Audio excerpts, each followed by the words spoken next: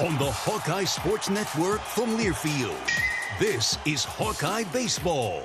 Iowa Hawkeye Baseball is brought to you by Bud Light, proud sponsor of Hawkeye Athletics. Easy to drink, easy to enjoy. Hy-Vee, score big savings with a Hy-Vee Perks membership. Iowa Corn. You might think Iowa just grows corn, but the truth is corn grows Iowa. Brought to you by Iowa's corn farmers of the Iowa Corn Growers Association and the Iowa Corn Promotion Board. Also brought to you by Oak Knoll Retirement Community, Travel Leaders, Destinations Unlimited, the official travel partner of the Hawkeyes, and by University of Iowa Healthcare, changing medicine, changing lives. Hawkeye Baseball is on the air. From the campus of the University of Michigan, it's time for Iowa Hawkeye Baseball. Live from Ray Fisher Stadium in Ann Arbor, it's the series finale between the Michigan Wolverines and the Iowa Hawkeyes. Welcome to the broadcast booth in Ann Arbor alongside my fine color analyst John Evans.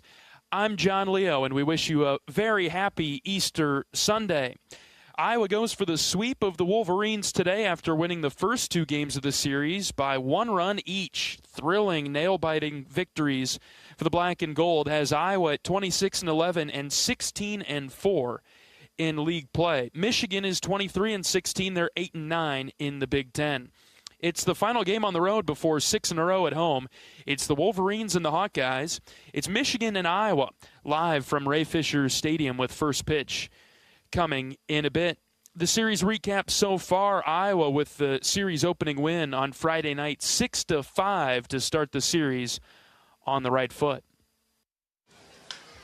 Soft spinner hit to second base. Wilmus trying to score, and he will be out at the plate. Safe! They called him safe! He beat the tag! Missed the tag, completely whiffed. 2-2. Hit on the ground, up the middle. Gable's got it. He'll step on second himself. Throw it to first for the double play. How many times have we seen that this week? Really well done from Gable there. Ben hits down the left field line, carrying into the corner. It's hooking, and it is gone! He hit it over the big brick wall in left. How about that? Cade set, the 1-0.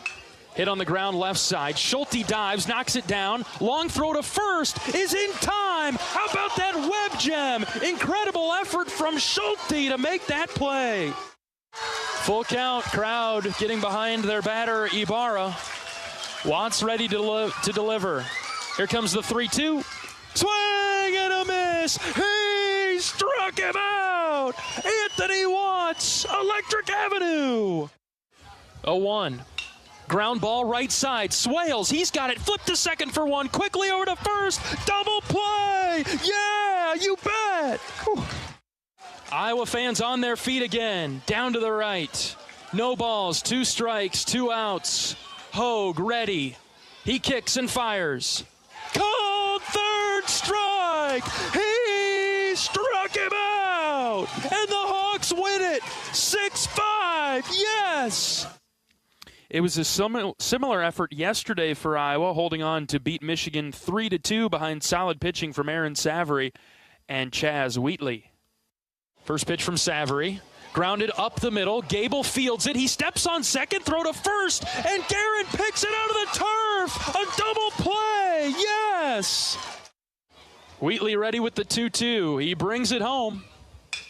Lined into center. Risley coming forward. Miles dives, and he caught it. Risley got that one. Absolute robbery from Risley. Yes. Getting behind Chaz Wheatley. The 0-2. Grounded to the left side. Schulte's got it. The throw on the run is on the money. And the Hawks win 3-2. And Iowa takes the series over the Michigan Wolverines. Next up, the Hawkeyes will look to sweep Michigan in Game 3 coming up at noon Central Time. We'll continue with our pregame coverage right after this. John talks with Big Maple, Chaz Wheatley, when we come back. This is Hawkeye Baseball from Learfield. If you or someone you know is having thoughts of suicide, experiencing a mental health or substance use crisis, or just needs someone to listen, 988 provides a direct connection to free, confidential, and compassionate support. When you call, text, or chat 988, You'll be quickly connected to trained crisis counselors who will listen to your concerns, provide support, and connect you to additional resources if needed. There is hope. You are not alone. For 24/7 support, call or text 988 or chat 988lifeline.org. Whether you're traveling for business, pleasure, sports, or with one of our guided tours, our team of travel experts at Travel Leaders Destinations Unlimited will ensure you have a memorable, worry-free experience. Let our professional travel advisors with extensive travel experience and destination knowledge handle your every travel need. Family owned and operated, Travel Leaders Destinations Unlimited has been serving the Hawkeye community for many years, receiving the Agency of Choice Award several times. Make your travels easy with Travel Leaders Destinations Unlimited at duagency.com. Brown Deer Golf Club offers a pure golf experience. Manicured bent grass fairways with tees and greens carved into gracefully rolling landscape. Challenging, yet extremely playable. Improve your game with PGA instruction and our full-service pro shop. Treat yourself to Bunker's Bar and Grill for lunch or dinner. And our scenic Greenview Banquet Room is perfect for weddings or any special event. Brown Deer Golf Club, a stunning country club setting at affordable public rates. Hello, Iowa. Here's a promise. Wherever you are in this great state, University of Iowa Healthcare is here for you, even if you never walk through our doors. Educating, caring, leading research, sharing our expertise with all. Because we believe that UI Healthcare is here to make all of Iowa better. UI Healthcare, changing medicine, changing lives. Visit uihealthcare.org.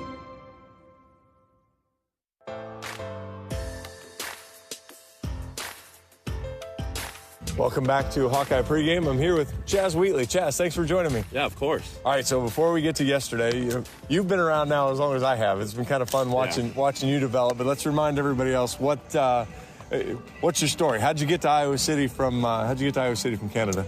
Yeah, so I came through Robin, the old pitching coach. He's a Canadian guy. He's from like hour from where I'm from, super small town. He had some connections with some Canadian guys, and then I just went from there. So did you play how does it look for you? Do you play kind of a traditional travel ball sort of thing? Or yeah, I mean, there's no high school baseball in Canada, so you're traveling everywhere. Like, you're on a travel team. It's just the best people from the city, and you're only really playing in the U.S. I mean, there's not too much to do in Canada. So it's the full-on all-star team that goes everywhere. Did you travel outside of Canada then? Did you have on one of those teams that maybe came to the States some? Or yeah, I came to the States lots. Never been outside of the States to play. We were supposed to go with a team to the Dominican, and it got canceled, but I've been to the States a ton. That's where we played most of our ball. Pretty cool. Yeah. So, all right, so then yesterday you get called on, and you've kind of had this progression. You've been kind of the midweek guy. You're the guy that if Coach Heler needs a ground ball, there's been but yesterday was the first time in a really high leverage spot you got the ball. What was that like for you yesterday? Yeah, I mean, we've kind of got this culture now where it's just like, pick the next guy up. So I came in, picked the guy up, and then they ran me back out there. I mean, worked out well. Felt good. So you had the 0-1 count coming in. Again, you're kind of going through, kind of getting through the heart of the order. Is it? How do you not treat it differently than? Hey, I got an inning and 2/3 in the first inning against Bradley. Yeah. This is a little bit different. How do you kind of separate those? Yeah. I mean, I try not to think about who you're playing. The only thing I really try and think is just throw it past everybody. That's the only thing I'm thinking. So it doesn't matter who we're playing because it's all the same. They're all hitters, right? So that's really all I'm thinking. And they're all trying to do some damage to you. Yeah. There's nobody that's trying to strike out. So. All right. So then, obviously, now we'll do the other fun stuff. We've got Stanley Cup playoffs started last night. Oh yeah.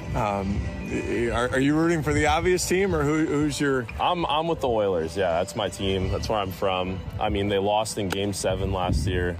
It was absolutely devastating. And they were down 3-0, came back.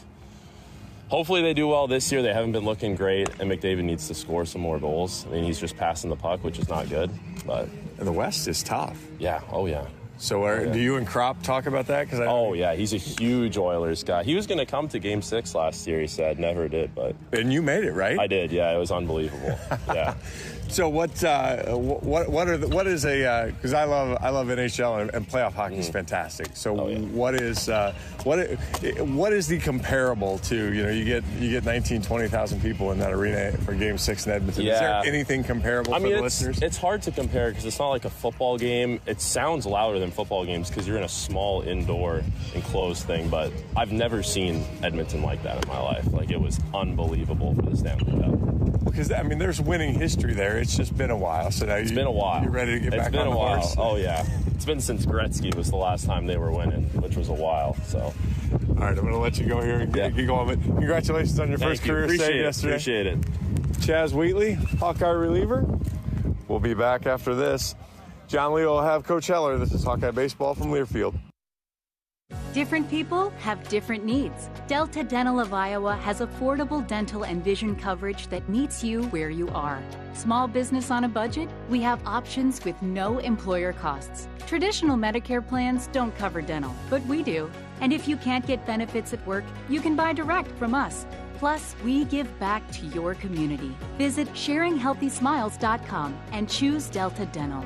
For your smile, for your health, for your community.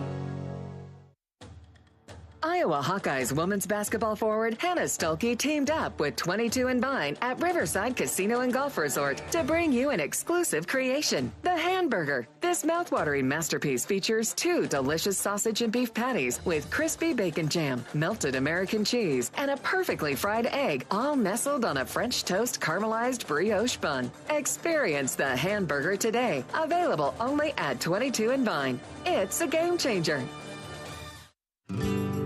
What does it mean to be locally owned and operated?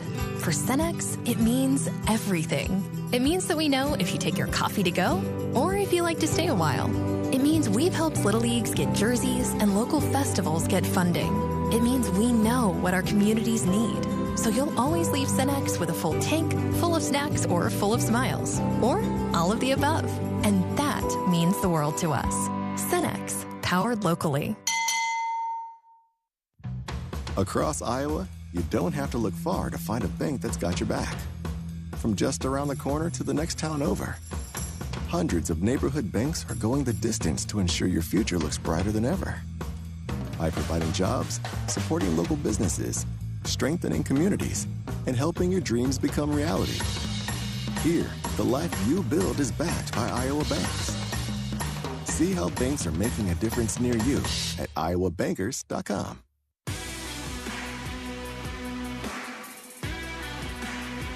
Welcome back to pregame coverage of Iowa Hawkeye baseball. Today, the series finale against the Michigan Wolverines at Ray Fisher Stadium in Ann Arbor. We're joined by head coach of the Hawkeyes, Rick Heler. Coach, we're in the get-it-done business. We got it done again last night. We certainly did, thanks to a fantastic pitching performance by Aaron Savary. Aaron had to gut one out against Nebraska where he didn't have his best stuff and had to fight to get us 5 innings, give us a chance. Came out yesterday and just carved him up for 7 innings. Really had great command and changed speeds, maintained his velocity until late in the game. Not so sure he couldn't win another inning. He was doing such a good job. And offensively, we did just enough early and put some runs on the board, but left a couple out there. A couple really, really bad at-bats that could have scored runs, runner third, less than 2 outs. You get a strikeout. Anyway, that stuff will bite you, and you mark it. I marked it down. It's like, man, we left those 2 out there, and when I say 2, it could have been 3 or 4 possibly, but the 2 I knew were going to be big in this game, and would have gave us a little extra breathing room. And then unfortunately for us, whatever you want to say, I know for sure Michigan pitched us tough. And we're in the business also of like always feeling like you could have did better, So we had some bad at-bats the last part of the game and really didn't do much offensively. And unfortunately, Ben DeTay came in and they hit him hard. and, like 3 hits right in a row, and looked like we were going to blow the lead, and then Chaz Wheatley came in and got us out of a really bad spot, and then closed out the 9th inning, and just couldn't be happier for Chaz. He pitched outstanding, and he really picked the team up yesterday, and it was a win for us. Where it's been baseball's a crazy game.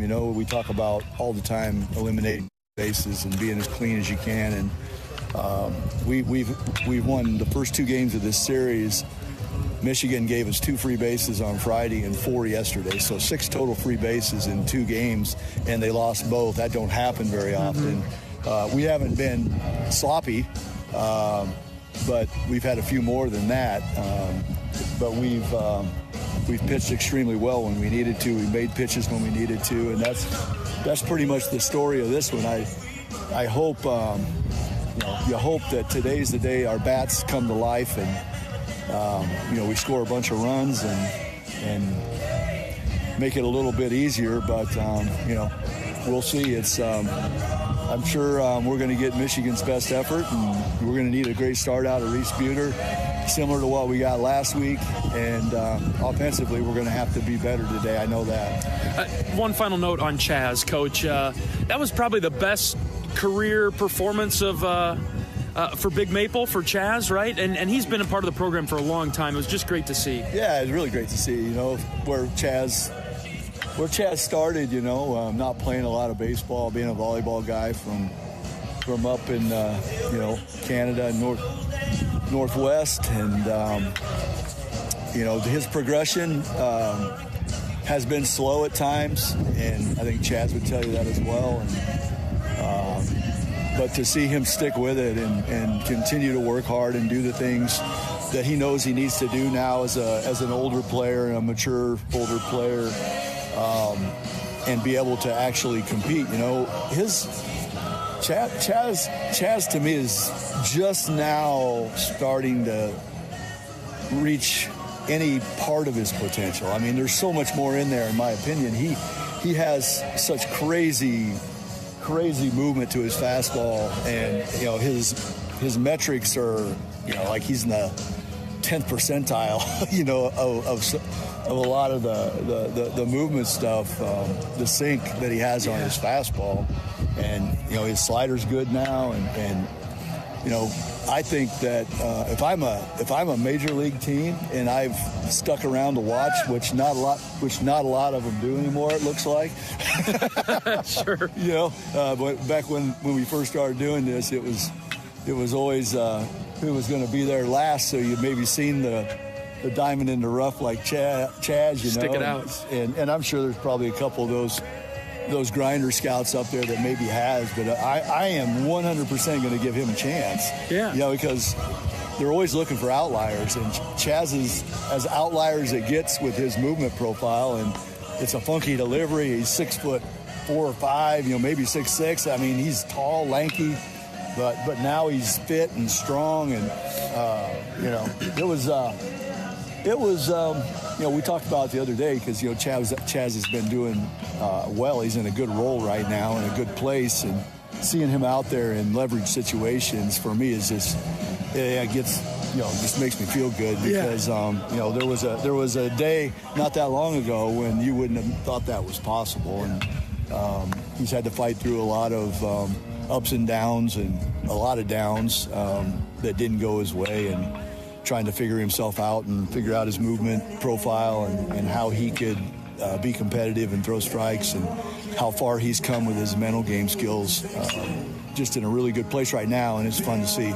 And maybe Reese Buter's the same way. He's had a winding career and now coming into his own towards the end of his collegiate career. You mentioned we need a good start from Reese today. What does that look like in your opinion? I mean, it's going to be a challenge for Reese. I mean, if you're the third starter and you've beaten the team twice, I mean, you're going to get their best focus, chip on the shoulder effort, and so Reese has to face that, lately here almost every weekend. But if we're gonna get over the hump and get a sweep on the road here, I mean, we're gonna need it. We're gonna need it. We still, I mean, the bullpen isn't a place where we can definitely go to the bullpen, but you've seen it happen before where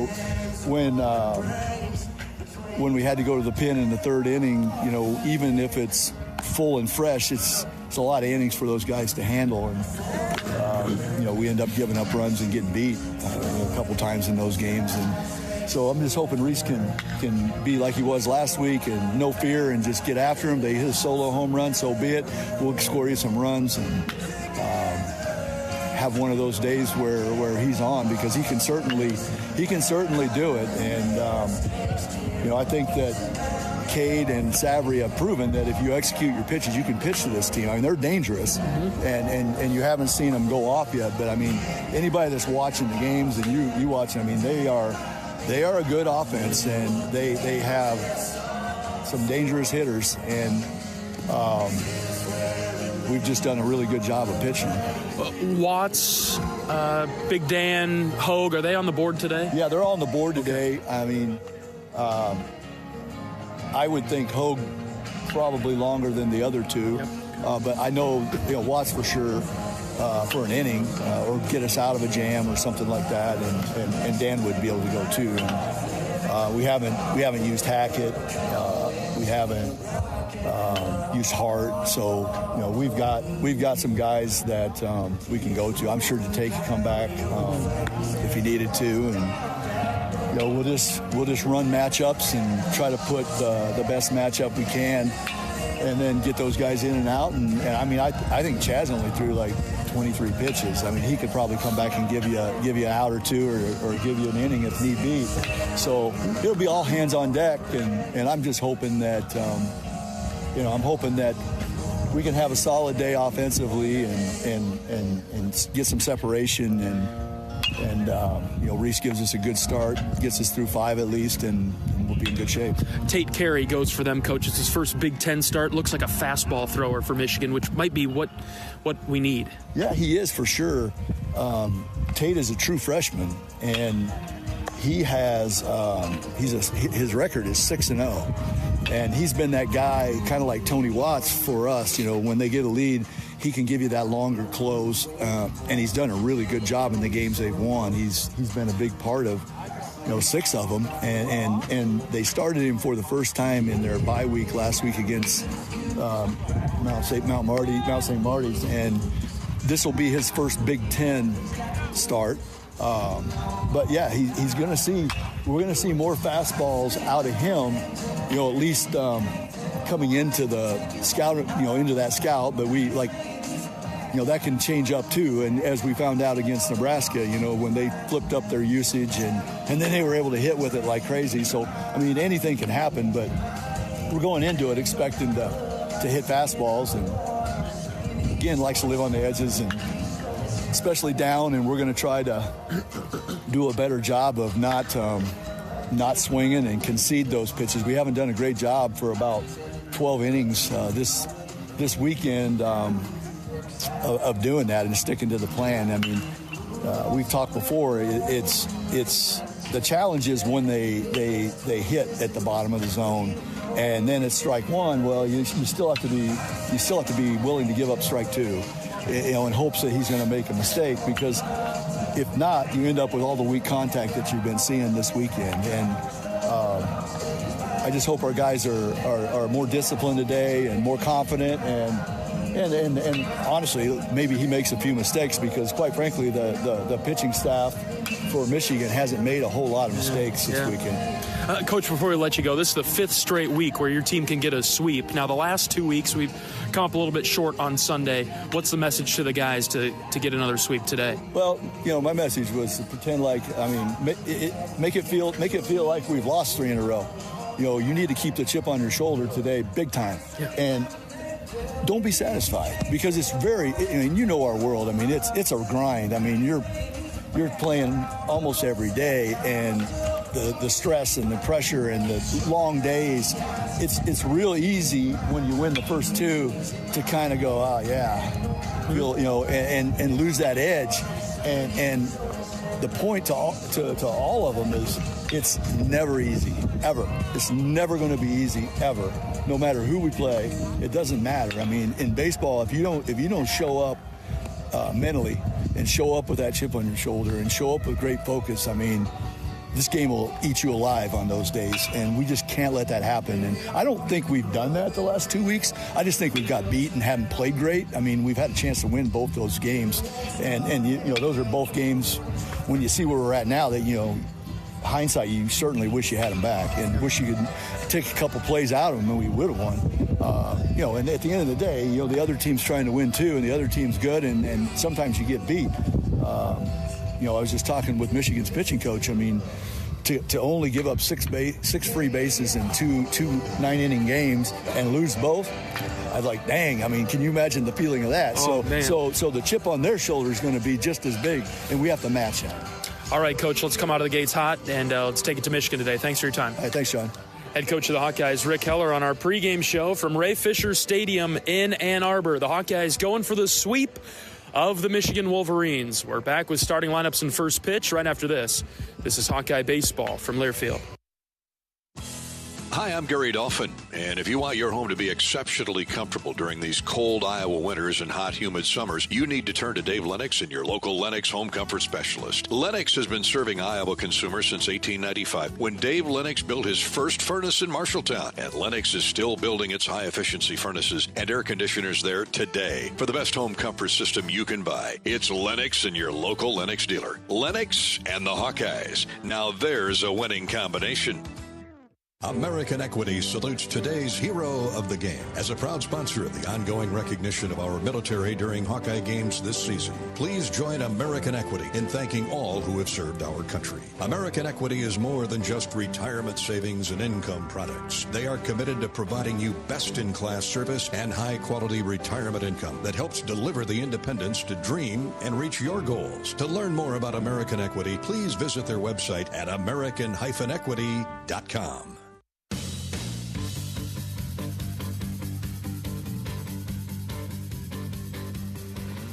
John Evans and John Leo in the broadcast booth at Ray Fisher Stadium in Ann Arbor, wishing you a happy Easter Sunday. Iowa looking for the sweep of Michigan this afternoon. Head coaches meeting taking place around the plate right now with the umpires. We'll get you starting lineups and first pitch in a moment. Let's pause 10 seconds for station identification. This is Iowa Hawkeye Baseball.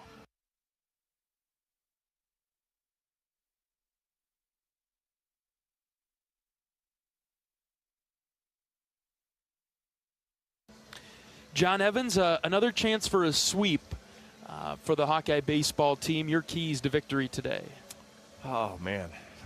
I guess I was still blown away looking at the stats. 5 weeks in a row now, Iowa's had a chance on Sunday for a sweep, which is pretty impressive in itself. But I think it's similar to yesterday. You know, you're going to need a quality start out of Reese. You know, yesterday after you'd used the bullpen a little bit on Friday, you really needed a good one out of Sav. You got it. You've got a little bit more freedom today, but you really need to start with Reese going out, dominating the strike zone, hitting some edges, understanding that Michigan might get one or two off of him, and that's fine. And then we heard it in Scout this morning. I think you want a better approach from the hitters. It's not like, you know, when you look at it, it's not like Iowa's chased a ton of pitches. I mean, they did swing at some changeups below the zone, but again, the other team's trying to get you out. That's going to happen every once in a while. But they had Kurt Barr on the ropes yesterday. Yeah. 68 pitches through 4 innings, and just let him cruise through 5, 6, and 7. And so a guy ends up after 68 pitches in 4 innings. So I think the approach will be, you know, get into Michigan's bullpen today. This is the pitcher today, Tate Carey. You know, it's kind of a weird sample when you look at the season. 15 innings. The first 15 innings, he was kind of okay. You'd be like, okay, that's fine. He's a guy. You'll see him. His last 12 innings, he hasn't given up a run. He didn't give up a hit. He threw in midweek no-hitter. He gave up 3 hits last weekend to Mount St. Mary's. And so Iowa needs to make him feel that Big Ten baseball is different. Yeah, and this will be his first Big Ten start, and he's going against the best offense in the conference, and that's in the first base dugout, the Iowa Hawkeyes. As we mentioned, 5th straight week where Iowa can get a sweep. 5 weeks ago started it. We won the first 2. We've lost the last 2 Sundays now. I don't think it's been a lack of effort, but come in with the chip, a little bit of aggression to get it done today. Well, and I was joking with Coach Kenny in the dugout this morning, and kind of the joke was, man, I'm sick of these one-run games. I'm getting too old for this. Let's go back to scoring 13, 14 runs. The pitching staff holds to 3 to 5, and we just have a real easy day. But obviously the schedule continues to get harder here at the back end of the Big Ten, and I think it says a lot too when you and I were talking about it before we came on the air. When you can find a way to win, not being at your best in a phase of the game, or even sometimes multiple phases of the game, and Iowa's good enough to be able to do that. You're not going to win 40 games doing that, right. but you can get it. You can sneak through a weekend. All right, we'll take our final break. We're back after this. This is Hawkeye Baseball from Learfield. Different people have different needs. Delta Dental of Iowa has affordable dental and vision coverage that meets you where you are. Small business on a budget? We have options with no employer costs. Traditional Medicare plans don't cover dental, but we do. And if you can't get benefits at work, you can buy direct from us. Plus, we give back to your community. Visit sharinghealthysmiles.com and choose Delta Dental. For your smile, for your health, for your community. Iowa Hawkeyes women's basketball forward Hannah Stuelke teamed up with 22 and Vine at Riverside Casino and Golf Resort to bring you an exclusive creation, the Hamburger. This mouthwatering masterpiece features 2 delicious sausage and beef patties with crispy bacon jam, melted American cheese, and a perfectly fried egg, all nestled on a French toast caramelized brioche bun. Experience the Hamburger today, available only at 22 and Vine. It's a game changer.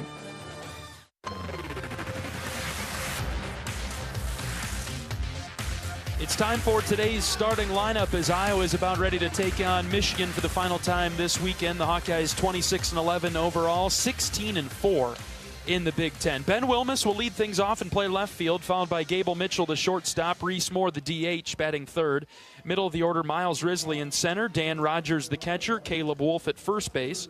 7, 8, 9, Cooper Schulte at third, Kellen Strohmeyer in right, and Ben Swales at second base, taking on a true freshman right-hander for Michigan, Tate Carey. 6-0 on the season, 27 innings, 25 hits, 13 runs have all been earned, 7 walks, 19 strikeouts. Again, he's on a 12-inning scoreless streak as he is mowed down. Big Ten pitcher of the week, I guess, is who Iowa's facing today.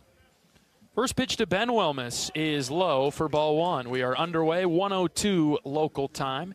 Yes, Carey, the Big Ten pitcher of the week, also the Big Ten freshman of the week. He doubled up after the midweek no-hitter last week against Akron, and then pitched well against Mount St. Mary's. 1-0 pitch to Wilmus is outside for ball 2. He will be a fastball-heavy guy. It'll be in the low 90s. He'll throw a slider and a changeup as well, but and he'll throw the changeup to right-handers, but really works off that fastball, maybe a little less in a start, but still expect to see a lot of that. 2-0 to Wilmus is a called strike, outer edge. Iowa has not seen a lot of fastballs this weekend. It's been a lot of mix, pitchers with 4 or 5 different pitches. A lot of fastballs from Carey. The right-hander deals the 2-1. Wilmus lines into right field. Right to Jonathan Kim, who dropped it. He was backtracking and never got to it, and Wilmus will slide into second. We'll see how that's scored, but in each of the 3 games, Ben is wound up at second base on the first play of the game. Boy, tough error there as ball was hit at 102, and just notice in batting practice the ball is carrying out to right today, and it just kept going on Kim there. He kind of nonchalanted it and just kept moving. We saw that yesterday with the left fielder too. Good start for Iowa. Wilmus on second base to start the game for the 3rd game in a row. Here's Gable Mitchell. First pitch, he takes a strike. Low outside corner. Gable batting from the left side, batting .360 for Iowa. 13 doubles for the Hawks. Second on the team, just behind Wilmus. He stands at second base. The 0-1 to Mitchell's low and out. Went change up and guided it away from Mitchell, 1-1. Michigan in off-white uniforms today, cream-colored. Michigan spelled out in blue across the chest with the maize trim. 1-1 pitch. Gable hit foul down the line and left. All the Michigan players pull the bottom of their pants all the way up to just below their knees, showing their blue socks with maize horizontal stripes, calf height. You and I were talking about throwbacks. This, to me, is a great throwback. This is a good uniform for Michigan, yep. 1 ball, 2 strikes on Mitchell with nobody out in the first. Wilmus out there at second base. The pitch from Carey. Gable lifts in the air to left center field. Pace and Turner come together. Turner has to dive for it in the left center gap, and he makes the catch. What was Pace doing there? That's exactly what I was thinking. Wow, did he just – because, again, you've got the wind blowing. It's pushing it back towards center field. Pace just, you got it. And he's the center fielder, the captain of the outfield. You should be. Boy, that was we've seen 2 interesting effort plays so far to start the game for Michigan outfield. An adventure. Reese Moore batting now for Iowa, the DH. Powerful lefty with Wilmus at second. Iowa wearing their Sunday gold scripts. White pants for the Hawks. Iowa will have black caps in the field with the gold script eye on the front panel. And I think Turner may have hurt himself a little bit here, at least maybe at the very least maybe a little rug burn where you got to do something there. Yeah, time is called, and Michigan's trainer along with head coach Tracy Smith jogging out there to left field to check on Turner, who had to dive for a ball in left center moments ago. Pace hustles over to help him there. Yeah, there he is. It looks like he's holding maybe a left leg, maybe a left hamstring. He's just kind of walking around now. And he's going to try to run. Oh, boy, he's got a limp. He's got a little giddy up. That's your cleanup hitter there for Michigan, so. They're asking him to walk around and jog, and he has a pretty significant limp from all the way over here, John. Left leg, I think. So it looked like he was kind of holding and rubbing the back of his left knee there. Don't really need to see any of that. No. Having him jump around, jump up and down. Wisconsin? The jump around. We're going to have him full sprint here. If that's full sprint, he's got a problem. Yeah. I think he'll stay in the game. Now, how long he might stay in the game. Man, boy. It doesn't look too good, though, John, does it? No, but I think, though, he'll try to work his way through this inning, I would guess, and then maybe evaluate him in the dugout. But looks like their staff about ready to walk away from Colby Turner in left. Reese Moore will be the batter for Iowa. There's 1 out in the first. Coach has walked away. Trainer's just now given up. Turner will stay in the game in left. Round of applause from all in attendance here today. Pretty light crowd for Easter Sunday. That's probably to be expected.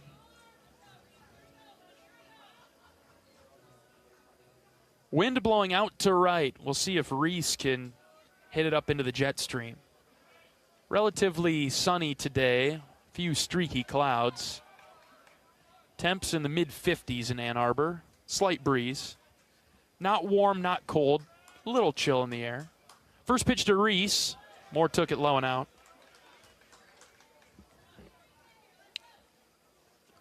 Good job from Reese to understand.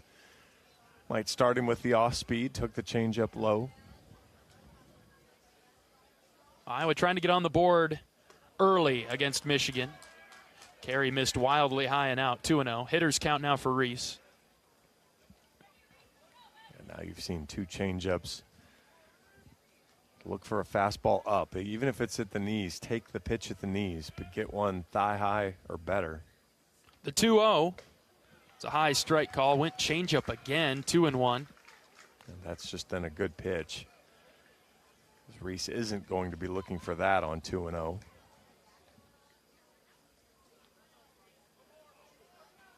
Wilmus dancing around at second base after reaching on an error by the right fielder. 2 balls and a strike on Moore. Here's the pitch. Reese hits on the ground, right back to Carey. Wilmus trying to get to third. He's caught in a rundown. Ben's retreating back to second. Third baseman Caruso tags him out there.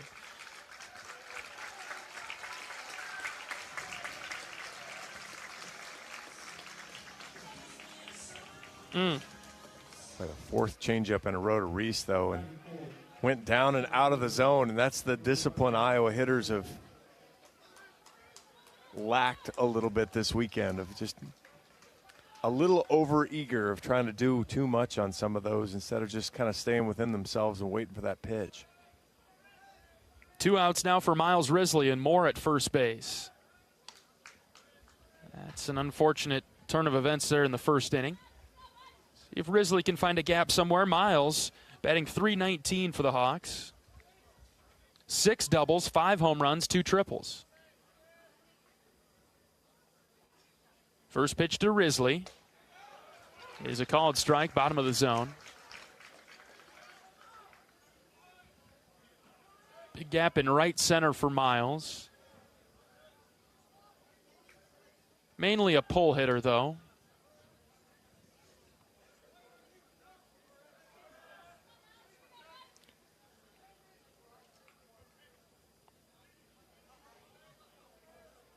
Nothing in 1 count on Risley. Carey, the right-hander, is set. He pitches. Miles fouled it back, 0-2.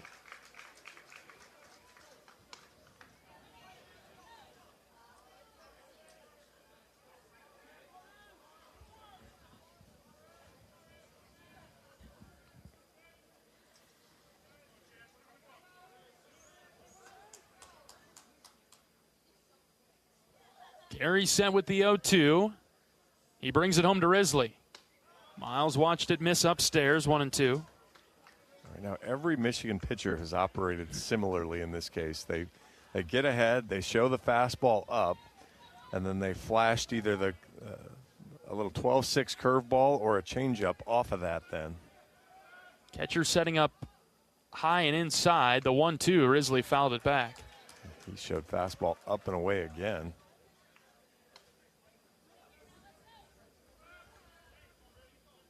Now with 2 strikes, the outfield giving Miles the left center gap.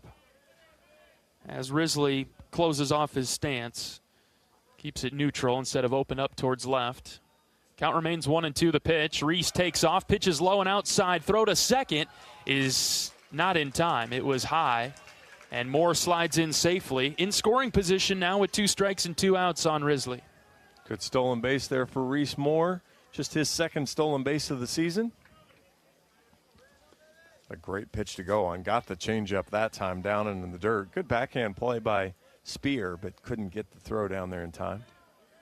Miles looking for a base knock. The 2-2, low and out, ball 3. Good hang. That's good discipline. Well, and this is a little bit more of what you wanted out of the Iowa hitters, just from a grind out the pitcher early, make them work. All of a sudden, it's a full count on Risley. Moore in scoring position. The pitch from Carey. Miles hit in the air, foul. Out of play over to the right. We'll do it again at 3-2. He's nearing 20 pitches. Iowa, in the 18 innings so far, has lost the pitch war a lot. Right. Full count. Here it comes. Swing and a miss by Risley. Saw the breaking ball from Carey. Miles strikes out. Iowa leaves a runner on second base. And we'll head to the bottom of the first. No score between Michigan and Iowa. The Wolverines coming to the plate for the first time when we come back. This is Hawkeye Baseball from Learfield. If you or someone you know is having thoughts of suicide, experiencing a mental health or substance use crisis, 988 provides the direct connection to free, confidential, and compassionate support. When you call, text, or chat 988, you'll be quickly connected to trained crisis counselors who will listen to your concerns, provide support, and connect you to additional resources if needed. There is hope. You are not alone. For 24/7 support, call or text 988 or chat 988lifeline.org. A message from Iowa HHS. Brown Deer Golf Club offers a pure golf experience. Manicured bent grass fairways with tees and greens carved into gracefully rolling landscape. Challenging, yet extremely playable. Improve your game with PGA instruction and our full-service pro shop. Treat yourself to Bunker's Bar and Grill for lunch or dinner. And our scenic Greenview Banquet Room is perfect for weddings or any special event. Brown Deer Golf Club, a stunning country club setting at affordable public rates.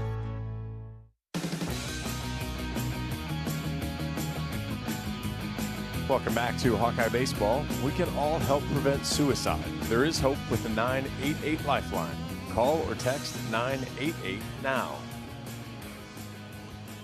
Bottom of the first inning, Michigan coming to the plate for the first time with this batting order. Ben Casillas will lead things off. He's the shortstop for the Wolverines, followed by Jonathan Kim in right, Mitch Voigt at second base. Middle of the order, 4, 5, 6, Colby Turner in left, Cole Caruso at third, Jeter Ibarra at first base. 7, 8, 9, Tyler Inge, Matt Spear, and Greg Pace. Defensively for Iowa, on the infield left to right, Cooper Schulte at third, Gable Mitchell at short, Ben Swales at second base. First baseman today's Caleb Wolf. Outfield left to right, Ben Wilmus, Miles Risley, and Kellen Strohmeyer. The starting catcher is Dan Rogers for Iowa. And on the mound is a right-handed pitcher for Iowa, Reese Buter. In 9 starts, he's 4-0 this year, a 4.35 ERA, 41 in the third innings, 35 hits, 21 runs, 20 have been earned. Had a little issue with the long ball, but 15 walks and 43 strikeouts for Reese as he looks for win number 5 and sweep number 3 of the Big Ten season for the Hawks. First pitch from Buter is a called strike to Casillas. Right-handed matchup here, righty pitcher, righty hitter. Reese has been the Sunday guy all year. 0-1 from Buter. Slider outside, 1-1. Yeah, Iowa's been pretty fortunate. If we were kind of joking, Michigan, Coach Heller had to text this morning to make sure who the Michigan starter was. There hasn't been much mystery in Iowa's Friday, Saturday, Sunday. 1-1, slider low and out, ball 2. Only mystery was the schedule shifting in Minnesota. That changed it around a little, but otherwise it's been Friday, Saturday, Sunday. You know who you're going to get. That's right. Buter's 2-1 pitch is hit in the air to right. Strohmeyer going back. He's going to run out of room, and it's a solo home run from Casillas, his first of the season. And Michigan's on the board, 1-0. Well, we mentioned it at the beginning when Kim misplayed Wilmus's ball. It's going to carry that way. It just is. And pretty good fastball up, and Casillas just kind of pokes bat at it. It goes 372 over the right field wall. Michigan had a solo home run in the first inning yesterday. Came with 2 outs off the bat of Mitch Voigt. Buter has to reset now against Jonathan Kim. Left-handed hitter. First pitch swinging and knocking it foul over to the right. Casillas has the best average for Michigan. He'll improve on his .413 start. But first home run, usually a singles and doubles hitter. Buter's 0-1. Low and out. Close. Decent pitch from Reese. It's 1-1 now. Kim, a couple ticks over 300 on the season. Hits it on the ground right side. Caleb Wolf with the backhand stop at first. He'll take it to the bag himself, 1 away. Good play there from Caleb. Good pitch from Reese down in the zone. Middle of the plate, but down in the zone. 1 away for Mitch Voigt. He strolls into the batter's box. Second baseman for the Wolverines. .376 batting average. 13 doubles, 8 home runs. Swings at the first pitch and fouls it back.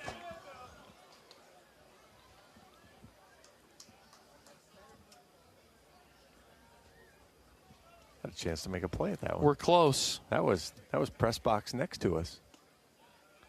Slider out from Reese. What better thing than a Mitch Voigt foul ball to take home with us? I think we got a shot, John. Counts 1-1. Here's the pitch. Popped up right side. Wolf giving it a look, and the ball will go out of play. Foul. I mean, I irritated the scouts that wanted to watch Mitch Voigt during batting practice, and he's right down there, so I could flip him the baseball, and we could be pals again. There he is filming. He's getting his videos. Counts 1-2 on Voigt. Here's the pitch from Buter. High with the fastball. 1-0 Michigan in the bottom of the first. Leadoff home run from Casillas. 2 balls, 2 strikes. Buter's pitch to Voigt.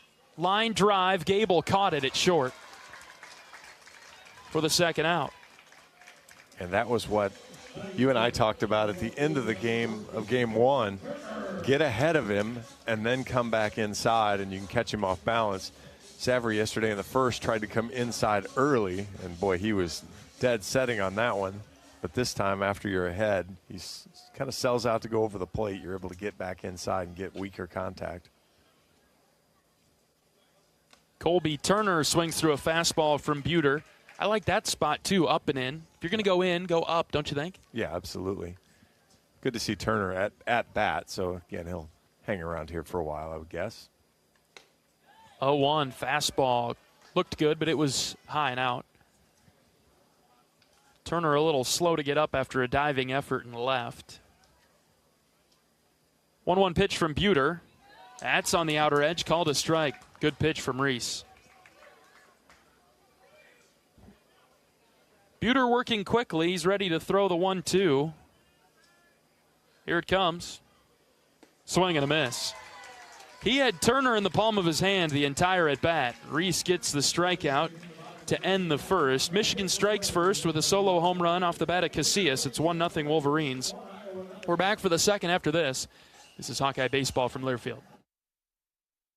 American Equity salutes today's hero of the game. As a proud sponsor of the ongoing recognition of our military during Hawkeye games this season, please join American Equity in thanking all who have served our country. American Equity is more than just retirement savings and income products. They are committed to providing you best-in-class service and high-quality retirement income that helps deliver the independence to dream and reach your goals. To learn more about American Equity, please visit their website at american-equity.com. Leaders know there's no guide to greatness. When everyone else says something can't be done, they know it only hasn't been done yet. True leaders weather the fiercest storms and look deep within themselves to rise above and help others find their way forward. At Great Southern Bank, we're proud to partner with visionaries that help raise the tide for all of us. And when you're ready to bring your vision to life, we'll be right behind you with award-winning support.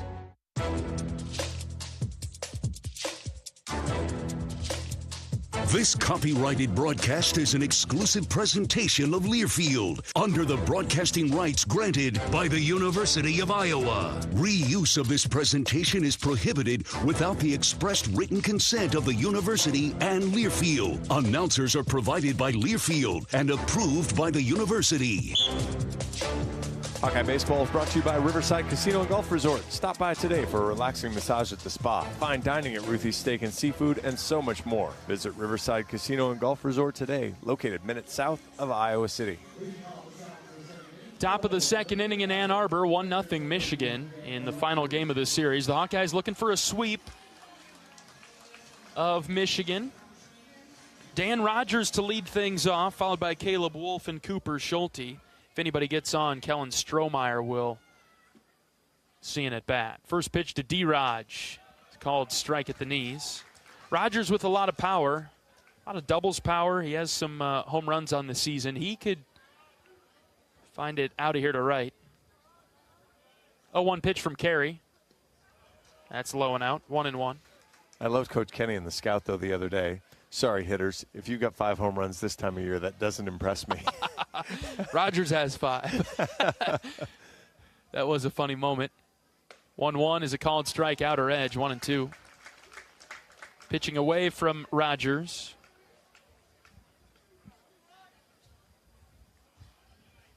Dan's average is .271. Does a pretty nice job leading off innings, though. The 1-2. Half swing, Rogers went around, and he is a strikeout victim. Back-to-back strikeouts for Carey now. Chased the high fastball. I think he thought he think he thought he was getting something else, and instead it was just straight fastball. Again, if you're in the dugout right now, that's how Carey's going to come get you with 2 strikes. He's going to show that at least once. Well, he's had some momentum over the past couple starts. See how he handles some pressure if Iowa can put him on it. First pitch inside to Wolf. He backs away. Another left-handed hitter for Iowa. Wolf batting .355. 33 hits in 93 at-bats. All of them are singles except for 2. He has a couple of doubles. 1-0 pitch. Wolf hits in the air, well to left. Turner moving back. He's still drifting, and he got it before hopping into the wall for the second out. I thought he was all right. He did have a little hitch chasing that one, too. And again, I think he's fine and long for the game and all, but it was he's not 100%, I guess, is what we'll go with. Yeah, I agree. Kind of have him hidden out in left. Iowa may be taking advantage of right field with the way the wind is going today, but Cooper Schulte's up. He's a pull hitter. 2 outs in the Iowa second. Nobody on base. 0-1 pitch. Schulte has watched it go by again. 0-2. He's taking the 2 fastballs. Now you've kind of set yourself up for the kitchen sink. 0-2. Schulte lines into right field for a base hit in front of Kim. Boy, that's just a mistake. Give him a 3rd fastball. He's been elevating that fastball, and that one he just leaves out over the plate. Cooper Schulte with a great job of hitting a mistake. Lines it into right. And what you expect to do with 2 strikes. You go opposite field if it's away like that. Middle away. Cooper got the barrel on it. He stands at first base. Iowa trails 1-0 in the top of the second. There are 2 outs for Kellen Strohmeyer. Starting in right field for Iowa. First pitch to Kellen is way outside. Strohmeyer, a tall, lanky, left-handed hitter. 10 of 28 on the season. He's drawn 9 walks. He has 2 home runs. 1-0 count on him. The pitch. Low and out again. Ball 2. And he's hit home runs both directions. He hit 1 to left and 1 to right. So more advantageous if he were to pull one today. Completely correct. Outfield playing deep against Strohmeyer. Hitters count for Kellen. Here comes the 2-0. That's at the knees, 2-1. Pretty good pitch. He might have had it a little more elevated than he wanted. Kellen was on stop. Pickoff move over to first. Schulte reads it and gets back.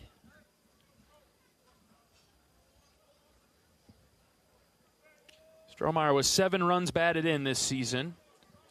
357 average. Here comes a 2-1. That's low, called a strike. 2-2, right at the bottom of the zone. Iowa has a base hit with 2 strikes and 2 outs. It came moments ago off the bat of Cooper Schulte. We'll see what Strohmeyer can do in a similar spot. Carey throws it over to first. Iowa down 1-0 in the second. Nice day in Ann Arbor, sun shining. Mild temperatures. 2 balls and 2 strikes on Strohmeyer. The pitch. Grounded to third. Caruso backtracks, and he bobbled it. There's nobody there. And Schulte will stop at second base. Strohmeyer gets to first on the error. Caruso never got in front of the ball. He kept backtracking. Well, he kind of had to. Stroh hit it right into the ground, and so he had this chopper bouncer on the turf, and so he was trying to find the hop, and he kind of got the hop he wanted, and then the last one spun forward on him rather than up, and so kind of ate him up there. Hawks have something going with 2 outs. Yeah, 2 on base for Ben Swales. First pitch to Swales is low and out. So we've talked all weekend about how Michigan has not really given Iowa anything, except for the fact that they've committed several errors, and they've been a very good fielding team. And they've committed quite a few errors this weekend, 2 already in this game. Iowa trying to make them pay. 1-0 pitch to Swales. Grounded left side, foul. Not many walks in terms of free bases, but the errors have been aplenty from the Wolverines. Yeah, again, you can argue whether Kim's was or wasn't, doesn't really matter. Mm-hmm. But yeah, a play that you could make, I guess. How about that? And Iowa's had that a couple times as well. And pressure with 2 outs. 1-1 pitch to Swales. Foul tipped it. Chased a breaking ball outside. Yeah, he swung at the last 2 changeups that have been out of the zone. Ben's bat is not that long. A single and an error have put a couple runners on with 2 outs. Swales standing in the right-handed batter's box. The 1-2 from Carey.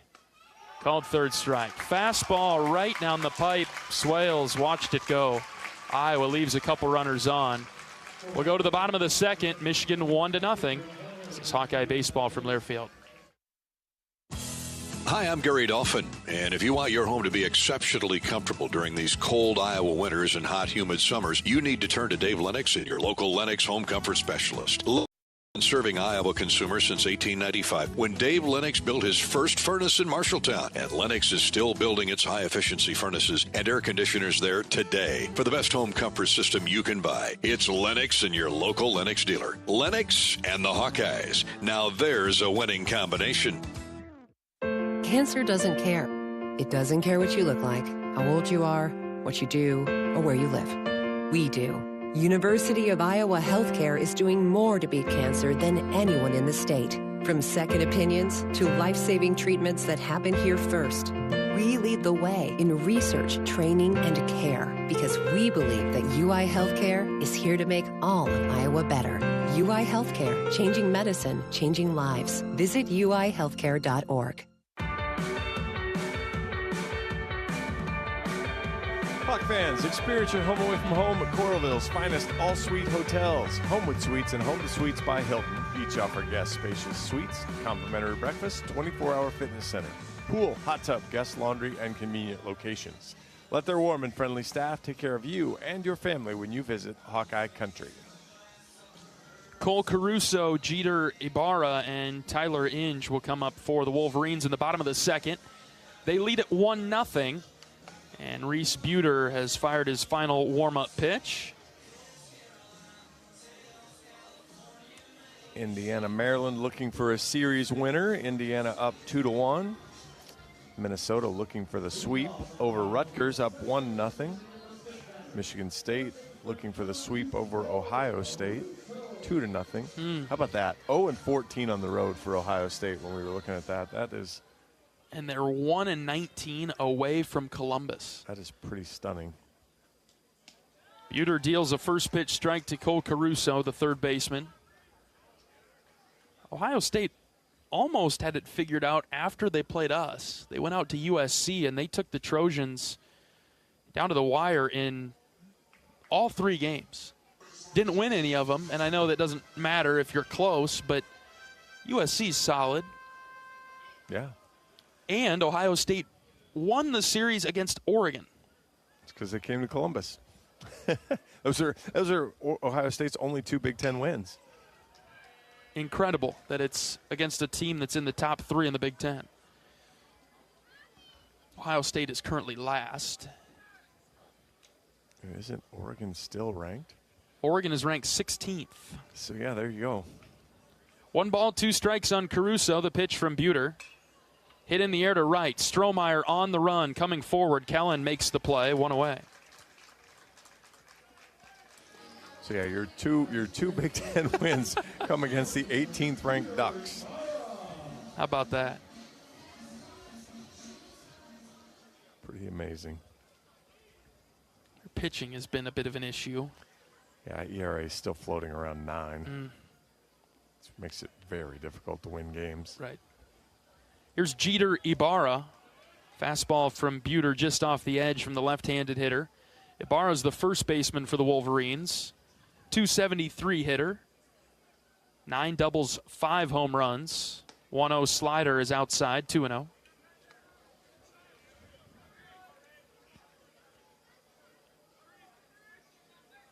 Buter approaching 25 pitches for Iowa. Here comes a 2-0. That's a called strike. Brought it in just a bit on that outer edge. Trying to hit that spot against Ibarra.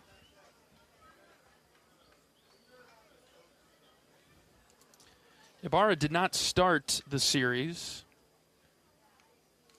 He swings and misses at the 2-1. They started Longo at first base because he's a right-handed hitter. And they went with an all right-handed lineup against Obermueller on Friday night. Once Cade's day was done, then they started to mix in some lefties, including Ibarra. Counts even at 2 now. Reese is ready to pitch. Out of the windup, he kicks and fires. Outside. Did a good job to battle back into the at-bat. Now it's gone full. That's been back and forth here. Full count pitch. Reese winds and fires. Outside. Tried to go backdoor slider. Pitched away to Ibarra the whole time and only clipped the corner once or twice. He walks Ibarra. That brings up Tyler Inge. He's the DH for the Wolverines. First time we're seeing him this weekend. 222 hitter, rather. 8 hits in 36 at-bats. Does have 8 walks, 6 strikeouts, a couple of doubles for the right-handed DH for the Wolverines. Runner at first and 1 out. Buter's pitch.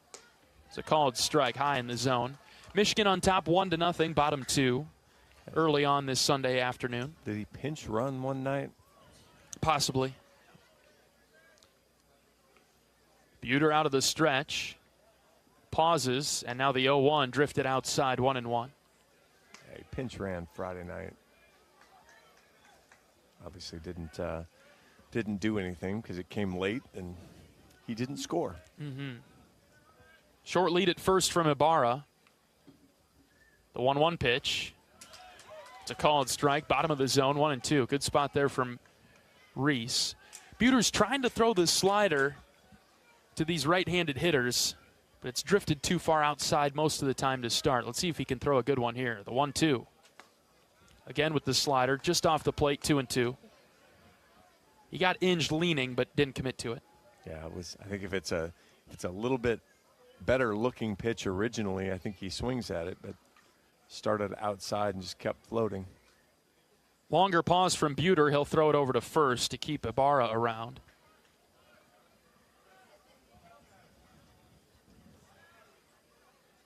Yeah, Ibarra's not really a base stealing threat, but you could see kind of in this situation a 2-2 count maybe takes off. The 2-2 fouled back to the screen, causing those in the front row to flinch. Pretty much hit the net there right in front of the person in the single seat there. That'd startle you. Another 2-2 pitch from Buter. Here it comes. Drifted low and out. Just not going after the slider right now. It hasn't been a strike. Reese is able to throw it for a called strike every once in a while. Could keep them locked into it. Full count pitch now. And you don't want to give Spear a chance here with 2 on and just 1 out. Buter's pitch. Called third strike. He got it that time. Good looking slider from Reese. Woo. Inge thinks it was a bit low. He may be right. He may want to stop talking, though, as he has the home plate umpire's attention. Nathan Thompson behind the plate was all ears as Inge was walking back to the dugout. That's a big strikeout from Reese. Yeah, that's, hit the mark on that slider. Well, just, again, left-handed hitter here with some pop. You don't need a couple of free bases to cause problems in front. 2 outs for Spear. Reese's fastball way outside. This will be pitch number 35 for Reese. Reese to the left-handers has had a challenging time coming back in across the plate. He's hit everything in the right-handed batter's box. The 1-0 is just low. Inge would like a word. Yeah, no kidding. And the Hawkeye dugout now chirping.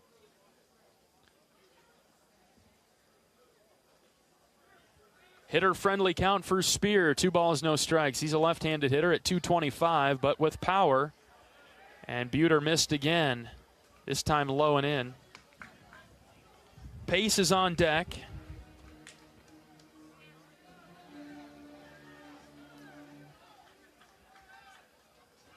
Two outs and a runner at first for Michigan. They lead it 1-0 in the second.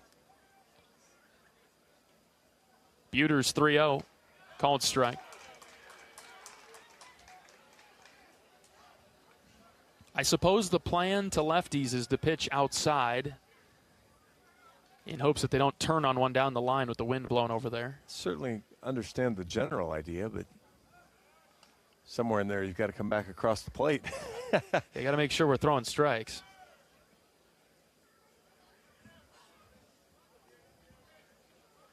Three balls and a strike on Spear. Buter from the belt brings it home. Hit well to center. Risley in front of the track, though, makes the play for the third out. One walk in the inning, but that's all. Clean inning from Buter. We'll go to the third with Iowa's top of the order coming up. It's Michigan 1, Iowa 0. This is Hawkeye Baseball from Learfield. FS Envision Seed Corn and FS High Soy Soybeans provide best-in-class traits and genetics that perform. In farming, bushels matter to your bottom line. Our field-proven products deliver high yields year after year. Get the seed you need from the people you trust. Contact your local FS Envision and High Soy retailer or visit fsseed.com to learn more.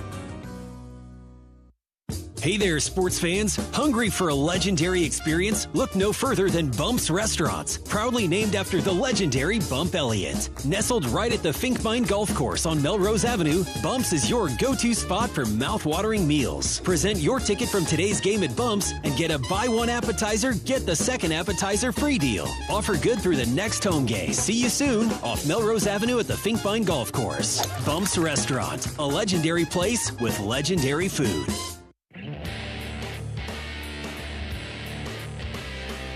University of Iowa Healthcare is here for you no matter where you are in the state. Changing medicine and changing lives for all of Iowa and beyond. Visit uihealthcare.org.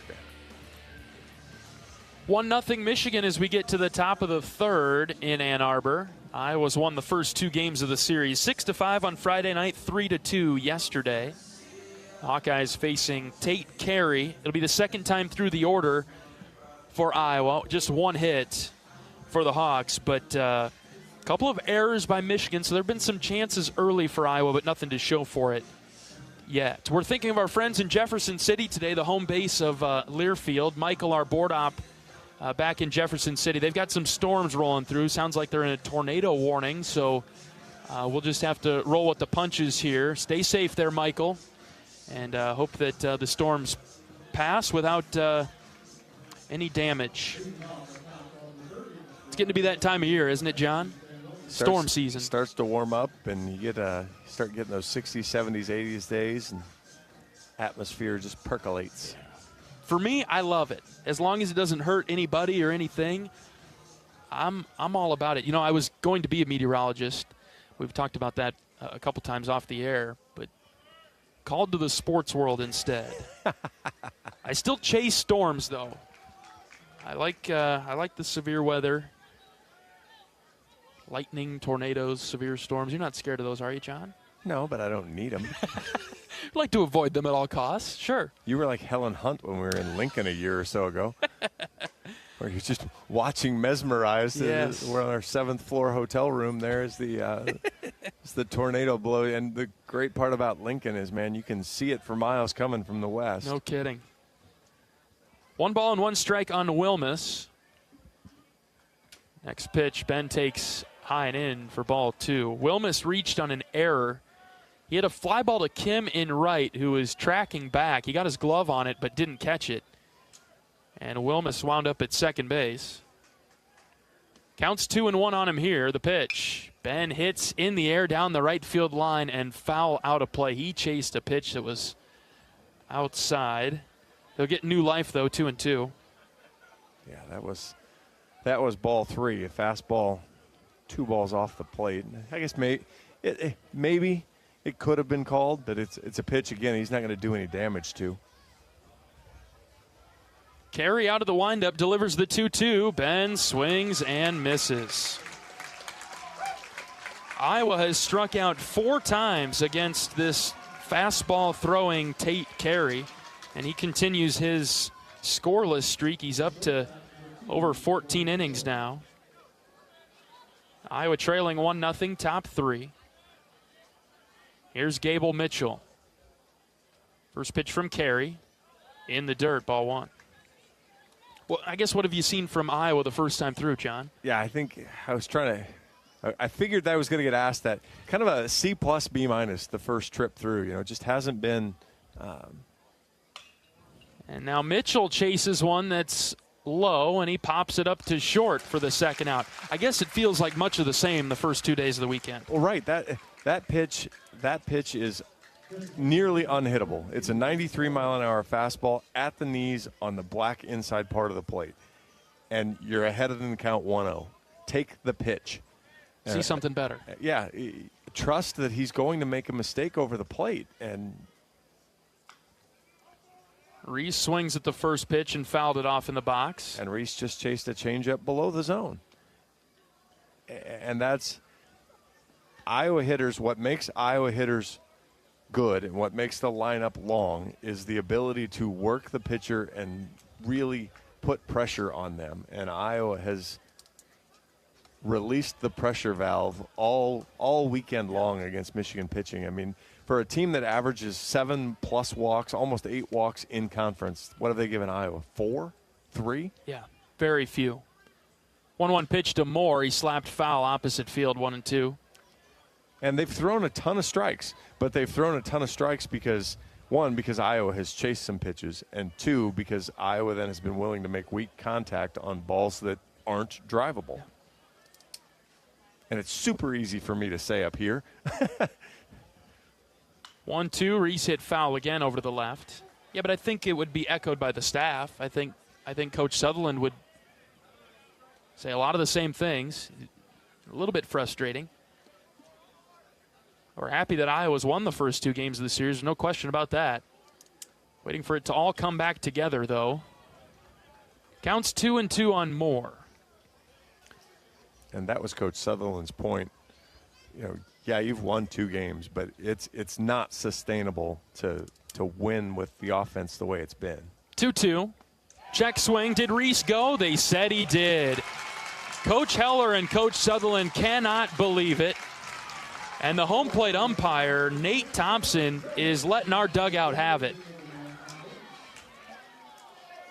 And he's talking to Coach Sutherland now. Doesn't want to hear a word from the Iowa staff. And Marty's still out there. He wants an explanation. Total coin flip if he went around, but apparently he did. Iowa goes down 1-2-3 in the third. We're back for the bottom half after this. Iowa trails 1-0. This is Hawkeye Baseball from Learfield. Our mission at Oak Knoll is to provide exceptional retirement living and health services through life care. I'm Steve Rowe, CEO. We are a not-for-profit life plan community and have served the Iowa City area for 58 years. Oak Knoll is located near the University of Iowa hospitals and clinics, Kinnick Stadium, Carver Hawkeye Arena, Hancher Auditorium, and downtown Iowa City.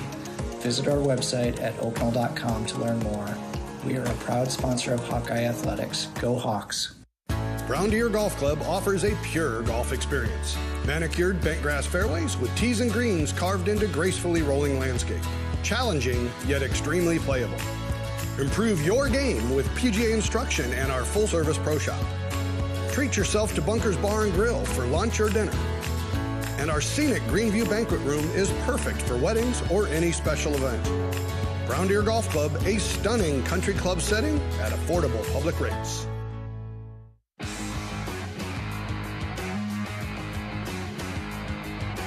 In Iowa, we grow corn, but the truth is corn grows Iowa. That includes the fuel in our vehicles. So when you fill up, pump it up with unleaded 88 and support Iowa's corn farmers. John Evans and John Leo with you from Ann Arbor. Michigan leading the series finale 1-0 as we get to the bottom of the third inning. 9, 1, and 2 come to the plate for the Wolverines. Pace, Casillas, and Kim. Facing off against Reese Buter. First pitch from Reese is a strike. Buter at 39 pitches. Couple of strikeouts through 2 innings. 1 hit, 1 run. It was a home run from Casillas, who's on deck. The 0-1, hit in the air, foul over our heads to the right. We check off the broken glass sound effect in the 3rd inning today, John. Buter's 0-2, dropped low and out. I parked far enough away that I'm not concerned about that. It's going to take a monster moonshot to hit where we parked today. 1-2 is swung on and missed. Buter strikes out Pace to start the 3rd. Nicely done from Reese. His 3rd strikeout of the day. That's a great pitch from Reese, too. We've talked about how Michigan hitters kind of sell out, diving over the plate with 2 strikes. Busts a fastball on the inside part of the plate, and Pace then just has no chance to fight that off. Back to the top of the order for Casillas. The leadoff home run in the 1st. He fouls off the first pitch.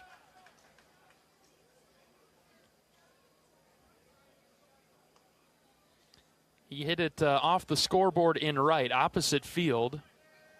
His first home run of the season. 0-1 is the count. This is a right-handed matchup.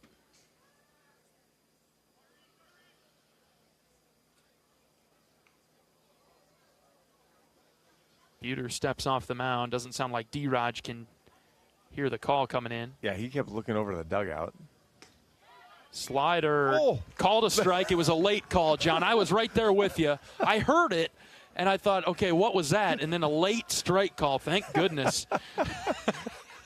We're okay. Buter's 0-2, hit on the ground, foul to 3rd. Holy smokes, that would have been bad, John. Remember that new leaf I turned over? I'm really struggling here. It's we're working hard to keep that leaf in place. Buter in the driver's seat. The 0-2 is fouled back towards us. Yeah, Reese is going to want to miss down. Yep. Casillas showed the ability to just kind of poke it, especially selling out to right. 0-2 tapped foul to Schulte at 3rd. Hard guy to strike out. 139 at bats, 18 strikeouts.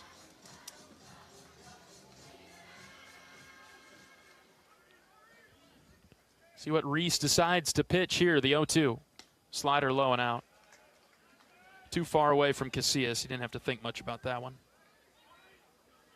No, but you show him away, and now if Reese could bust him back in, he might be able to get him. Out of the windup, Buter pitches the 1-2. Outside again, 2-2. Worked it back even. Rogers setting up inside the 2-2. Grounded to 3rd. Schulte's got it. He'll throw it on the run to Wolf for the 2nd out. There you go, John. It was a pitch after you called it, but you made the right call. Yeah, outstanding fastball there. Paints the black on the inside part of the plate. Just weak contact right over top of it. 2 outs for Jonathan Kim. 2 away. If Reese can throw that to the right-handed hitters,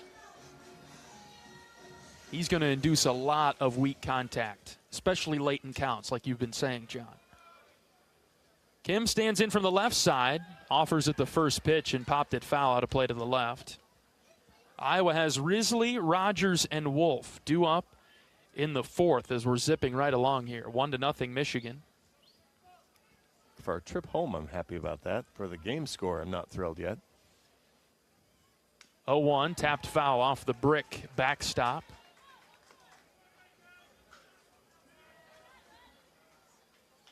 You'd think that Iowa would break through offensively, but it certainly hasn't felt like that this weekend.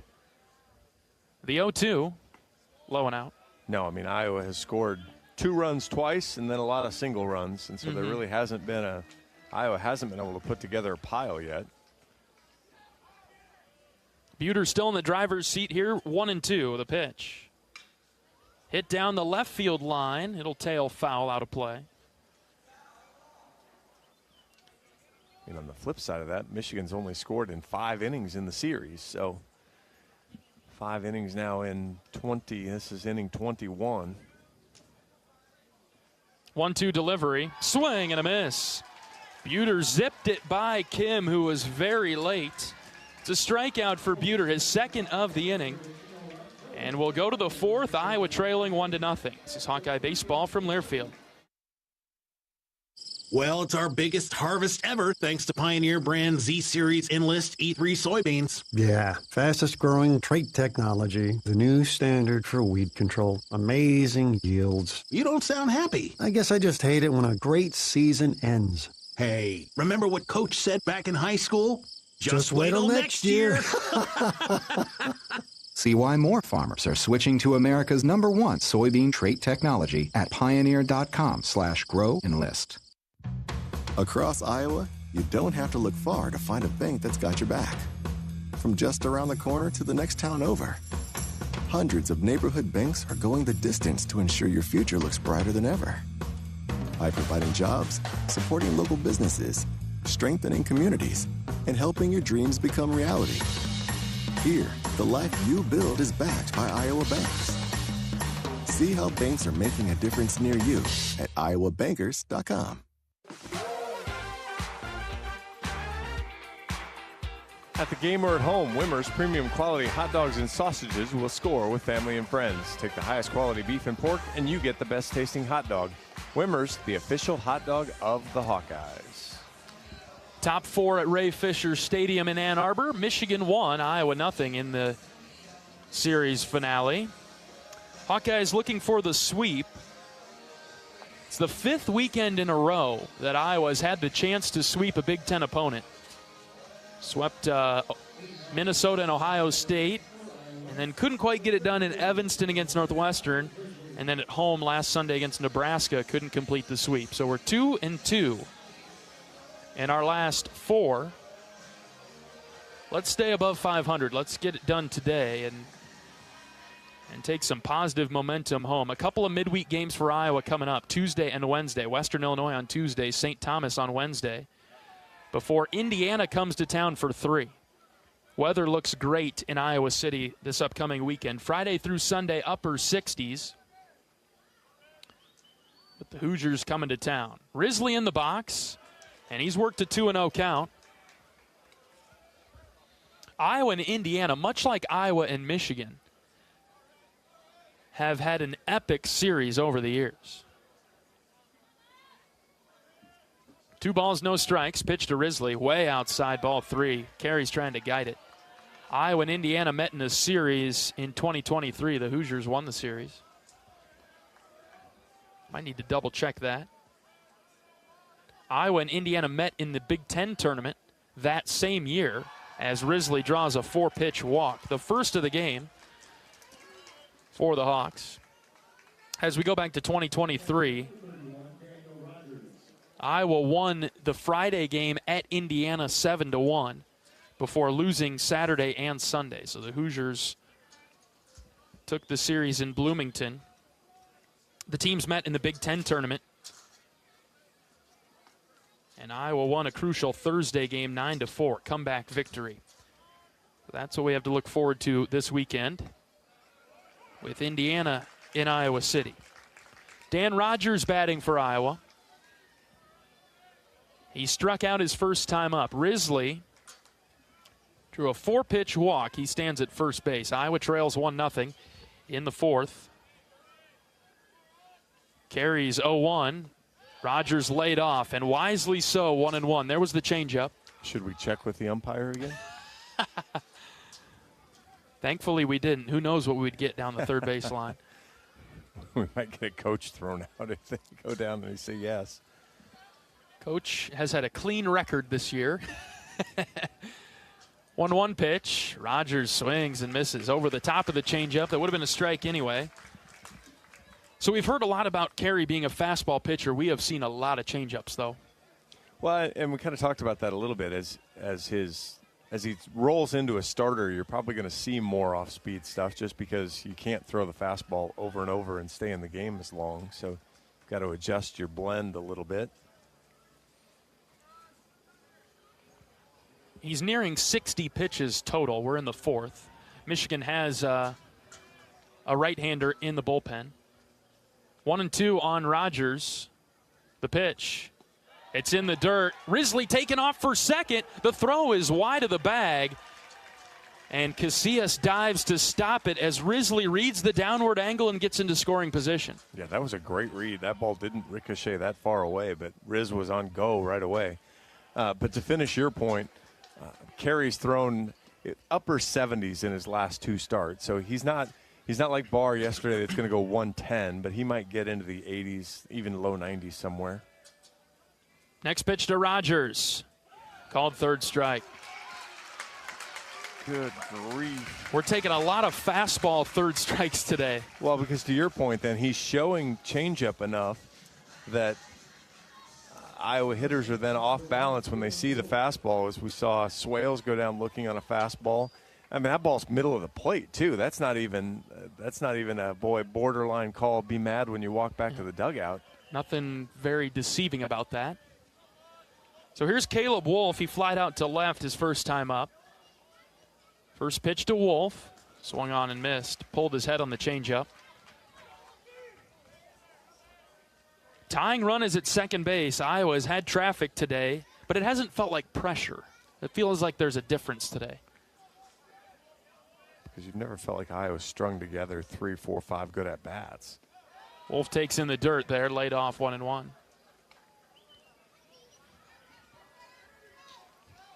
Hawks have struck out 6 times already. It's a lot for this Iowa team. Right. And this early. To just, what, 1 walk? Right. 1-1. Wolf chased another changeup low. I mean, he's living with the changeup on left-handers, and then he's kind of pitching in reverse, and then he comes back with the fastball to finish. And Iowa hitters just haven't kind of seen and adjusted. 1-2 now on Wolf. The pitch. Swing and a miss. A third changeup. He didn't throw a single strike that at bat. No, the whole at bat, it was 4 changeups. And we got to start taking until we've got 2 strikes, maybe. Absolutely. At least take until we got 1. Well, and Coach Heller mentioned that in the pregame interview to you. You have to have confidence that you can take strike 1 and recognize that you don't have to then hit the next pitch. Frustrating already here. Cooper Schulte is up. First pitch ball. Kept the bat shouldered. Threw a changeup and he threw a ball. Who would have thought that was possible? Iowa got Risley to scoring position with nobody out. He's still at second. Back-to-back strikeouts have slowed things down. Swing and a miss there, 1-1. When they scored that, they gave Risley a stolen base. He'll take it, but He'll take it, but that is a wild pitch all day, every day. Iowa held to just 1 hit so far, trailing 1-0 in the fourth. Carries 1-1. Up and in. Schulte went around. The pitch got away from the catcher, and so Risley gets to third.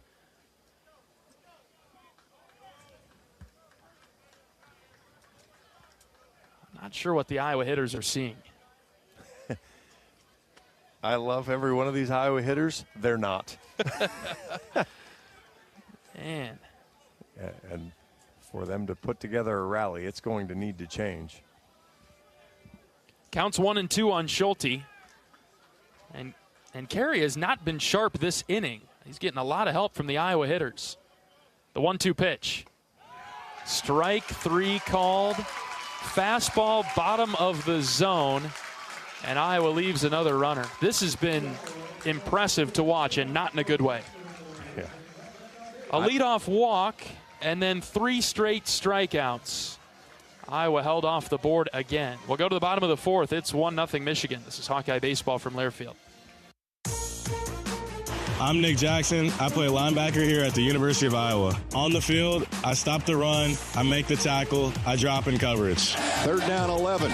Straight back to pass is Sullivan. He's running for his life. Down he goes. That's a loss of another 6. Nick Jackson. Off the field, I help my body's defense by choosing vaccines that are right for me. Ask your doctor or healthcare provider which vaccines are right for you. A message from Iowa HHS. The passion, the tradition, the rivalries. Sirius XM is your destination for all things college sports, and we've got you covered. On Sirius XM College Sports Radio, there's complete coverage of every major conference, including live games, plus 24/7 talk and analysis. So cheer along on the Sirius XM app and listen to your favorite team anywhere. And now you can get 3 months of Sirius XM free. Subscribe now. See offer details at SiriusXM.com/College Sports Radio 24.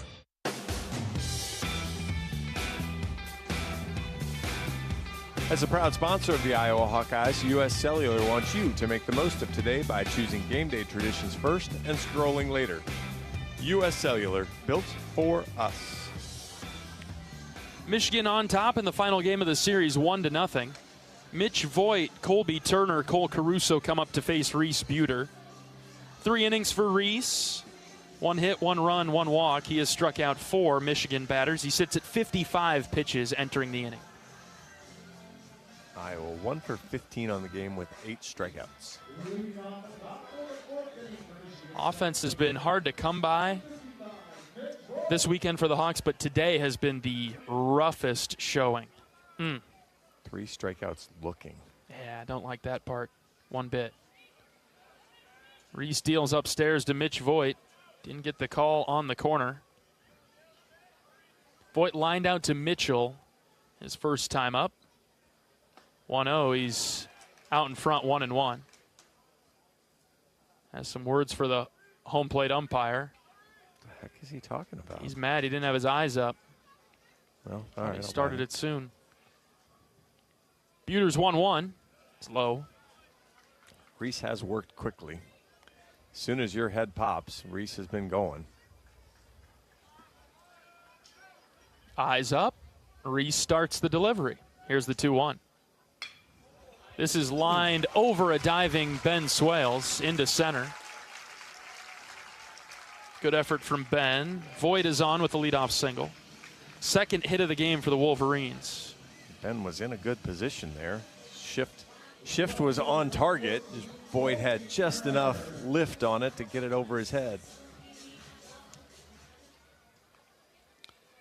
Here's Turner, whom Buter struck out in the first. And Voigt is a running threat. And you never know if you'll see a bunt with just the way this game's played out. No kidding. Already in the bottom of the fourth, it's 1-0. First pitch out to Turner. Try to hit the fastball. Schulte playing no doubles at third. He's deep and towards the line. Buter's 1-0 pitch. Swing and a miss. An uppercut swing from Turner. No contact. Wilmus could turn around and scratch the wall. Very deep in left. Voigt with a big lead. And so Buter whips it over.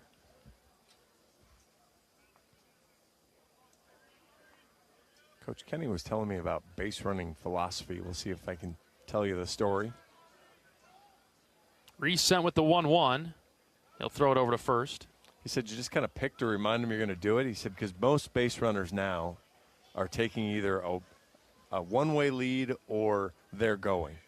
They're not taking a lead to see how far they can get off and then just going to stay there. They're either going to be heading back or they're going to be going. 1-1 is way outside. And so Voigt has basically, if he's going to go, he's probably not going to get his all-time largest lead because he's not going to press the envelope, and that he's got to lean back toward first.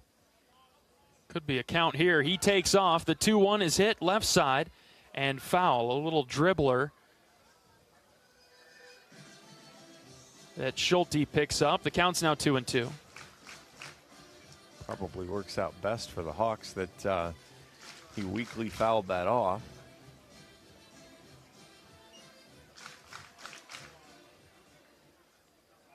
Love to see a fungo roller right to Gable Mitchell.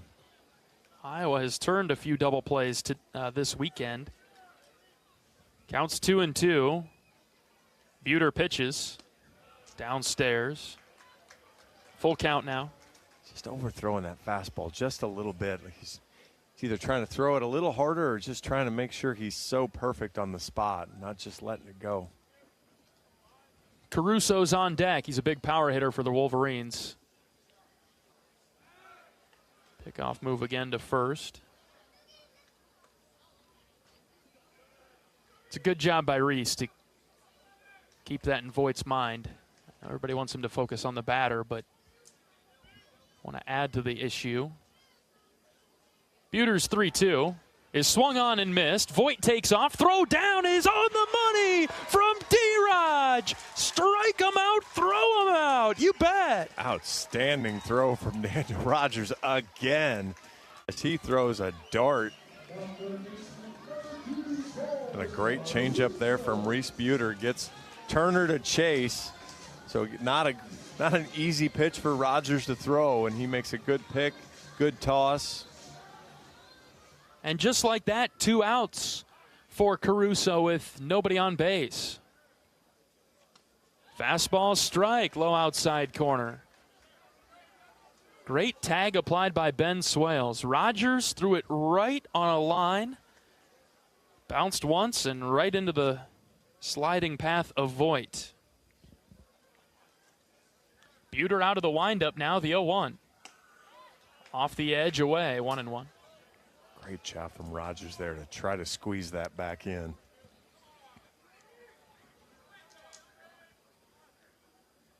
It was outside. The 1-1 is in the zone, 1-2 now. I like how competitive those pitches have been from Reese on the edge like that. Counts 1-2 with 2 outs. Buter pitches just outside, 2-2. That was a much better slider. Yeah, he had Caruso thinking about it. Caruso recognized it early enough. He was able to hold up. Buter's 2-2. That's high and out, ball 3. Very close, but off the edge. Full count now. Reese could really help himself out by getting Caruso here. The 3-2. Grounded off of Caruso's foot. He tumbles to the turf. Might have got him in the knee. Might have got him a little higher up. We'll have to do it again at 3-2.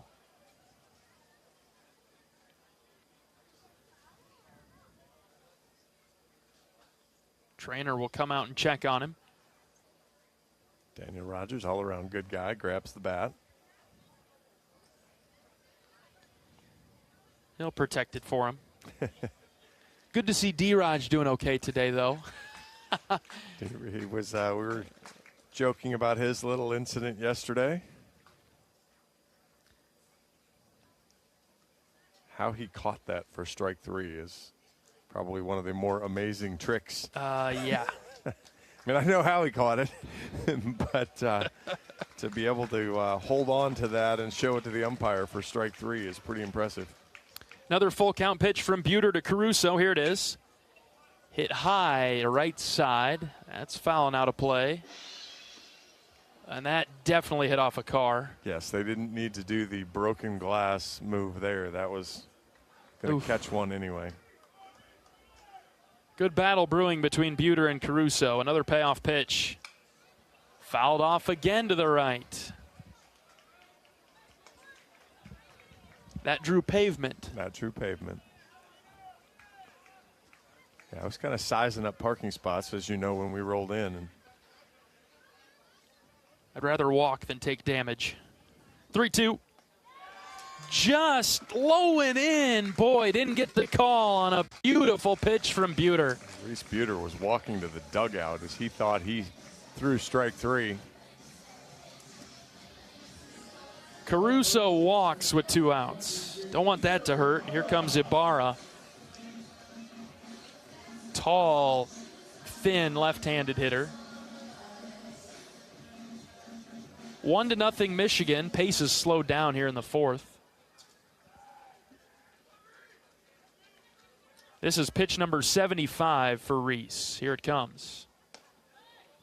Outside with the changeup. Had that late movement on it that drifted it away. Need to get back to first pitch strikes. Yeah. He's been just off the outer edge.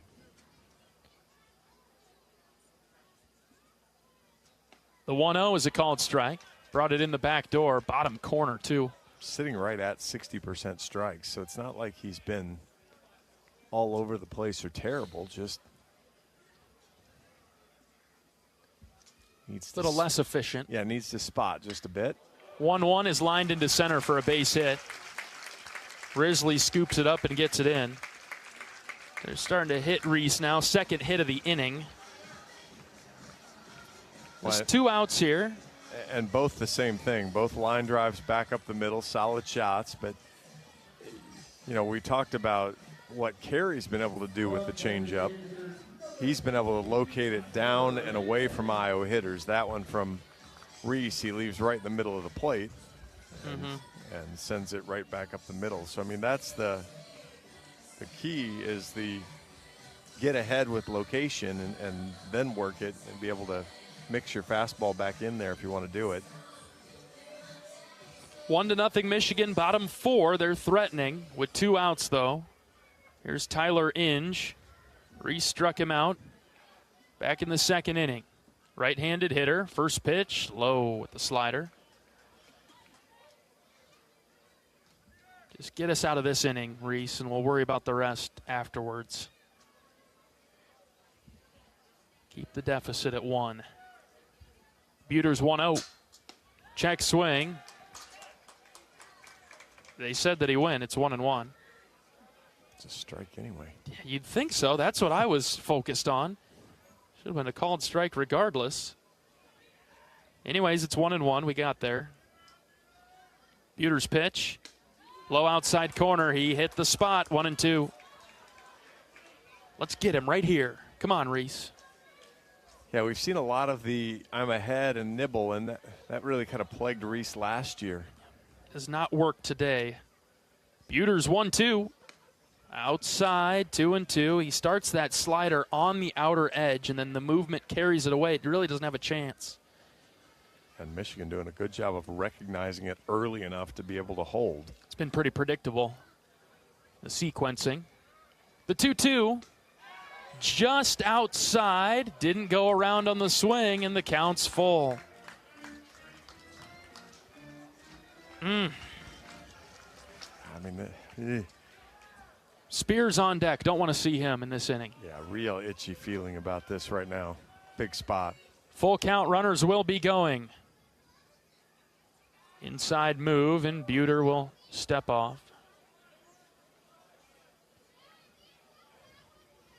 Leadoff single from Voigt, and then a strike him out, throw him out, wiped the bases clear. But a walk and a single have put the pressure right back on for Michigan. Reese's 3-2. Strike 3 called. He got him on the corner. Big strikeout from Buter. Boy, Inge was trying to wish it outside, but it caught the edge. We'll go to the 5th. Iowa trailing 1-0. Time to bring those bats to the batter's box. We're back after this. This is Hawkeye Baseball from Learfield. What does it mean to be locally owned and operated? For Cenex, it means everything. It means that we know if you take your coffee to go or if you like to stay a while. It means we've helped Little Leagues get jerseys and local festivals get funding. It means we know what our communities need. So you'll always leave Cenex with a full tank, full of snacks, or full of smiles. Or all of the above. And that means the world to us. Cenex, powered locally. Whether you're traveling for business, pleasure, sports, or with one of our guided tours, our team of travel experts at Travel Leaders Destinations Unlimited will ensure you have a memorable, worry-free experience. Let our professional travel advisors with extensive travel experience and destination knowledge handle your every travel need. Family owned and operated, Travel Leaders Destinations Unlimited has been serving the Hawkeye community for many years, receiving the Agency of Choice Award several times. Make your travels easy with Travel Leaders Destinations Unlimited at duagency.com. For a taste of unique flavors you'll love, stop by Molly's Cupcakes in downtown Iowa City for homemade cupcakes, cookies, cakes, bars, and coffee drinks. Molly's Cupcakes is a proud supporter of the Iowa Hawkeyes. Michigan 1, Iowa 0 in the top of the 5th inning. Wolverines make a substitution and put Robert Hamchuk in right field for Jonathan Kim. Huh. It'll be 8-9-1 for Iowa. Strohmeyer, Swales, and then Wilmus on a really rough outing for Iowa's offense so far. 1 of 15, 8 strikeouts, 0 for 8 with runners on, 0 for 7 with runners in scoring position. So have somehow gotten a few opportunities, but haven't done anything with them. Haven't done anything to earn more opportunities either. Kellen Strohmeyer swings and misses at the first pitch. Fastball from Carey. Carey at 69 pitches now. He saw a fastball middle up. I am perfectly okay with that. That's a ball you can do damage to. The 0-1 inside, just about hit Strohmeyer with a fastball. Nobody in Michigan's pen throwing now. Yeah, I don't know that he's still going to be. He might get another inning or two. I guess how clean he throws them. Inside again on Kellen. He's done a good job mixing here. Now all of a sudden this inning he's come out to the left-hander. He's thrown 3 straight fastballs after going after Wolf, the left-hander, with 4 straight changeups. Kellen in the left-handed batter's box takes the 2-1 outside. 3 balls and a strike on Strohmeyer. I will say Carey was not sharp in the 4th, but Iowa chased so many pitches he ended up getting 3 strikeouts. He was starting to miss. And he continues that here in the 5th. The 3-1 to Strohmeyer. Outside, ball 4, leadoff walk for the Hawks in back-to-back innings. Let's make it hurt. I mean, in the 5 innings, Iowa's put the leadoff batter on 3 times. So it's not like there hasn't been any traffic. I like Ben Swales to bunt here. Yeah, this would be a good spot to try to create, and we're going to get a mound visit, of course. Time called by Michigan. 1-0 Wolverines, top 5. And this is going to be all about defense because, as you mentioned, there was nobody, unless they've got in their building there, unless they've got something going on in the building where they can get loose and get live in there, which is very possible. It's Will Rogers getting loose for Michigan. Yeah, the key for Iowa is to try to break the chain early because you're going to see Rogers. You're going to probably see Vigu again. So if it's going to be early, John, it needs to be right now. We're running out of early time. Yeah, and honestly, we're out of early. To me, this is successful for Carey in his first Big Ten start. I mean, it's better than successful. 1 hit through 4 innings and a batter. This was every bit of what you'd wanted as he continues his scoreless streak. Mound visit concluded for Michigan. 2 free bases via the walk for the Hawks today. A couple of errors by Michigan to go along with 1 hit. That's all. Swales in the box. Strohmeyer at first base. Kellen with not a very big lead. Use the home plate umpire to be at first base again and just go ahead and call that balk. Ben Wilmus on deck. That's the top of the Iowa order. Carey delivers to Swales, who shows the bunt, pulled it back, and the pitch sailed outside. Ball 1. Yeah, I think you're only bunting something really good. I'd take edges here, too, and go ahead and take a strike on the bunt. Strohmeyer out to the cut of the grass at first. The 1-0. Swales takes a strike. I'm not sure what pitch that was. A firm changeup? I think it was a changeup. Take something off of it fastball? That one was odd. Get this bunt down, Ben. Counts 1-1. He shows it early now. Throw it over to first. Talk about doing your 1/9 all year. This is an important piece of that right now. Top 5, not much doing for either team offensively. 1-1 to Swales. Ben bunted it first base side. It'll go foul. He should have pulled it back on that one. About hit him. He tried. And as we saw in We heard the coaches talk about it, and I've seen it in batting practice for 3 days now. Basically, any bunt that touches the brown area, which would be the equivalent of the dirt, it is rolling foul. If it has any pace on it, it is tilted to the dugouts. Can you keep the bunt on here? You could, but I wouldn't. Carey set with the 1-2. Swales shows the bunt. He pitches it outside, 2-2. I mean, and if you're Swales here bunting with 2 strikes, now you're not trying to make a perfect bunt. You're basically trying to push it somewhere near, really near the pitcher. You know, you're kind of bunting it out toward shortstop and just take the chance. 2-2 to Swales. He lines up the middle and into center field for a base hit. A sawed-off slap into center. 65-mile-an-hour spinner. And I think Carey must be throwing a cutter now because that was 87. So he's throwing something a little different, you know, trying to give the Hawkeye hitters a different look. Swales does enough. And now, I mean, I love Wilmus swinging, but, yeah, I think you're opening up an opportunity here to bunt to try to put 2 in scoring position. And Ben is a good bunter, so who knows what could happen. Michigan's thrown it around. They've made a few errors this weekend. Wilmus in the box with Gable Mitchell on deck. First and second, nobody out for Iowa in the 5th, trailing 1-0. Corners come in. First pitch to Wilmus. He hits a fly ball to left. Turner is underneath it, drifting towards center, and he caught it for the first out. I don't like it. Oh, I hate it. Both of their corners came crashing in. At the very least, you beat that thing on the ground. You know, to uppercut, swing, and lift it when they're chasing up after you. Boy. And maybe you take a pitch. Yeah, and to once do it you see what Michigan's doing defensively. First pitch when he's not been in the zone very well. 1 out for Gable Mitchell. Still runners at first and second. Pitch from Carey, low and out. Gable's 0 for 2 today. 38 straight games he's reached base. Hasn't yet today.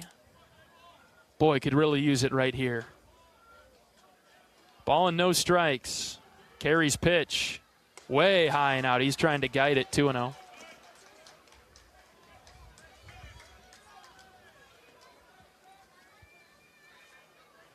Missed badly with the fastball, missed badly with the changeup. See if Gable can be on time for a fastball here and fight anything else off. 2-0 pitch to Gable. Popped it up to left. Turner coming forward, and he caught it for out number 2. Boy, that are just... There's no nice way to say it. That's just 2 bad at-bats from the top of the Hawkeye order with 2 guys on and nobody out. Brutal.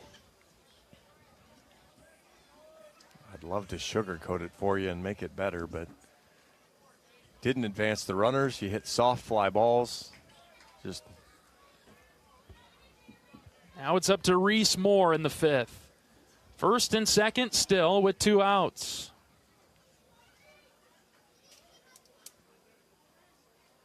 A walk and a single, and then 2 soft fly balls to left. First pitch to Moore. Way outside, got to the backstop. And now runners in scoring position with 2 outs. You can't assume that it would have happened the same way. Well, but that just makes me angrier. I know. that we had two, as Marty Sutherland calls them, just 2 completely empty calorie at-bats. Come on, Reese. Need a clutch hit.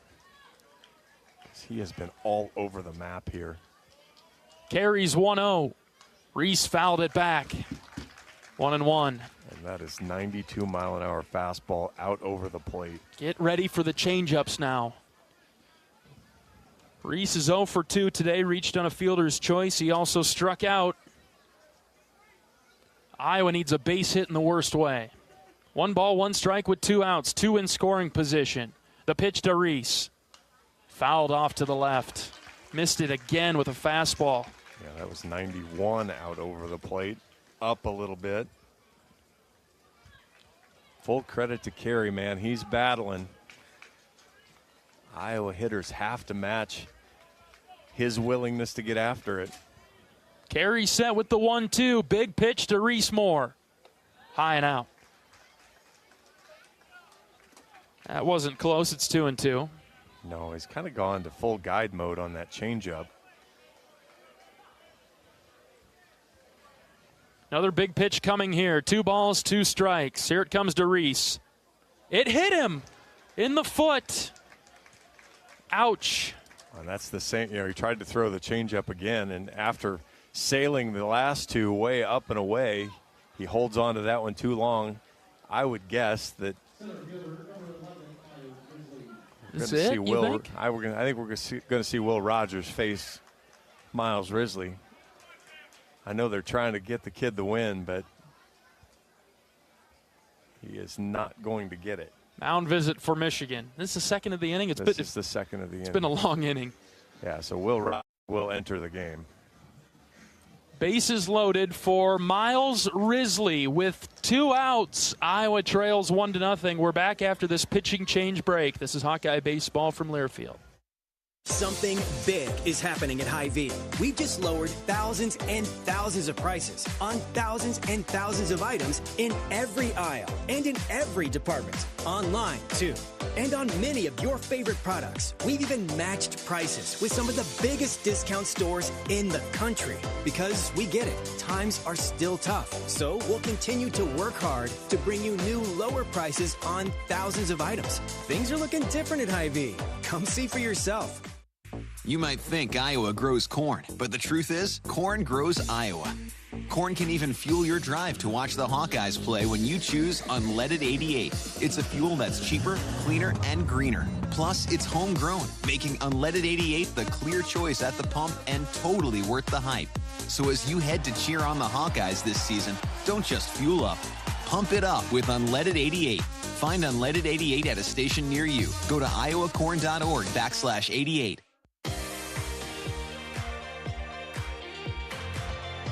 Join the Swarm and team up with Iowa athletes to support local charities. Make a difference today. Visit iowaswarm.com to learn more.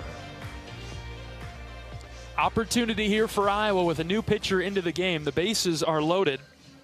There are 2 outs for Miles Risley. Michigan leads it 1-0.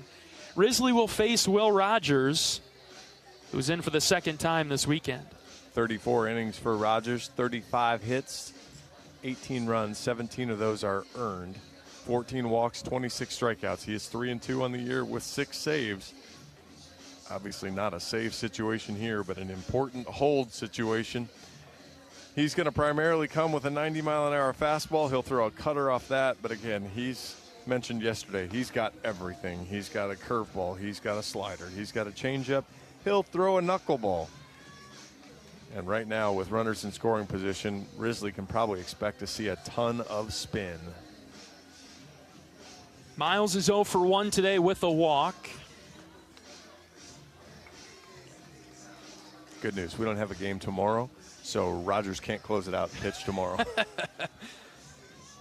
He's been part of Iowa's kryptonite from a pitching perspective.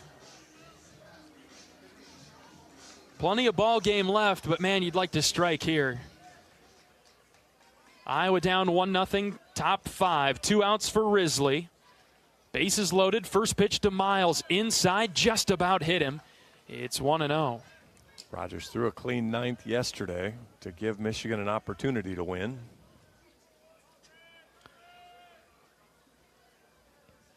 Rogers out of the windup, deals the 1-0. Outside, ball 2. Spear tried to bring it back in, but it was away. Take, right? You take, John? I take. I think I take here. I think I look for a pitch in a very small tunnel and I drive it somewhere. But it's very small. 2-0 delivery. Risley popped up left side. Caruso giving it a look. It's foul into the bullpen. And that was not it. High pitch. Yeah, that was up, and I think it was actually it was the cutter up.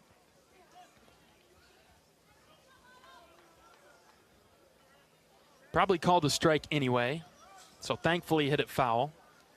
Got it out of the into the Michigan bullpen. Deep breath from Rogers. He deals the 2-1 to Wrisley. Fouled back to the screen, 2-2. Good fastball there. Outer part of the plate. So Rogers has worked it back to a 2-2 count. And now you've got to be ready for anything if you're Miles. Probably going to have some spin on it. The 2-2. Wrisley hits into right field for a base hit. 1 run is in. Here comes another. It's cut off. The throw is cut off. Swales scores. It's 2-1 Hawks. Miles Wrisley goes with a 91-mile-an-hour fastball, pokes it through the second base hole. And after all this mess, the Hawks have the lead, 2-1. Wrisley strikes with 2 strikes and 2 outs. Oh, buddy. Woo! 2-1. And that ends Taylor's scoreless streak because yes. those 2 were his. It's still a great outing from him. Very nicely done for him. That's all fine and great. Iowa finally gets on the board. Now in the 5th, 2-1 Iowa. Here's Dan Rogers trying to continue the damage with 2 outs. First pitch to D-Raj. That's got to be the knuckleball for a strike. Yeah, that was it. That was full take. That was 68 miles an hour.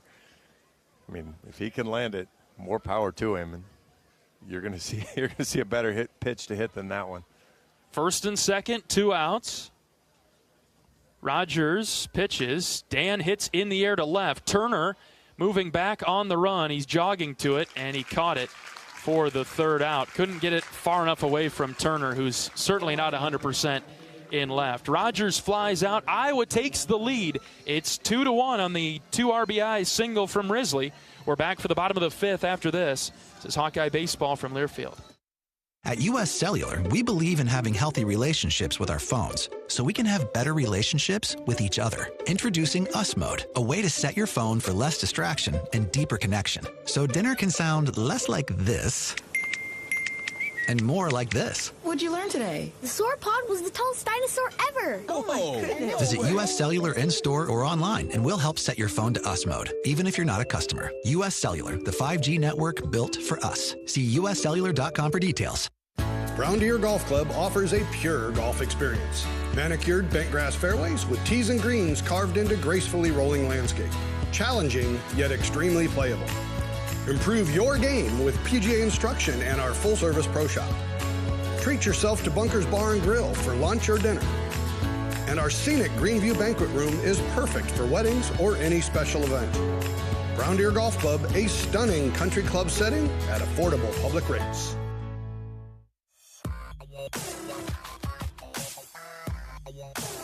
Hey, Hawkeye fans, today we're talking about a little different black and gold than you might think. Get your all-new Pac-Man scratch ticket today at the Iowa Lottery. It's available at your favorite Iowa Lottery retailer, and that's not all. With the Pac-Man Second Chance promotion, you could be a waka winning $15,000 or even $25,000, plus your very own Pac-Man arcade. Enter today and find details at ialottery.com. Iowa has taken the lead. It's 2-1, bottom of the 5th in Ann Arbor. Reese Buter out to pitch. Get this inning started. Matt Spear will be the first hitter for the Wolverines. It's 8-9-1 for Michigan. Iowa leads it 2-1. Big spot here for Reese. 83 pitches. He'll face lefty, righty, righty, and then a whole slew of righties once he gets back to the top of the order. See if Reese can get going. He got Spear to fly out to center field back in the 2nd. The first pitch. Pop down the line left and out of play, foul. Hawks finally take the lead in the top of the inning. Bottom of the order started it for Iowa. That pitch just misses off, 1-1. Strohmeyer with the walk, Swales with the sawed-off base hit. A couple flyouts from the top of the order. And then a couple big production from your 3-4 guy. That ball's across for a strike, and Reese is ahead 1-2. 2 runs on 3 hits for the Hawks. 1 run on 3 hits for the Wolverines. Bottom of the 5th inning here. The 1-2 from Buter. Away, 2-2.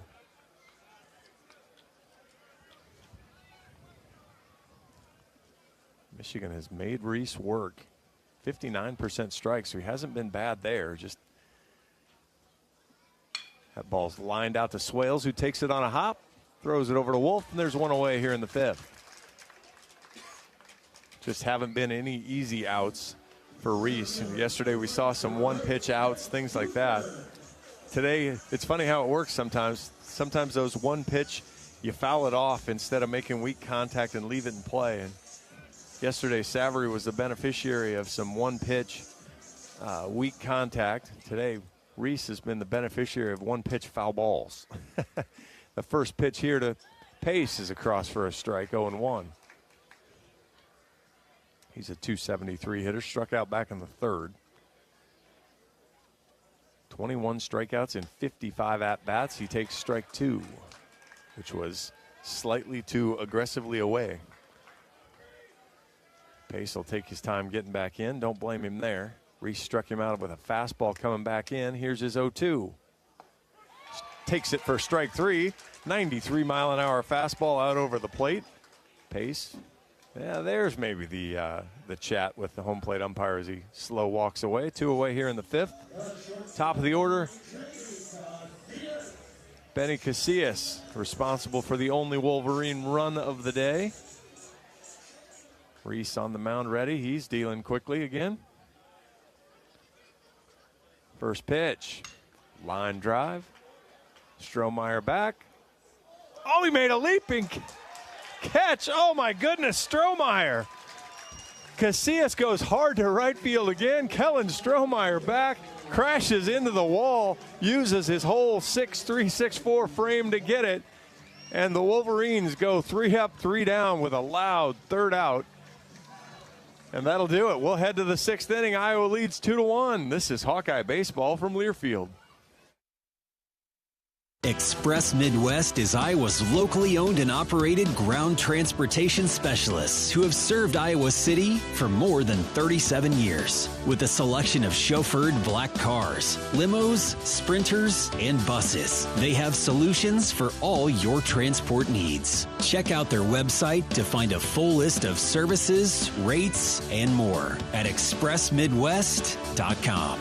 That's expressmidwest.com.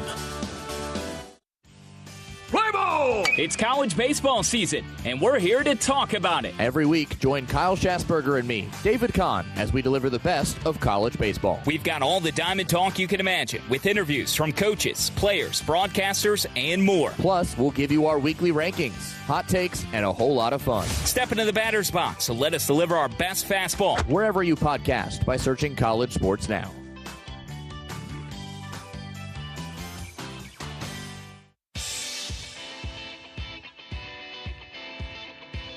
Oak Knoll's mission is to provide exceptional retirement living and health services through Life Care, a not-for-profit life plan community serving the Iowa City area for 58 years. Oak Knoll's conveniently located near the University of Iowa Healthcare Campus, Kinnick Stadium, Carver Hawkeye Arena, and downtown Iowa City. A proud sponsor of Hawkeye Athletics. Visit oakknoll.com to learn more. Well, that was just what the doctor ordered. That 5th inning sure was strong for Iowa. 2 runs in the top half to take the lead. And then how about Reese Buter? 3 up, 3 down, and a tremendous play by Kellen Strohmeyer in right field to make a catch that crashed him into the wall for the 3rd out. Talk about how few times Iowa's won the pitch war. That was 5, 6, 7, 8, 9 pitches from Reese Buter to get through that inning quickly and cleanly after Iowa had given him the lead. Iowa up now 2-1 in the 6th. Will Rogers pitching for the Wolverines. Caleb Wolf batting for Iowa. Rogers has missed on 2 in a row. Boy, if Iowa could tack on a couple more runs here, you feel really good about where this game's headed. Up 2-1 right now, but that's one swing of the bat for Michigan in this potent offense. 2-0 pitch to Wolf. That's inside, ball 3. Yeah, I mean, this has just been, I was kind of glancing back. Iowa led 4-1 the first game. Led 3-1 yesterday, and those are the 2 biggest leads that we've had. And Michigan's led by a run all 3 days. 4-pitch walk of Caleb Wolf starts Iowa's 6th. That's the 3rd time in a row that Michigan has walked a leadoff hitter. So now we're seeing a reversion back to the mean, aren't we, John, with the free bases? Yeah, a little bit more of that, and Again, we didn't see Ben Wilmus bunt last inning. We saw Swales show it with this situation, but Ben then didn't. I would think Cooper Schulte is a good candidate here to bunt. See if Iowa can find another run. First pitch, Schulte pulled the bunt attempt back, and that was the right decision, as Rogers has now missed on 5 in a row. And that's your other issue right now. Is Caleb Wolf is unable to hear. So time's called so that he can get. We're going to have a pinch runner, I think, too, John. Yeah, you're right. Coach Heller pops out of the dugout, so we'll get. I see Jackson Frost shuffling around. So Frosty's going to run for Caleb Wolf. You think Frost runs and then Blake Guerin in at first base would be our thinking, wouldn't it? No, I don't think Jackson's playing first. He's versatile. I'm not saying he couldn't. I'm betting he's not. Yeah. So Frost with plenty of speed. He'll go into the game to run for Caleb Wolf. Wolf does his job. He draws the walk, doesn't get too anxious or aggressive. Probably gives you a few more options here. If you decide to slash and run, you can do a couple more things with Frost's speed over Wolf. 1-0 pitch. Schulte took it for a strike. First strike of the inning from Rogers, who had missed on 5 straight. Good fastball down and away. Probably a pretty good pitch to bunt, though. You're taking the bat down toward it, kind of jamming it right in the ground.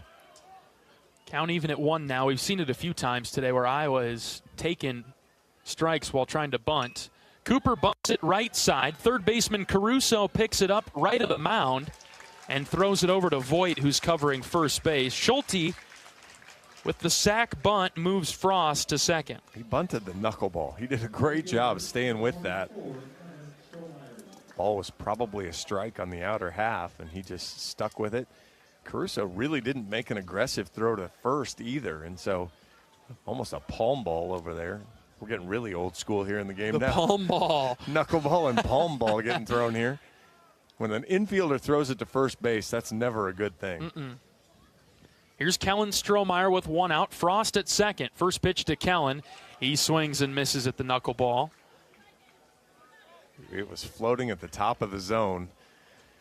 So on one hand, I don't mind that he swung at it because he saw it the whole way. He was on time, and it was where he wanted to hit it. Just missed. 0-1 from Rogers. Swing and a miss. Strohmeyer chased that one in the dirt. Yeah, Kellen, nice job here to get out of the box. Shake that off. That was a poor swing decision after you saw the knuckleball first. Now he's got a battle. Rogers in control here, 0-2. He pitches. Called third strike. Outer edge. Strange at bat. He saw 2 knuckleballs, and both of them Rogers located for strikes. And so that's pretty outstanding, really. Other than the fastball that you chased, you kind of tip your helmet to the other 2. 2 outs for Ben Swales, looking for a clutch hit. First pitch to him. That's low and out. Oh, boy. No help from the catcher's Spear, who dropped the pitch. Yes, Spear dropped a strike and cost him one there. Frost, the runner at second base for Iowa. He's got speed. A base hit would possibly score him. Next pitch from Rogers is low. 2 balls, no strikes. Good job from Swales to lay off both of those. Again, Iowa hitters have been. Now, this is the one to me that's the big one. Don't be too eager here. You're going to get a pitch to hit. 2-0. Swales hits down the right field line. It's tailing. Foul, barely down that line. It stayed in play. And there's maybe what, John? 4 or 5? Yeah, I was thinking 6, 8 feet maybe. Yeah. It's probably 2 steps. So that's why I was thinking 6 feet. But yeah, maybe you're right. Maybe it's not even 2 good steps for that to hit in and stay in the field of play. It didn't miss by much. Counts 2-1 now on Swales. The pitch, low, ball 3. Top of the order, Ben Wilmus on deck. Would love to see Wilmus up in the 6th inning. Iowa 2, Michigan 1. A lot of room down the left field line for Swales. Turner's playing in the left center gap. He's a good Cades corner guy, too. He is. Hits that top spin hook. 3-1. Hit into right field. It's down in front of the right fielder. They're going to have to hold Frost at third as it got out there too quickly. Runners at the corners for the Hawks and 2 outs. Yeah, that was a good piece of hitting from Swales. That ball was off the plate, but he was ready for it. Hit it hard. Ben is kind of one of those guys where it doesn't always look pretty, but I mean, like the hit in his last at bat, battle. 68-mile-an-hour spinner up the middle. That one, you're ahead in the count. You're in control. Swinging a pitch maybe off the plate and still line it out into right. And he's 2 for 3 today. Exactly. Mound visit here for Michigan. Looks like a discussion type of visit, right? Yeah, they don't have somebody just stripped his BP jersey off there.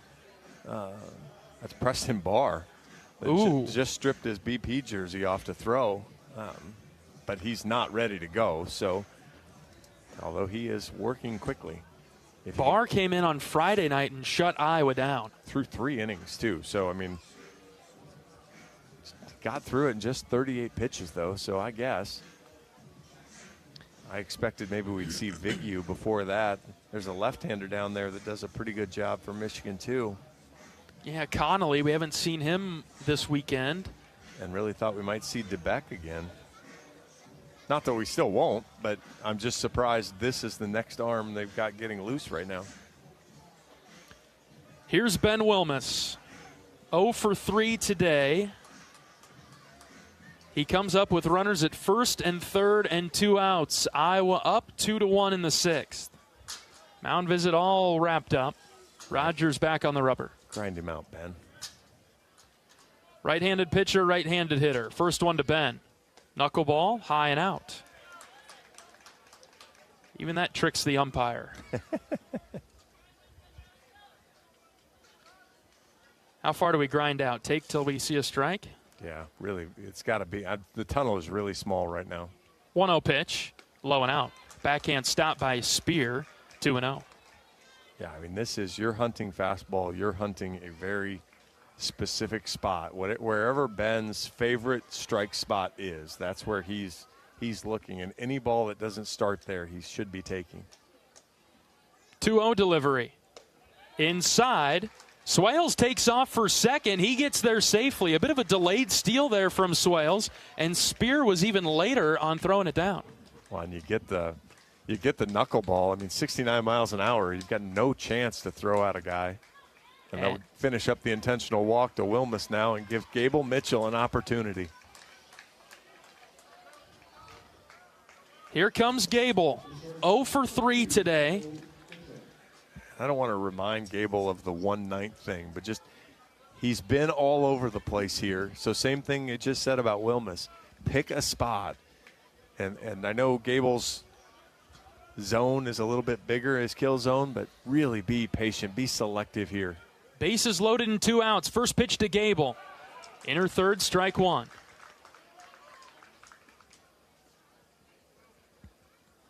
And I'm happy about that. I mean, it's a good pitch. It's one that Gable might be able to handle, but he's been all over the place this inning. So you're probably going to get that pitch again if you're just patient and wait it out. Yeah, if you weren't entirely ready for that, that's a weak ground ball to second probably.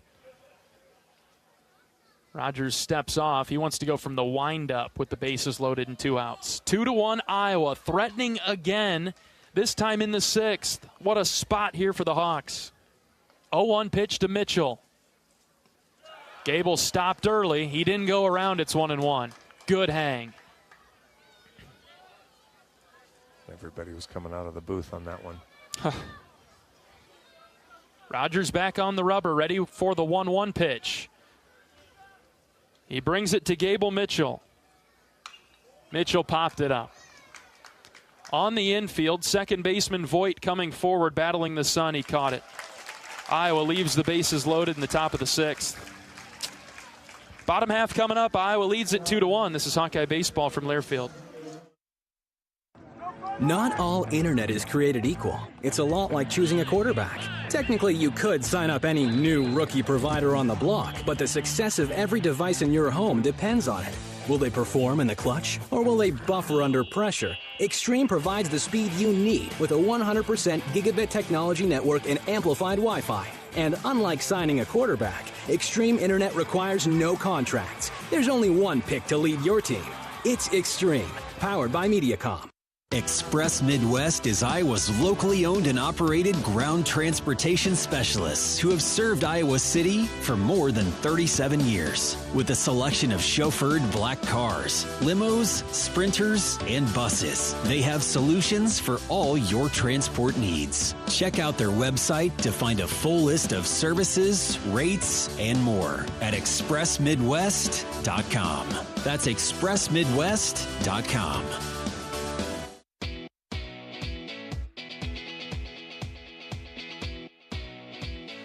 Hawkeye Baseball is brought to you by Brown Deer Golf Club in Coralville, featuring Bunkers Bar and Grill. Enjoy a great Bunkers menu with burgers, chicken, salads, and wraps, and Gimmy's Pizza and Wings, a new pop-up menu at Bunkers. It's all about savory pizzas and mouth-watering wings. To-go orders are welcome, as are you and your family at Brown Deer Golf in Coralville.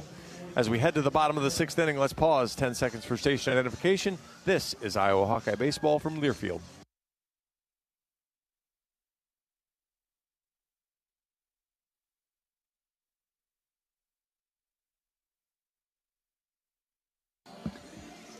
Bottom of the 6th inning, Iowa 2, Michigan 1.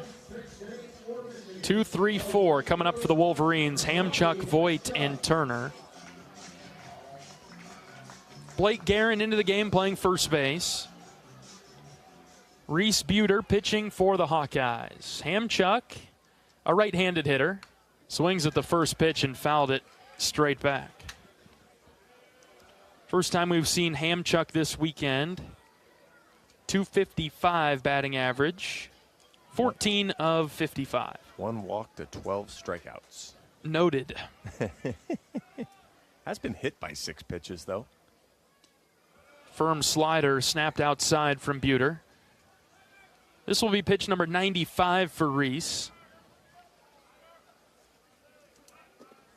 9 runners left on base for the Hawks, and a bulk of those here in the last 2 innings. Ground ball up the middle. Swales fields it. He throws it over to first for the out. That was a tricky play because Buter almost kicked it, and then it almost hit second base, so Swales really had to focus and stick with it. Yeah, there was a lot of stuff going on there. Swales made a good throw to Blake Guerin, who's in at first base now. And Mitch Voigt coming to the plate. Voigt singled his last time up. Reese threw 93 pitches against Michigan State, so he is in new territory. Deals a strike to Voigt. Just asking him to get through the 6th, I think, right? Yeah, you're not going to roll him back out there again. You'd love to give it over to the bullpen after 6 good innings from Reese. 0-1 is hit on the ground to third. Schulte charges it, picks it off the turf, and throws it across the diamond for the second out. Loved the fact that Schulte did not hesitate. He came up to get it. Well, and he had to because he picked that ball right off the turf as it was coming back down. If he waits for the next hop, he's in no man's land there, and it's not going to be pretty. So good job getting up to it, getting that second out, quick second out again. Turner comes up 0 for 2 today with a couple of strikeouts. You assume that he'll be taking, but still doesn't mean he can just go with the get-me-over fastball. First pitch from Buter, swung on and missed. Turner let go of the bat out of one hand, so it was an awkward swing. Yeah, you don't assume anything with this Michigan lineup now. They are full tilt, full go. First pitch breaking ball. Here comes the 0-1. Fouled back to the screen, 0-2. This is what Savory wanted yesterday instead of that 13-pitch at-bat that ended his day. He wanted guys swinging and putting balls in play softly on pitch 1 or 2 of the at-bat. Buter ready with the 0-2. Here it comes. Swing and a miss. Buter with a big-time strikeout. He lets out a roar as he comes off the mound. Standing 0 for Reese Buter. Tip your cap. Ties his career high with 8 strikeouts. We'll head to the 7th. Hawks with a 2-1 lead. This is Hawkeye Baseball from Learfield. Which schools will take home the prestigious Learfield Directors Cup as the top college athletic programs for the 2024-25 college athletics season? You can follow the standings of your favorite team or alma mater at L Directors Cup on Twitter and online at thedirectorscup.com. Trophies will be awarded in June 2025 to the winning institutions in all college sports divisions. Learfield Directors Cup, the crowning achievement in college athletics. FS Envision Seed Corn and FS High Soy Soybeans provide best-in-class traits and genetics that perform. In farming, bushels matter to your bottom line. Our field-proven products deliver high yields year after year. Get the seed you need from the people you trust. Contact your local FS Envision and High Soy retailer or visit fsseed.com to learn more.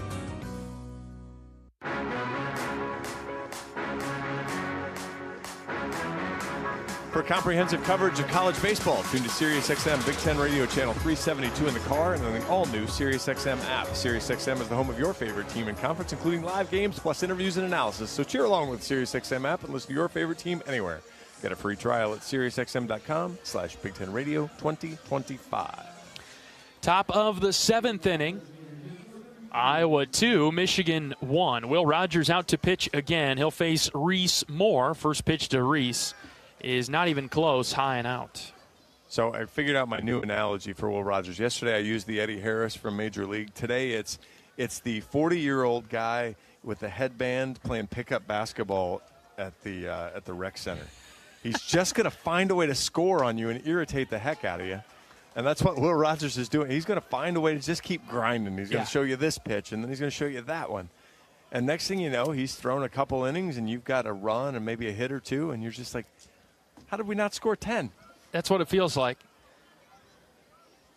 Hasn't been as sharp as he was yesterday, though. The 2-0 pitch to Reese is inside 3-0. He's really trying to get the inner edge, and he's not getting the call, ball 3. But again, where I go full credit to him is he is the ultimate competitor, and that's the fun part. If you've got him out on the mound, is he's just going to keep working. 3-0 pitch to Reese. That's a called strike, high and out, 3-1. Would you take again, John? Yeah, because even that's not a very good strike. I mean, it's a friendly strike.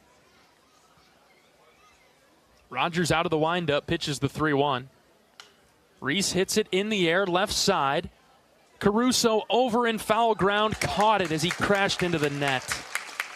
You could see the wind hit that and was blowing it back. Goodness. And that's a great... I was talking about a take. That's an 89-mile-an-hour fastball right in the middle of the plate. And that's a ball that Reese has done a ton of damage to this year. And he's a beat late on that one and ends up with a weak foul out to show for it. First pitch to Risley is hit fair into the left field corner. Risley's around first, headed for second. Turner's just now getting to it as Risley slams on the brakes at second base. He hooked it into the corner. Well, and that, boy, you could really see, Turner in the first inning had that play where he dove and hurt something or had the trainer come out, and you could really see on that ball, there was no sprinting to it. It was just, this is the pace I'm going to go to get to it. Now, he's shown a great arm, so when he got there, Riz was never going to be able to turn and go to third, but that might be – we're going to have a chat. Tracy Smith coming out to talk with the home plate umpire, and they're going to have to make a change in left, I think is what's going on here. I agree completely. And that's a double anyway, don't you think, for Risley? Yeah, there was no extra base taken there because of it, but you could see how much work it was for him. And even now jogging in, he does not look good jogging in. I hope this is temporary, whatever it is. It's sad to see him leave here in the top of the 7th inning, but hopefully he's back for their midweek or next weekend anyway. A.J. Roush enters in left field for Michigan. And he was the last out of the last inning, the bottom of the 6th inning. So that spot will come back up. And now we're going to get the mound visit. And it looks like Michigan also changing corners of their outfield, too. It's like Hamchuk is going to left and Roush is going to right. They are taking the ball from Will Rogers and bringing in a new pitcher. So we'll take a pitching change break. Iowa 2, Michigan 1, top 7. A double by Risley has forced Rogers out of the game. We'll introduce the new Michigan pitcher when we come back. This is Hawkeye Baseball from Learfield. Which schools will take home the prestigious Learfield Directors Cup as the top college athletic programs for the 2024-25 college athletic season? You can follow the standings of your favorite team or alma mater at L Directors Cup on Twitter and online at thedirectorscup.com. Trophies will be awarded in June 2025 to the winning institutions in all college sports divisions. Learfield Directors Cup, the crowning achievement in college athletics. At U.S. Cellular, we believe in having healthy relationships with our phones, so we can have better relationships with each other. Introducing Us Mode, a way to set your phone for less distraction and deeper connection. So dinner can sound less like this and more like this. What'd you learn today? The sauropod was the tallest dinosaur ever. Oh my goodness. Visit U.S. Cellular in-store or online, and we'll help set your phone to Us Mode, even if you're not a customer. U.S. Cellular, the 5G network built for us. See uscellular.com for details.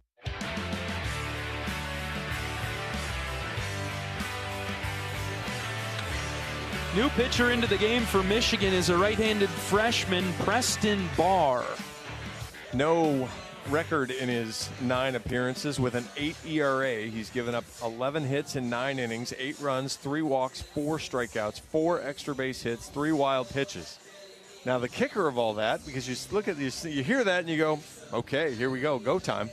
He threw 3 of his 9 innings Friday against Iowa, gave up 2 hits, struck out 2, and didn't walk anybody, and did not give up a run. So, question becomes: is this going to the well once too often if you're Michigan, or does Preston Barr have Iowa's number and will kind of mow? Because really, when you look again, just 6 appearances on the year prior to the showing on Friday. And so this will be the first time he's come back and thrown twice. So he threw 38 pitches Friday night, and now he's asked to come in another high leverage spot. Barr on the mound for Michigan, the younger brother of yesterday's starter. Yeah, how many times have you said that this weekend? Runner at second, 1 out. The batter is Dan Rogers. First pitch to D-Rog is in the dirt. Risley with a good jump, but he'll stay put at second. And that's the smart, correct move. Yeah, that was a good choice as that ball ricocheted toward third base. Spear was on it quickly.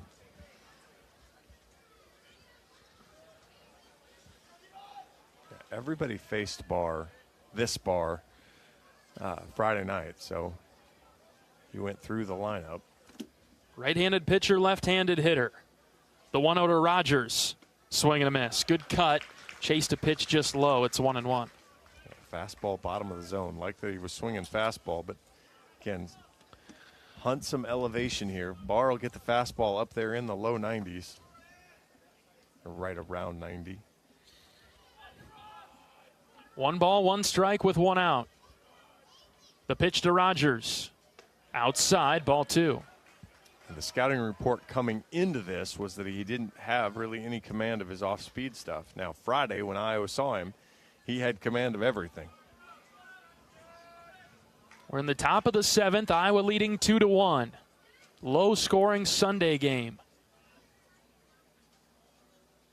2 balls and a strike. That's the count. The pitch to Rogers. Dan hits on the ground right side. Voigt backs up. He picks it up at second, throws out Rogers. Risley gets to third. D-Raj was on time for the breaking ball. Just topped it. Yeah, just kind of topped it. Didn't do anything with it. And now Blake Guerin will have to show some good patience here. He's going to see spin. But as you said, John, the spin is a little bit out of control at times from Barr. So make sure that it's a strike, Blake. Big insurance run at third as we're getting late. 2-1 Iowa in the 7th.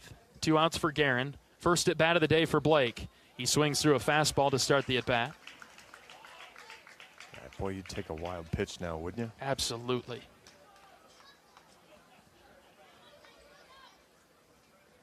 bottom out one of those change-ups or curveballs. 0-1 to Guerin. Outside. Firm fastball. It missed.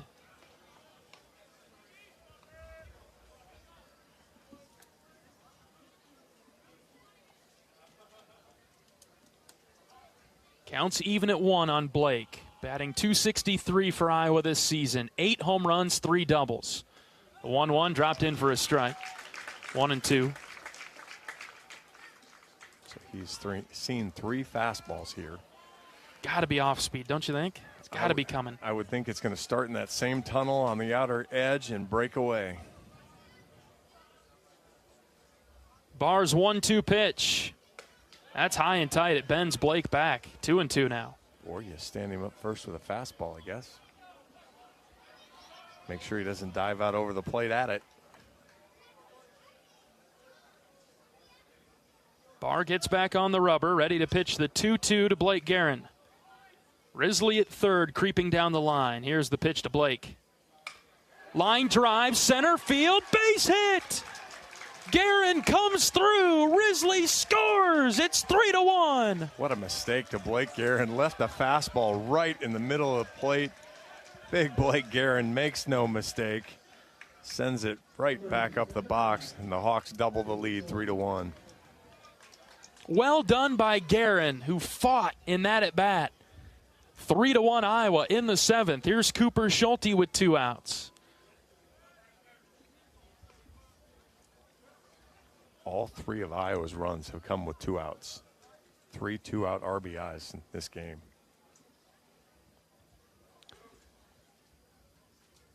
First pitch to Schulte, way outside and low.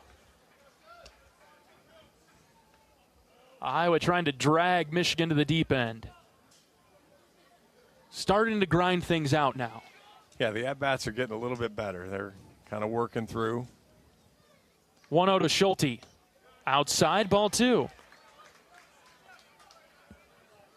Michigan's strike percentage down to 57, so, you know, it definitely wasn't that earlier today. No. Hitters count here for Cooper. 2 balls, no strikes with 2 outs. Barr with a deep breath, he pitches. Cooper tapped it foul to the left side. Yeah, that's that pitch at 2-0 that I just, again, easy to say sitting up here. You'd love to see Iowa hitters take that one. It's right in the middle of the plate, but it's just down. It's going to be a hard pitch to really do anything, although I think that is the pitch Cooper hit over the scoreboard. Right. Go down and get it. The 2-1. Schulte rips into center. Pace going back. He leaps up and he caught it. Boy, it just about burned him to center, but Pace makes the play for the 3rd out. Good barrel from Coop. Iowa adds another run. It's 3-1 Hawks. We're back for the bottom of the 7th after we stretch things out. This is Hawkeye Baseball from Learfield. Express Midwest is Iowa's locally owned and operated ground transportation specialists who have served Iowa City for more than 37 years. With a selection of chauffeured black cars, limos, sprinters, and buses, they have solutions for all your transport needs. Check out their website to find a full list of services, rates, and more at expressmidwest.com. That's expressmidwest.com.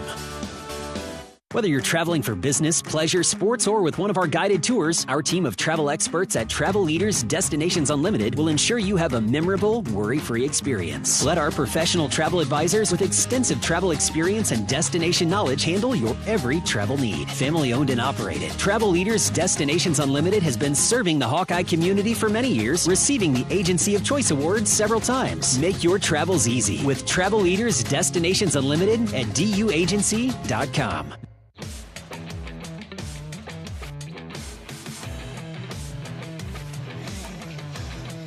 Bottom of the 7th inning in Ann Arbor. And new pitcher into the game for Iowa with the Hawkeyes leading 3-1. Reese Buter's day is done. The Hawkeyes will turn to the left-hander Brant Hogue out of the bullpen. 14 appearances for Brant. He's 2-1 with a save, 2.76 ERA in 16 1/3 innings, 9 hits, 7 runs, 5 have been earned.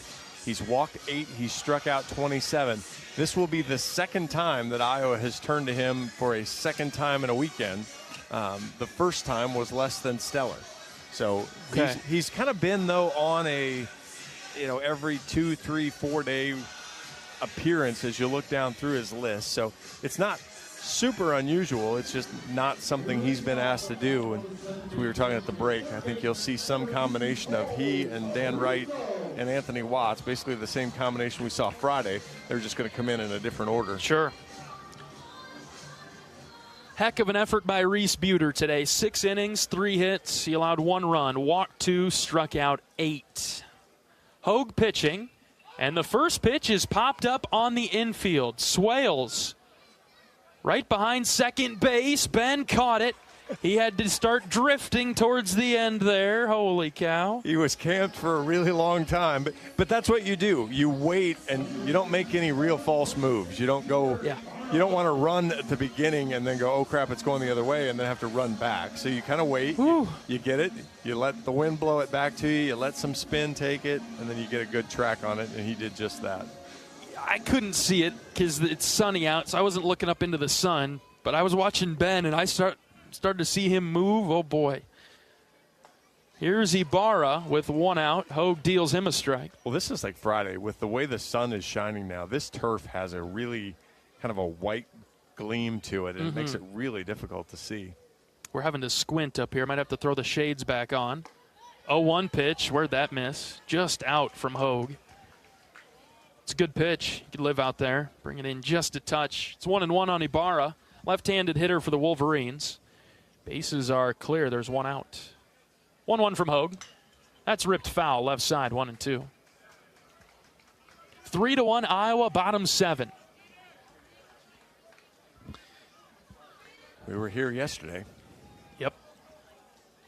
Tight games all the way through. Iowa won 6-5 on Friday, 3-2 last night. 1-2 pitch from Hogue. That's ripped into the air, foul over to the left. Indiana looking to win the series against Maryland. It's 10-5, top of the 8th. Purdue just tied up Penn State. They're tied at 8 in the top of the 7th. Wow. Michigan State looking to finish the sweep, 12-4, top of the 6th. Hogue ready with the 1-2. He kicks and fires. This is lifted in the air to left. Wilmus tracking back, but he's in front of the track, and he'll make the play for the second out. Rutgers looking to salvage Sunday against Minnesota. It's 10-6, bottom of the 7th. Illinois and Washington just underway. UCLA and Oregon will start later. All right. Which ones are we keeping the eye on the most there? Obviously, UCLA, Oregon. We're pulling for Oregon. We believe in that game today. UCLA and Oregon are a big one for Iowa, and then Illinois, Washington is kind of one we care about. 2 outs in the 7th. Hogue pumps a strike past Tyler Inge, the DH. Inge is 0 for 2 this afternoon with a pair of strikeouts. Hogue, the left-hander, deals. Slider just off the plate outside. Tried to bring it in the backside. And it just missed, 1-1.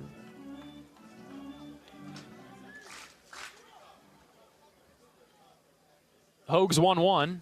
Fastball snapped away. 2-1.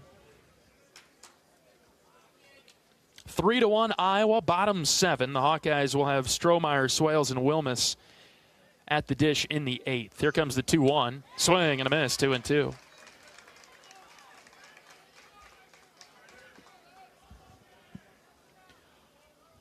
Hogue quickly back on the rubber. He's ready to pitch the 2-2 to Inge. Brandt set from the belt, pitches. Just high and tight. Ball 3.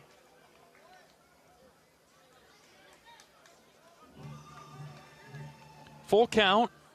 Hogue's had a good start to the inning. Let's see if he can finish it off here. The 3-2. Just off the plate outside. So Inge draws the walk. He brought it all the way back. It was a good pitch from Hogue, but it was out. And the Wolverines will bring in a new catcher in this moment. Noah Miller will be the hitter. He stands in from the right side. Miller started the game on Friday night, was replaced in the 6th inning after Cade Obermueller exited.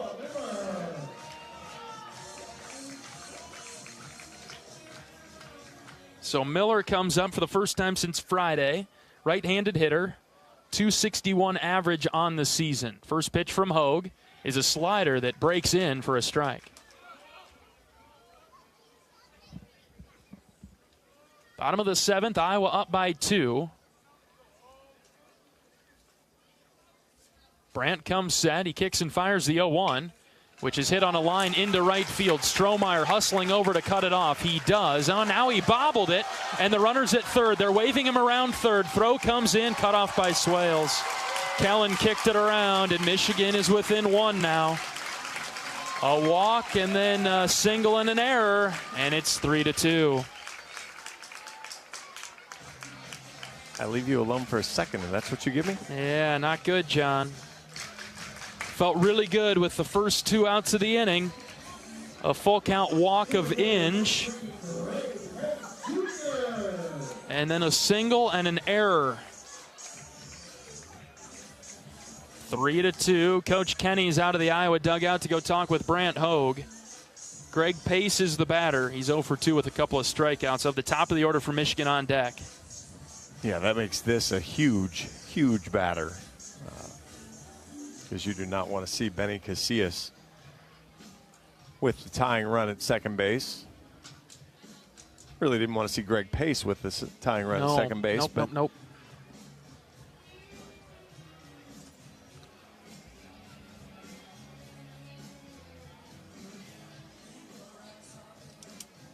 I don't think it was. I mean, it's a well-hit ball, but it's a roller. Yep. Iowa, Brandt Hogue, a little unlucky that kind of a little shift buster, and then an outfielder. You're not really used to handling a ball on the ground the whole way. You know, you're used to maybe a couple hops here and there, and Strohmeyer just doesn't get down and secure it. 2 outs for Pace, the tying run at second base. Hogue checks him, now pitches. Slider outside.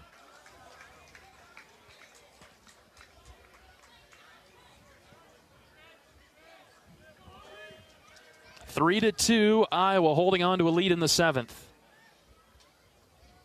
Hogue's 1-0 pitch, way outside, ball 2.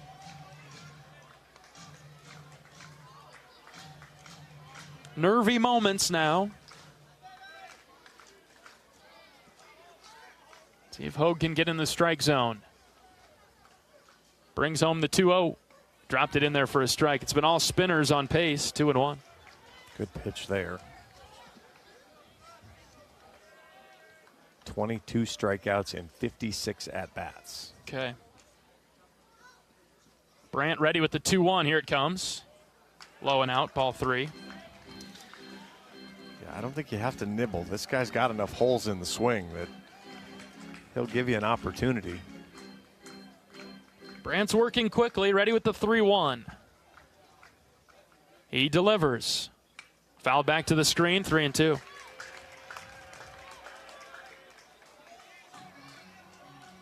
Second full count of the inning. He walked the first guy, and that's come back to hurt Brandt. It's 3-2 now. Hogue's pitch. Strike 3 called. Top of the zone. He got Pace. It's a hat trick for Pace, his 3rd strikeout of the day, and it's a big one for Iowa. The Hawkeyes hold on to the lead. Will go to the 8th with a 3-2 lead.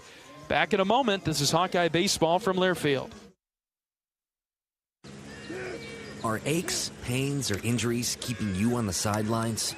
At Athletico, our movement experts are here to help you turn your setbacks into comebacks and create a personalized game plan for your recovery. With no prescription or referral needed, Athletico Physical Therapy is where your comeback story begins. Get started today by scheduling a free assessment at athletico.com. Proud partner of the Iowa Hawkeyes. Hi, this is Joe Mershman from Mershman Seeds. Substitutions cost you money. Why take their seconds when you can have our first choice? Here's Ben Pieper to tell you more about Mershman Power Core Enlist corn. We are way ahead of Big Seed on this one. This corn has 4 different post-herbicide tolerances, multiple modes of action for above-ground pests, and it is some of the highest-yielding corn genetics that are out on the market today. If you're one of the many that got substituted on your corn hybrid last spring, contact your local Mershman Seeds dealer today and ask them about Power Core Enlist corn. From Mershman Seeds, your friend in the field.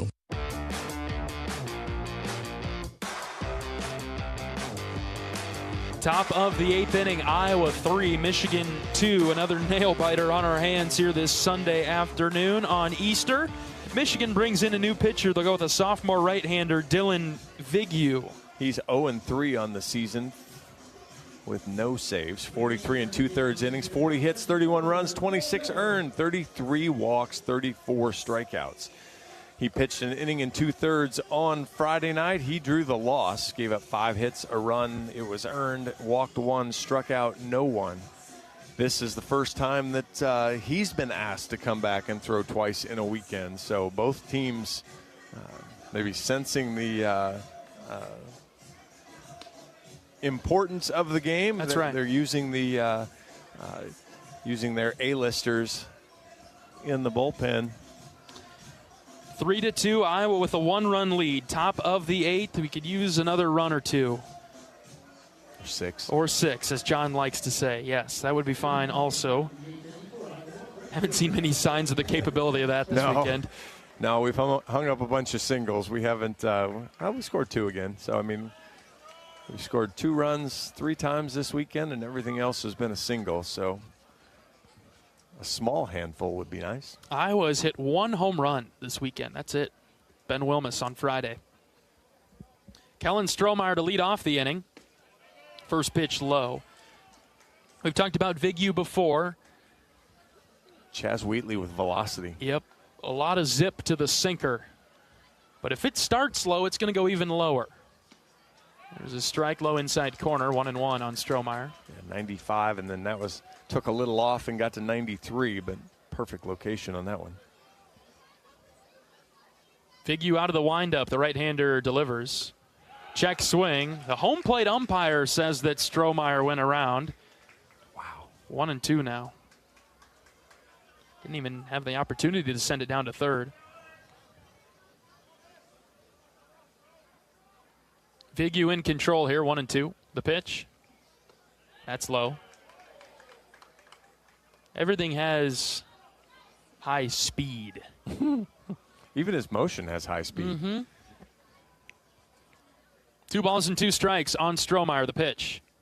That's skipped in front of the plate. Full count now. Good at-bat from Stroh. He's hung around. Full count. Don't expand too much here, Kellen, but battle. Ball 4. Low. Wasn't close. And again, another leadoff walk issued by Michigan. We've not made them pay too dearly for that. No, that's the 10 runners left on base for Iowa. So they did make a change, too. It looks like Nolan Miller now is into catch, according to. Yeah, he was the one who hit the single. For Spears. Yep. Mm-hmm. Oh, lefty, sure. Right. Ben Swales is up.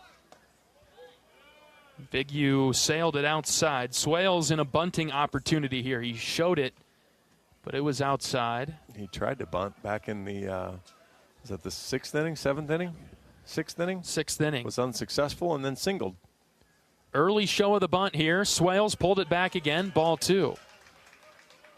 We've seen Iowa do this where they show it early in counts and then eventually swing away. I don't know. I think this is a true bunt situation. Oh, absolutely. You want him out there. You want the hitter set. You don't really care if they know it's coming. 2-0 to Swales. Now he takes a strike. No sign of a bunt there. 2-1.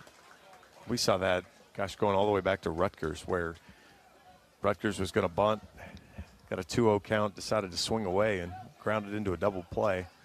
See if Ben goes back to the bunt, does square. He does. The 2-1. Ben bunted it foul. And he's in the same spot he was in the 6th. We'll see if he swings away. or if he sticks with the bunt. I know he's bunted a few foul today. I don't know how much confidence the staff has in him getting it between the white lines right now. Especially on a power sinker guy. Your bat head's going to just keep dropping if you're not careful. He shows the bunt. Here comes the 2-2. He pulled it back and then swings and misses. Swales strikes out.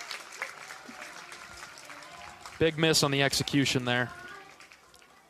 Yeah, I mean, and that's, we talk about it all the time. One of the things that makes Iowa a good baseball team is executing the little things. And this weekend has been a series of exceptions that prove that rule. Outlier weekend. Boy, I tell you. Top of the order, Wilmus is up. Strohmeyer, the runner at first base with one out. Iowa on top 3-2 in the 8th. Ben walked in the 6th to load the bases. He was stranded. Couple pickoff moves over to first to keep Strohmeyer around. And Big U has been a starter, so, I mean, again, sometimes you think you get into the bullpen second time. And I guess that's the other piece of it. Second time calling on a guy that's been a starter, it's a different deal for him. Certainly a different beast. They keep throwing it over to first. Strohmeyer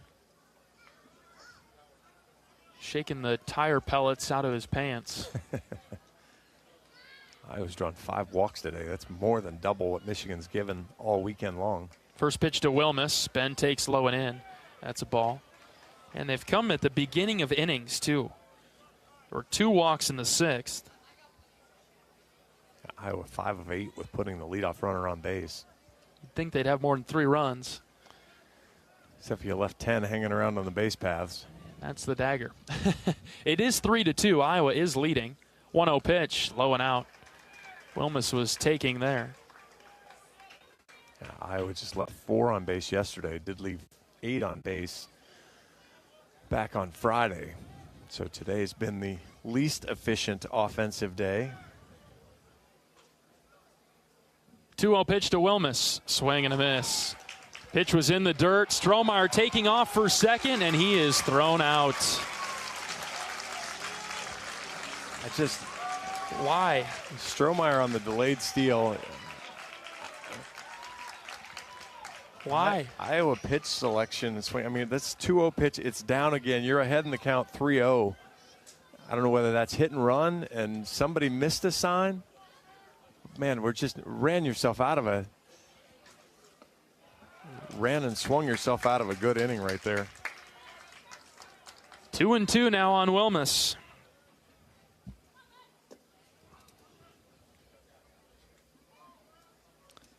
Base is empty and 2 outs. The pitch. Ben lifts in the air, shallow right. And it is caught for the 3rd out. Yeah, I don't have a good taste in my mouth after that one. We'll go to the bottom of the 8th. It's 3-2. Iowa holding on to the lead. Back after this. This is Hawkeye Baseball from Learfield. Hello, Iowa. Here's a promise. Wherever you are in this great state, University of Iowa Healthcare is here for you, even if you never walk through our doors. Educating, caring, leading research, sharing our expertise with all. Because we believe that UI Healthcare is here to make all of Iowa better. UI Healthcare, changing medicine, changing lives. Visit uihealthcare.org. This is John. Hey, my name is John Jackson. He's not some actor. He's a steward of the land with a John Deere 3 Series tractor and a PTO Quick Connect that hooks up rear implements with a single click. John runs with us because to him, there's nothing more important than connecting with the land. Nothing runs like a Deere. Hear John's story at Deere.com. Stop by your local John Deere dealer for a test drive today or learn more at Deere.com. Your Iowa John Deere dealers, proud sponsors of Iowa baseball.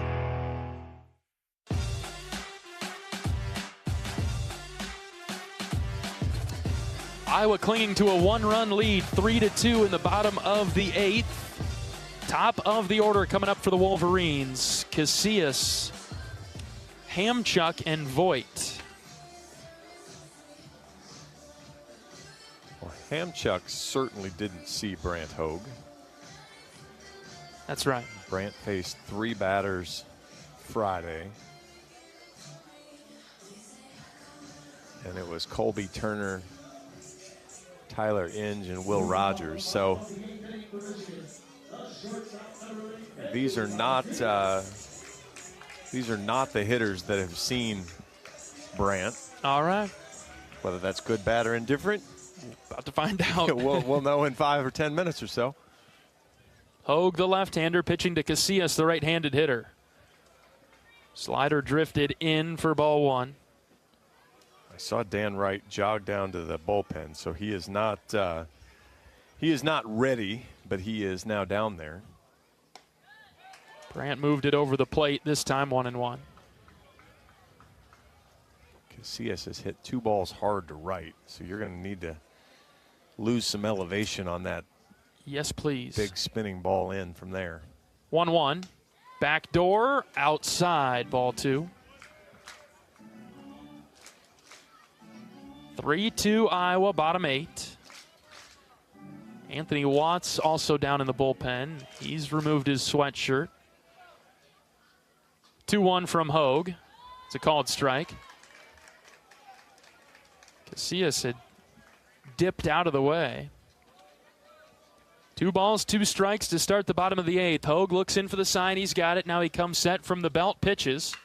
And Casillas hit it well to left. Wilmus moving over, and it's off the big brick wall. Casillas around first. Wilmus getting it in quickly. Close play at second, and he's safe. He's beat the tag.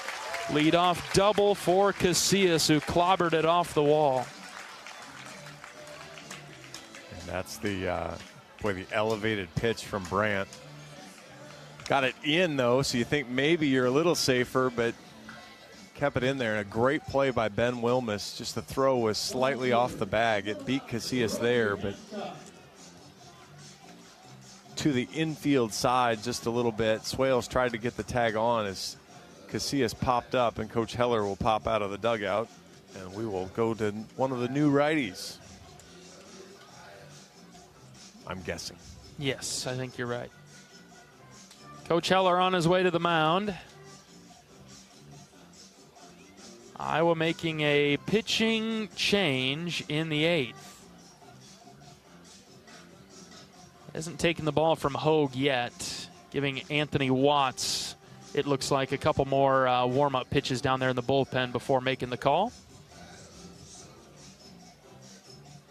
And now Coach makes the sign. New pitcher coming into the game for Iowa, bottom of the 8th. It's 3-2 Iowa, but a leadoff double for Michigan has the Wolverines threatening. We'll introduce the new Iowa pitcher after this pitching change break. This is Hawkeye Baseball from Learfield.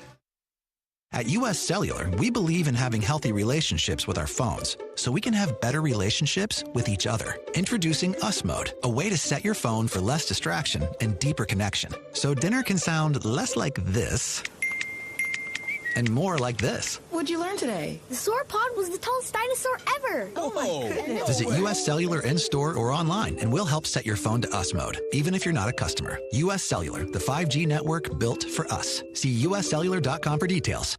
At MidAmerican Energy, our 1.6 million customers depend on our energy 24/7. That's why we work 24/7 to deliver the safe, reliable energy you need. To keep our 99.9% reliability record, we're enhancing our technology, improving resiliency, and investing in critical infrastructure. We're generating power from all available resources to cover any increases in demand. And we're innovating to ensure you always have the energy you need. MidAmerican Energy, obsessively, relentlessly at your service.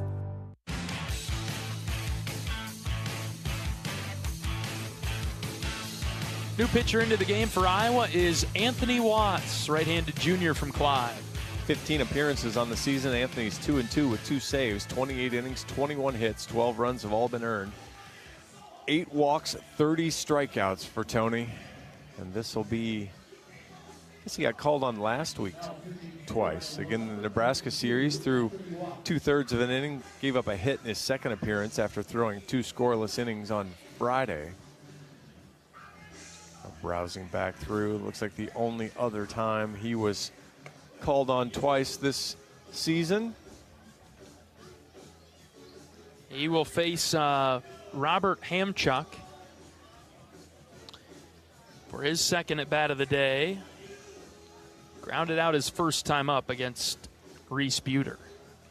Mitch Voigt is on deck, and so that makes things very tense, very tricky now. With the tying run at second base. And you're going to have to pitch to Voigt. I don't think you're going to, even if you get Hamchuk out, you're not going to walk Voigt with just one out. So you're going to need to, I guess you might, to set up a double play, but I guess let's get Hamchuk first and worry about it. Yep.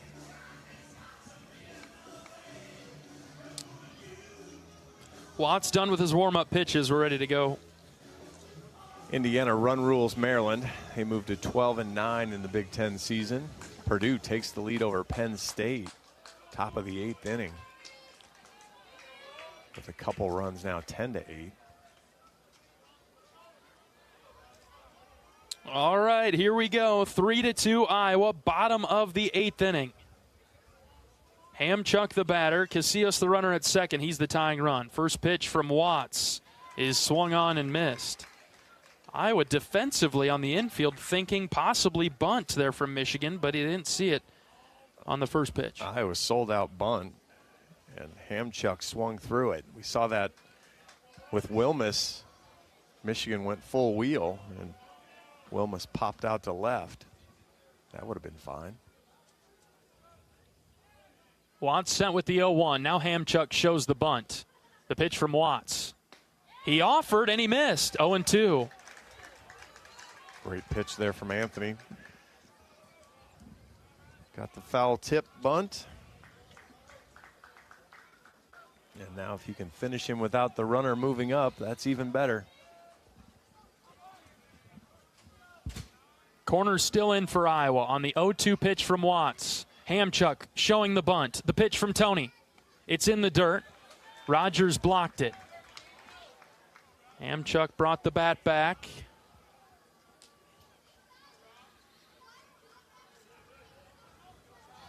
Outstanding block there from Rogers.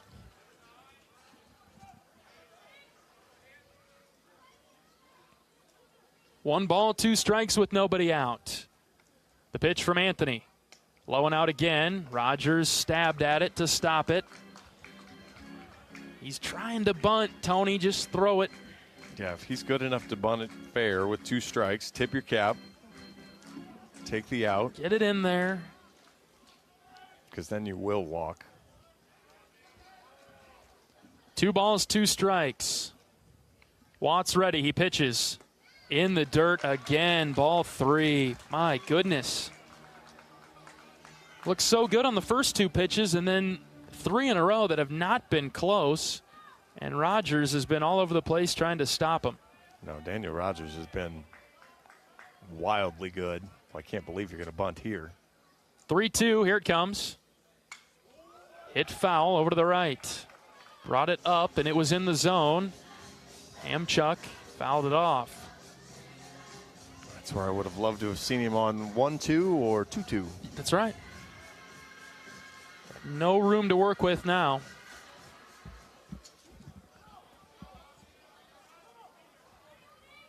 We'll go again with a full count pitch from Watts.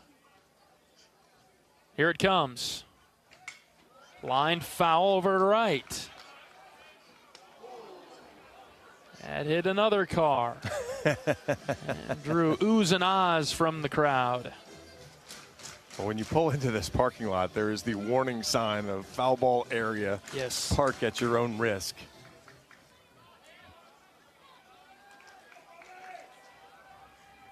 Payoff pitch from Watts to Hamchuk. Here it comes from Anthony. Grounded left side, high chopper. Watts picks it up, throws it to first. It's offline. And everybody's safe, first and third. That's got to be Cooper's ball, doesn't it? Anthony Watts has got to get out of the way. Let Cooper play that. I don't know. It's not an easy play for him either, but it's your only chance. You're not going to get that, the fadeaway. Major trouble now. First and third, nobody out. 3-2 Iowa in the 8th. Here's Mitch Voigt. A double and an infield single.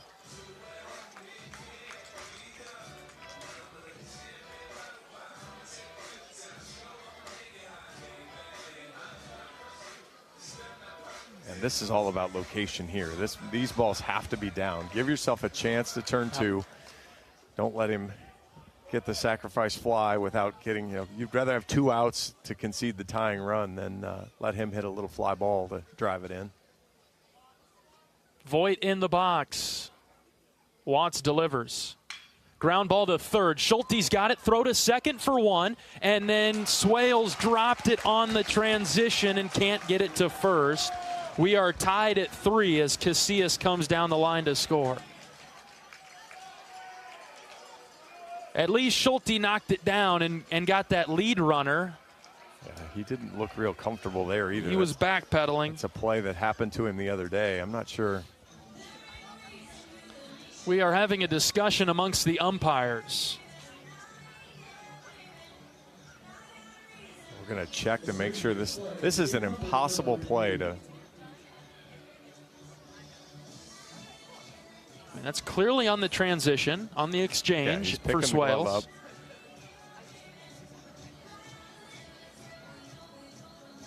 Iowa has been in this situation 3 times this weekend, and this is the first time that they've allowed Michigan to tie it this late. Yeah. But I mean, this is the fire that you've been flirting with, and again, by not putting the game away. And this is an umpire challenge, which, as we learned last weekend, you can do in the 8th inning. I'm afraid Swales might not have been on second base, John. Well, that might be, I guess, your other issue.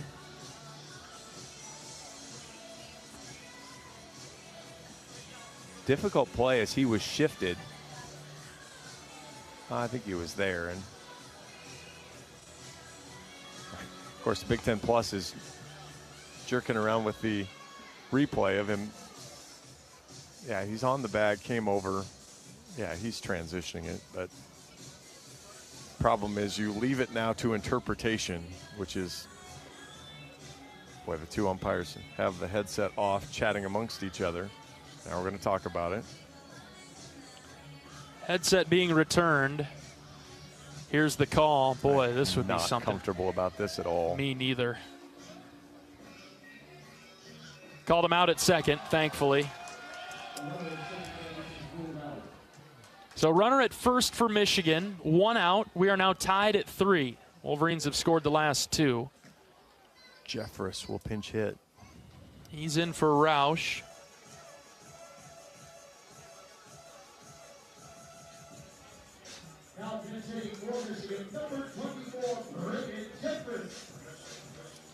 Jeffress, a left-handed hitter.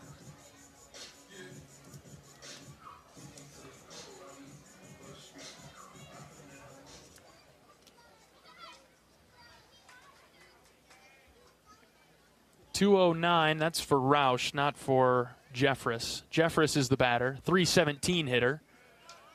Watts' fastball is outside. Each team with 6 hits.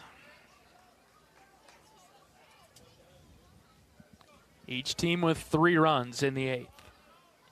Runner at first and 1 out. Watts looking for a ground ball. Pickoff move to first.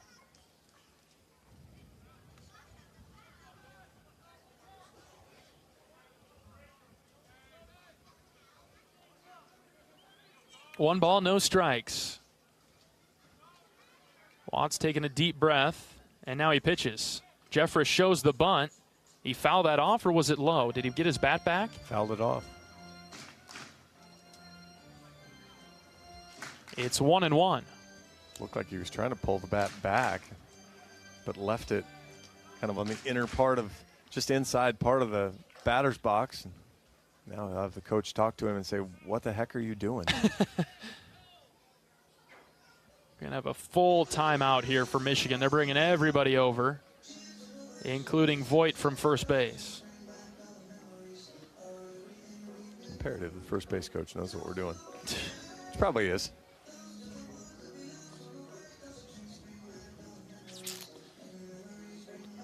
Iowa has Gable Mitchell, Reese Moore, and Miles Risley up in the 9th. Hopefully it's still a 3-3 game at that point. It'll be Dylan Vignew, I think, because nobody else is really tossed down there for Michigan. Yep, nobody Nobody there.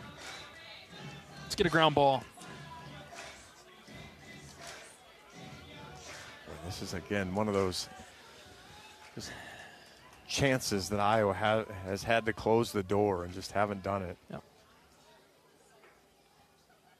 After the timeout, Watts' 1-1 is hit on the ground right side. Swales has it, flips it to second for one, over to first for the double play, 4-6-3, as Jeffress slipped coming out of the box, which made it an easy turn.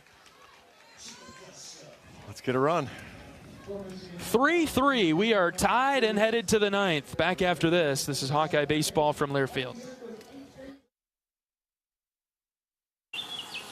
Pioneer brand Z-Series soybeans are bred to defy expectations. So it's no surprise they're getting rave reviews. And that has more than farmers talking.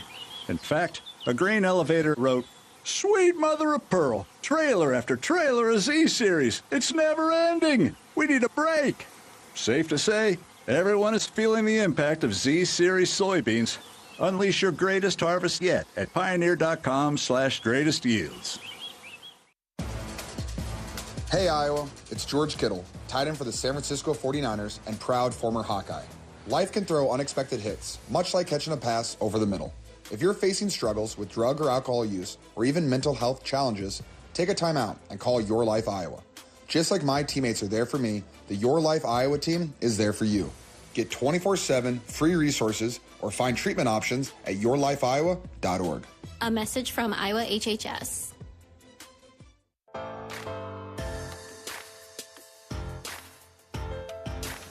Well, why wouldn't this be drama-filled on Sunday? Friday, Saturday, and now today, we've had tight, competitive, tense games against Michigan. Iowa 6-5 on Friday, Iowa 3-2 yesterday. We are tied at 3 and headed to the top of the ninth. The Hawkeyes have Mitchell, Moore, and Risley due up. Good hitters for the black and gold. Just win an inning. That's all you got to do now, just win an inning. Right. First one to win an inning. Vigu pitching for Michigan. And Mitchell will be the first one in the box.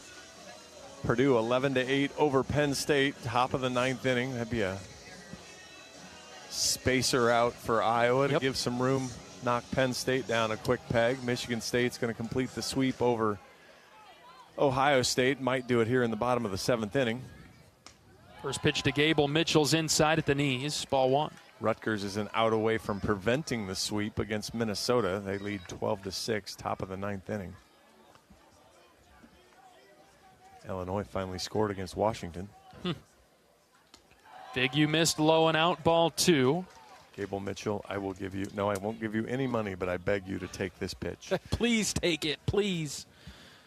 0 for 4 today. He's elevated everything. 2 flyouts, 2 pop-ups on the infield. Vigu's 2-0 pitch. Gable took low, ball 3. Take 2 more. And that's good because that's the one he popped out last time. So, yes, take another pitch. Make him throw you a strike right now. Let's go full old school baseball here. Right. Coach Heller is good at that. The 3-0. Low outside corner, called a strike. Bit of an expansion of the zone. 3-1. Yeah, you take this one too because that pitch wasn't a strike. Take again. So you make him throw you one that's actually in the zone. 3-1 from Vigu. Gable shows the bunt, pulled it back. He walks, and the streak stays alive for Gable in what could be his final plate appearance of the weekend. He's up to 39 games in a row reaching base. Boy, he did that yesterday too. Took it down to his last at bat. Just like the wins, I'd like to get him a little easier as we go forward. Michigan coach Tracy Smith on the top step. I don't know if his guys are ready yet, though. But that doesn't stop him from taking a little wander in a slow chat. The batter is Reese Moore. They might try to throw it over to first a couple times while they can get their relievers ready. Because they are slinging quick. Yep. I think it's DeBeck and Connolly, a righty and a lefty. They've thrown it over twice to keep Mitchell around. Coach Smith is looking down the line. He's going to make the change now. Slow walk to the mound. Slow Sunday stroll. This is like full Hollywood here. Holy cow. Looks like we'll see a new pitcher for Michigan enter the game. It does look like it'll be Connolly. I'm waiting until that door opens up, John. I could never make it as a head coach or, that I'm going to make the change because I can't walk that slow. I can vouch for that. My guys would have to be warm because once I walk out there, I am walking to the mound. We're going to have a long chat here. The home plate umpire has joined the conversation. Yeah, why is he involved in the conversation? Yeah, there we finally go. Finally. Before we take this break, let's pause 10 seconds for station identification. This is Iowa Hawkeye Baseball.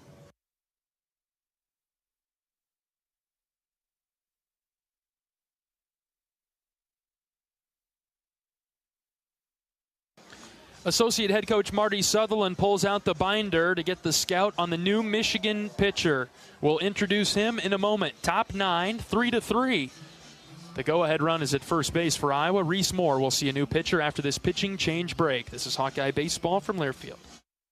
You might think Iowa grows corn, but the truth is, corn grows Iowa. Corn can even fuel your drive to watch the Hawkeyes play when you choose Unleaded 88. It's a fuel that's cheaper, cleaner, and greener. Plus, it's homegrown, making Unleaded 88 the clear choice at the pump and totally worth the hype. So as you head to cheer on the Hawkeyes this season, don't just fuel up. Pump it up with Unleaded 88. Find Unleaded 88 at a station near you. Go to iowacorn.org/88. Hey Iowa, it's George Kittle, tight end for the San Francisco 49ers and proud former Hawkeye. Life can throw unexpected hits, much like catching a pass over the middle. If you're facing struggles with drug or alcohol use or even mental health challenges, take a time out and call Your Life Iowa. Just like my teammates are there for me, the Your Life Iowa team is there for you. Get 24/7 free resources or find treatment options at yourlifeiowa.org. A message from Iowa HHS.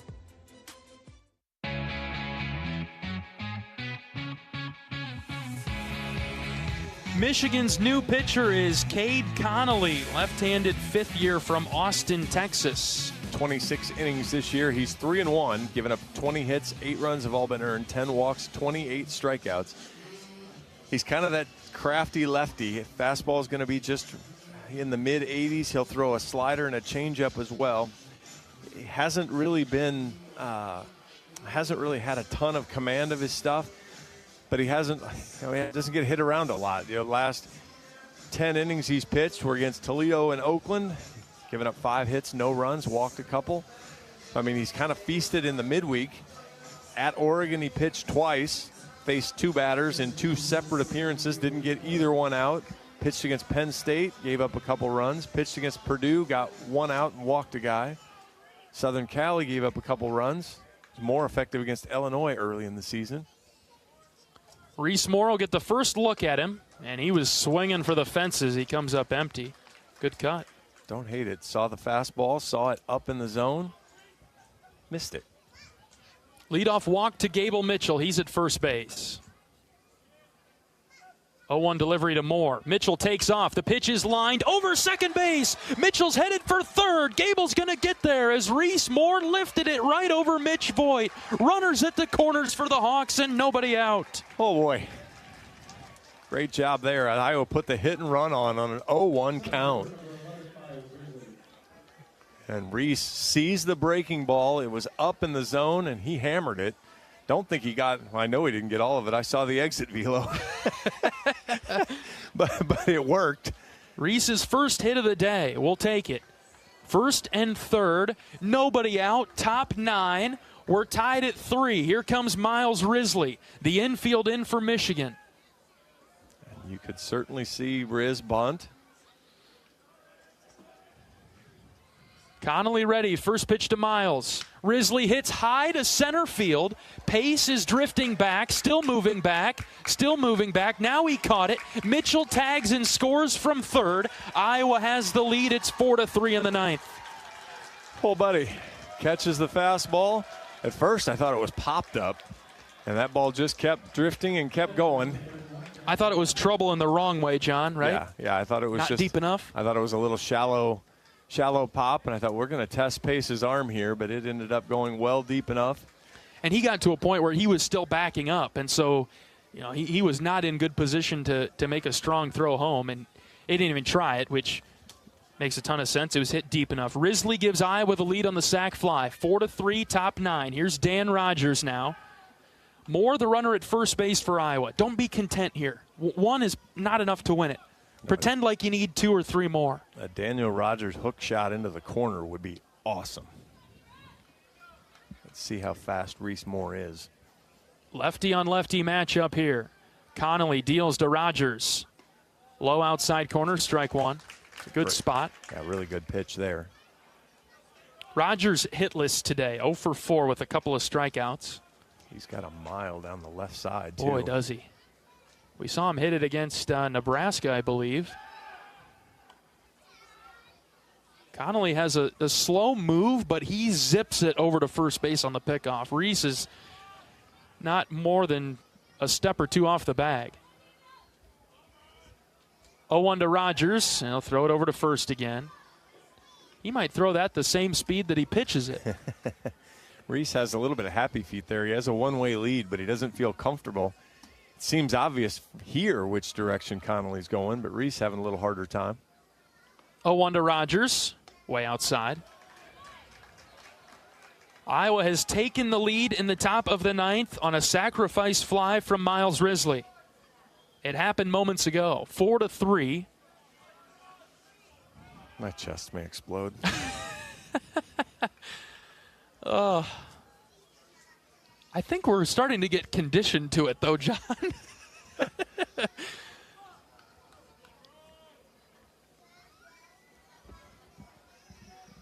Time was called briefly. Now Rogers is back in the box. Connolly's 1-1 to Rogers. Ripped into right, base hit. Jeffress cuts it off. Moore's around second. He's headed for third. Runners at the corners again for Iowa as Rogers cranked it into right. That was 107 off the bat. He just didn't quite get the pull hook that I was hoping for. Jeffress was able to get over to it. Looks like DeBeck is thinking he's coming in the game as he walked over to the gate, and he may be right. Looks like a pitching change coming here for Michigan as Tracy Smith is on his way to the mound. Runners at the corners with 1 out. Walking faster this time. Yeah, and we'll have a pitching change. We're back after this pitching change break. This is Hawkeye Baseball from Learfield. Something big is happening at Hy-Vee. We've just lowered thousands and thousands of prices on thousands and thousands of items in every aisle and in every department. Online, too. And on many of your favorite products. We've even matched prices with some of the biggest discount stores in the country. Because we get it, times are still tough. So we'll continue to work hard to bring you new lower prices on thousands of items. Things are looking different at Hy-Vee. Come see for yourself. You might think Iowa grows corn, but the truth is, corn grows Iowa. Corn can even fuel your drive to watch the Hawkeyes play when you choose Unleaded 88. It's a fuel that's cheaper, cleaner, and greener. Plus, it's homegrown, making Unleaded 88 the clear choice at the pump and totally worth the hype. So as you head to cheer on the Hawkeyes this season, don't just fuel up. Pump it up with Unleaded 88. Find Unleaded 88 at a station near you. Go to iowacorn.org/88.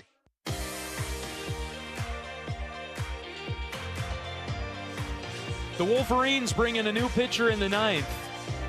Iowa leading 4-3. Runners at the corners and 1 out. Here comes Max DeBeck. Coming into the weekend, DeBeck was 0-1 with 3 saves, 19 innings, 10 hits, 7 runs, 6 earned, 15 walks, 18 strikeouts. He did pitch yesterday, actually, through in the 8th inning for Michigan. Walked a batter, hit a batter, but got a double play, which Iowa certainly does not need right now. No. 13 pitches. He threw just 6 strikes. So that's kind of the thing to watch for. Fastball is going to get up there in the low 90s. He's going to pitch off the fastball. Doesn't really land the curveball or the changeup for strikes. So, again, if Iowa can just lay off the other stuff, be selective, like they've done a great job this inning of being very selective on what they wanted to go hit. If they can do that, starting here with Blake Guerin, Iowa's got a chance to add to this one-run lead. Andy Nelson will come into the game. He'll run for Reese Moore at third base. Okay, no real harm there because it's your DH. Yep. And you're hoping that your DH doesn't play again. Right. 4-3 Iowa, top 9. And if Bop can elevate one, Andy Nelson's going to have a better opportunity to score than Reese Moore. Your range of outcomes of how deep Blake Guerin fly ball would have to be. Yep. A sacrifice fly gave Iowa the lead in the 9th. And the Hawkeyes can extend it now with first and third, one out. Just no ground balls, Blake. A little surprised the corners aren't in, although third baseman's creeping in now a little bit. DeBeck set, pitches to Guerin. Way outside, backhand stop by Miller behind the plate. That saved a run. What a scoop there. That was the one we saw yesterday, kick off the heel of his glove and just kind of randomly bounce up in the air. That time he got it in the mitt. DeBeck back on the rupper. Junior right-hander. Pitching to Guerin. The 1-0 to Blake. Low, ball 2. Good take. I know that was hard for Guerin, don't you think? Well, you are in a really tiny tunnel here of what you're willing to swing at if you're Blake Guerin. At least I'm hoping it's a tiny tunnel for him. Needs to be. 2 balls, no strikes on Blake. He singled in a run his last time up. 276 hitter, a lot of power from the right side. 8 home runs, 3 doubles. 2-0 delivery to Guerin. Outside, ball 3. Blake just checking. Is that a ball out? 2 balls out? Where's the strike zone at? It's probably just 2 balls off the edge. DeBeck has an over-the-top delivery. I think Iowa hitters are seeing it right away. Just depends on if it moves a ton or not. The 3-0, low outside corner, 3-1. Okay. I'd like to explain to umpire Thompson that Blake is 6'6". On to the next one. Here we go. 3-1. DeBeck stays alive. Little jump throw over to first. Rogers was a step and a half off the bag, so he's back without a dive. Blake has a lot of room to the opposite field and a ton of room down the left field line. So the outfielders are shifted over to the right a bit. Here comes the 3-1. Guerin shows the bunt and pushed it foul to the right. Darn nearly killed Cooper Schulte. Interesting decision, 3-2, because that was ball 4. And now Blake's in a spot.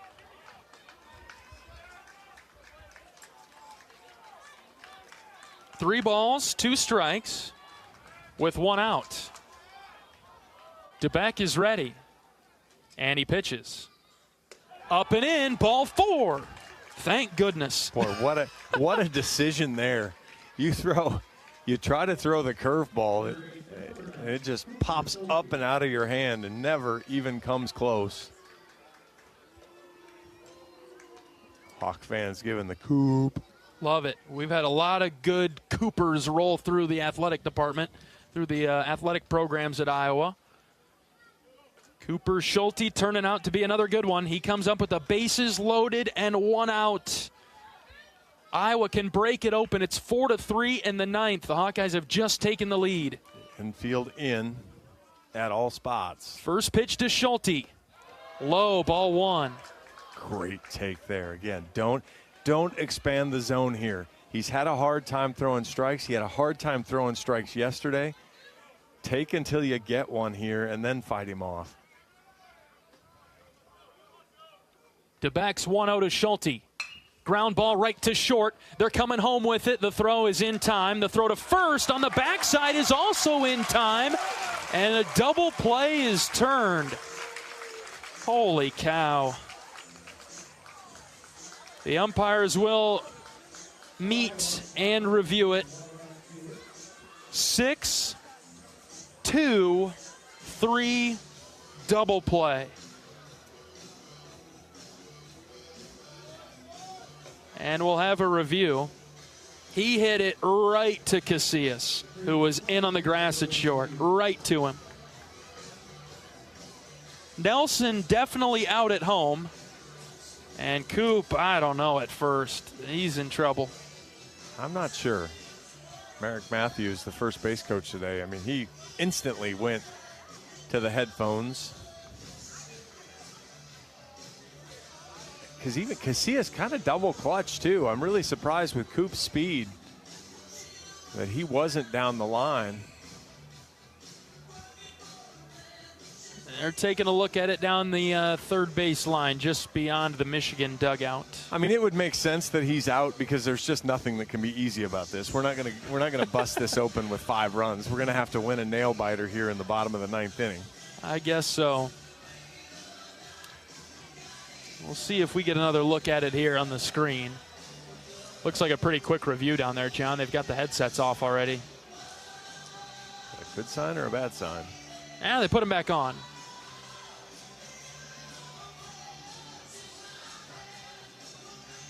I think he's safe, but again, I have been completely wrong nearly every single time. I'd like him to be safe. I'll at least say that. 4-3 Iowa top 9. And now the headphones are off for good. Let's see. Hopefully the inning continues enough for Strohmeyer to see an at-bat with the bases loaded. Here come the umpires from beyond the Michigan dugout on the left side of the field. Where are you going to dinner? What are you doing? Are you going to dinner over there? What are you doing? Here's the call. Safe at first base. Inning stays alive for Iowa. Bases loaded. And they're going to pull Kellen Strohmeyer from the on-deck circle back into the dugout. Somebody else is going to hit here, it looks like. Who does Iowa go with here? It's got to be Beeman, right? That would Mitch Wood, maybe? But who are you going to – and then you put Beeman in right? That would blow me away. I'm surprised. Really surprised Kellen's not going to get the at-bat here. Timeout called by Coach Sutherland to discuss things. Yeah, I think it is. It's going to be Mitch Wood. Mitch Wood is going to bat. And then, yeah, all of a sudden you're going to have to go back to Jackson Beeman, who you've typically used or you've typically subbed out as a defensive. You've put Andy Nelson in. I don't think you can move the DH spot around, so I don't think you're going to be able to make that change. That all of a sudden you move where the DH is. So otherwise, I suppose if you're allowed to do that, I suppose you could put Andy in right and then put. But I don't think you can do that. I think the DH spot is where it is. All right. Coaching staff was pleased with Mitch Wood and his BP while we've been here. I have heard that. I love what Blake Guerin just did there. It's just a huge leadership spot as he just basically he stayed around that little bit longer, gave Mitch Wood the talking to. Mitch pinch hit against Nebraska on Sunday and gave Iowa every bit of a chance as he tried to hit a 2-run home run to tie. It just came up 5-6 feet short. Wood, a right-handed hitter, senior from Ottumwa. Is this his moment? First pitch, swing and a miss. Good cut from Mitch.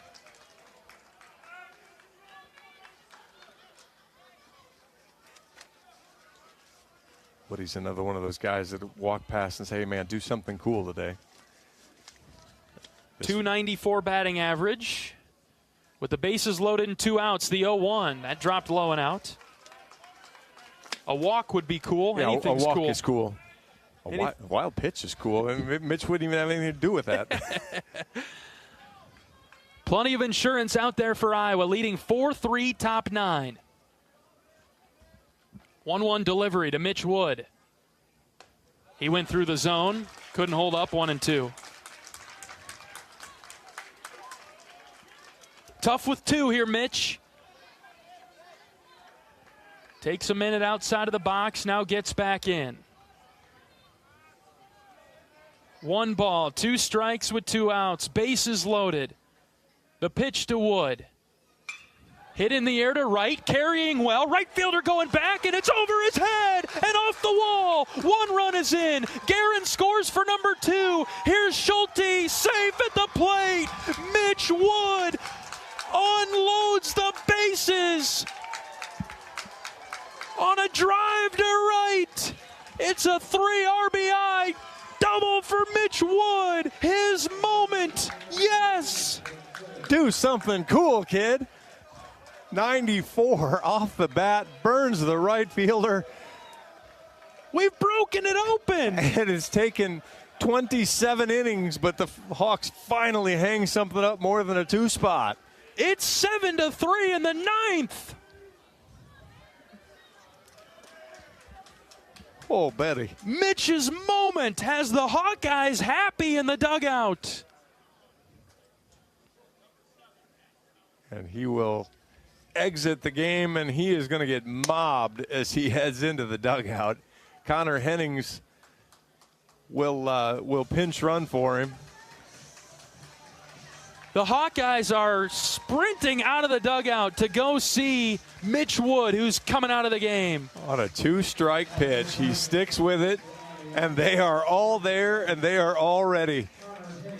You know, I talked to Sean Roberts on the radio, and he's like, hey, who stands out? Who's been your guy? And I rattled off basically 19 guys on the roster because I'm just like, any given game, and man, have we seen that this weekend. Mitch Wood gives Iowa the insurance in the 9th at 7-3.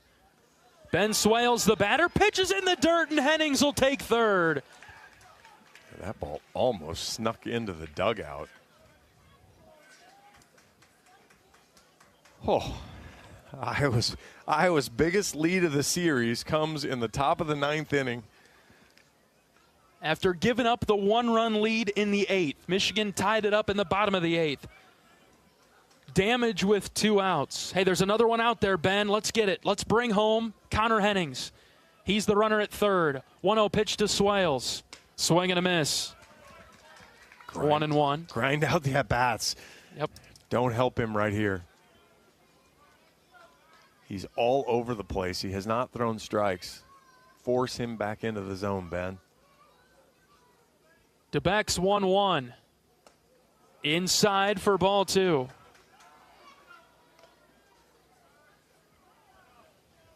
Oh. I feel so much lighter. The 2-1. Swales hits in the air foul over to the right. 2-2.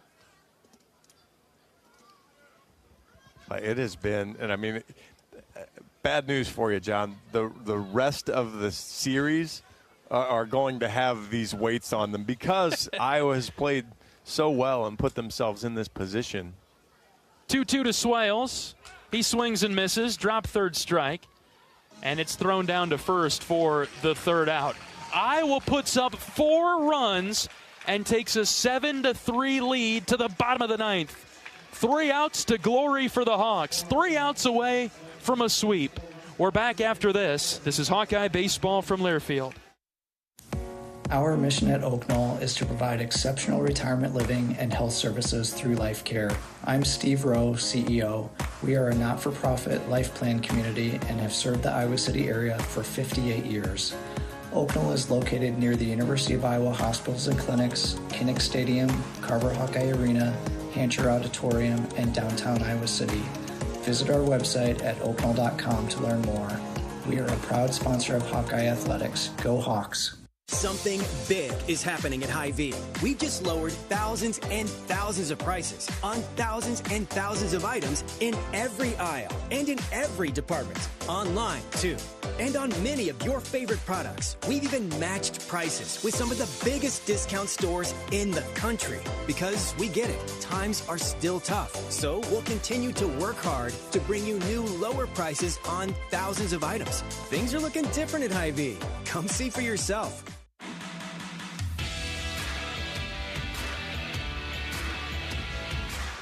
John Evans and John Leo with you from Ray Fisher Stadium in Ann Arbor, Michigan. Iowa with a 4 spot in the top of the 9th have broken it open. and it's 7-3. Last chance for the Wolverines here as Anthony Watts is out on the mound to try to close it down. Yeah, again, we have a difficult time seeing out there. I know a guy down in the press box, or in the dugout. Sam, who's in right? You should be able to go away from, Nelson went to right. Looks like Andy, doesn't it? You could get rid of your DH also, which could be great for Anthony Watts if he has to bat. Let's hope not. I don't want to see it. All right. Iowa up by 4. Bottom 9. 3 outs to go. Get in the strike zone, Anthony Watts. Bottom of the Michigan lineup here. And just mow a little bit here.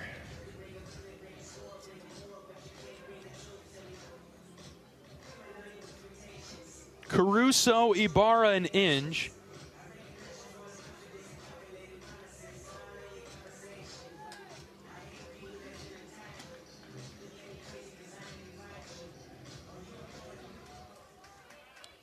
Three outs away from a road Big Ten sweep. Watts pitching. Upstairs, ball 1. The thing is, Anthony sat for a long time. And Anthony also then has a ton of adrenaline flowing through. Watts with the 1-0 pitch. That's in there for a strike, 1-1. Good old school hitting from Michigan there, taking a strike. Right. No free bases, just go right at him. Right-handed pitcher, right-handed hitter. It comes in from Watts, just upstairs, ball 2.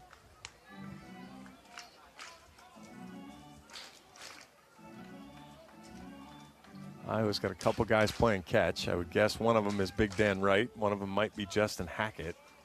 I think I see Jack Whitlock down there too, John. Ooh, Frisbee. 2-1. That's hit well to left center. Risley going back. Miles in front of the wall, reaches out for the wall. Miles left up. He caught it. He brought it back into the park. Risley, robbery. Yes. Oh, boy. Never easy. Holy cow, Miles. He had a gem yesterday to preserve the win in the bottom of the 8th inning. He was reaching out for the wall. He finally felt it, and then he jumped up and caught it, and he shrugged after he caught it. I don't think it was out of the park, but Caruso gave it a ride. We'll see it on the replay here. Ooh, it might have been. Risley crashed into the wall when he caught it. 1 out for Ibarra. First pitch strike from Tony. But that's exactly what you want to do from Watts. I mean, obviously you don't want to hit a barrel, but there's no reason to walk a guy. He can't hit a 4-run home run with nobody on base. So go after him, make him beat you. 0-1. That's hit in the air, well to right center. This one's trouble. Risley's on the run into the gap, and that one is gone. It is a home run, 7-4. We are testing the theory, though. That one goes 440 as it leaves the bat at 105. Changeup left right in the middle of the plate. And now the jersey is off for whoever's throwing down there. I see Hackett. I see Jack Whitlock. I don't see Big Dan. Okay. 7-4. Solo home run. Again, seems about right. Nothing's come easy the last 2 weekends. Shocking to think that it was going to come easy right now. 1 out for Inge. 0 for 2 with a walk today. High with the fastball from Tony. He's been missing upstairs now, and even when he's in the zone, it's been high.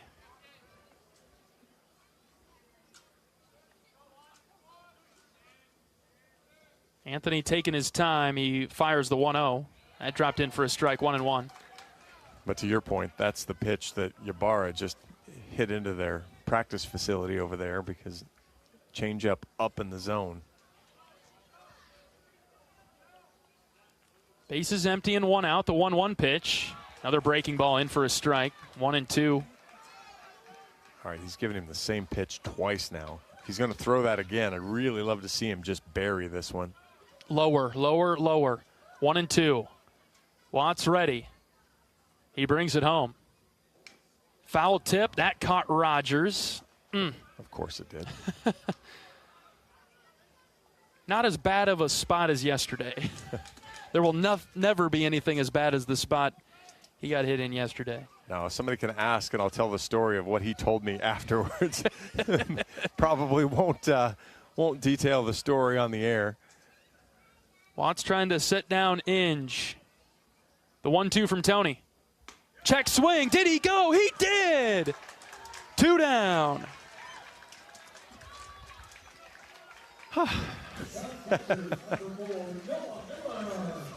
2 outs for Noah Miller.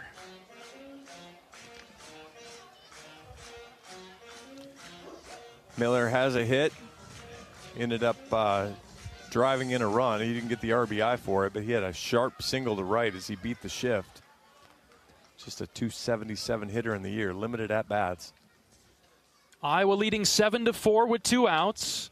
Bases are empty. Watts missed low and out for ball 1.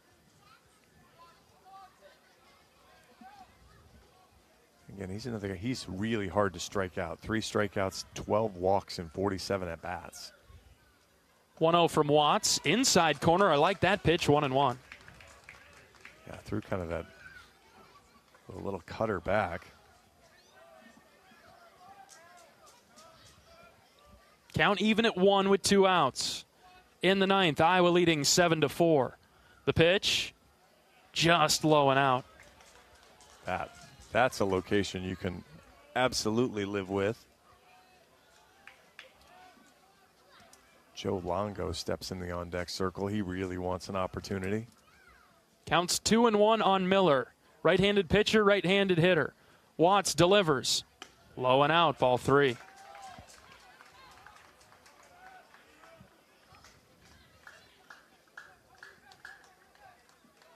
Been a lot of spin against this guy. Tony changed baseballs there. See him do that fairly regularly when he's not happy or not quite in his groove. 3 balls and a strike. Watts takes his time. From the belt, he brings it home. Strike 2. Because why not?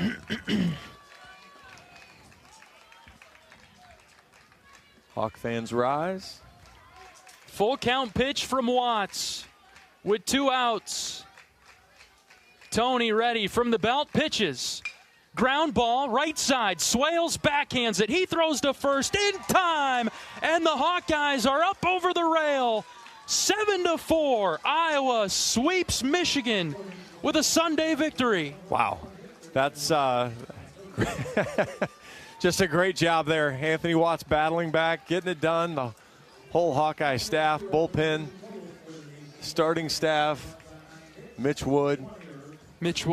You name them, I'm going to rattle them off here. 40 dudes having fun. 40 dudes having a whole heck of a lot of fun right now as Iowa just cinches their hold on the Big Ten lead. Let's go home.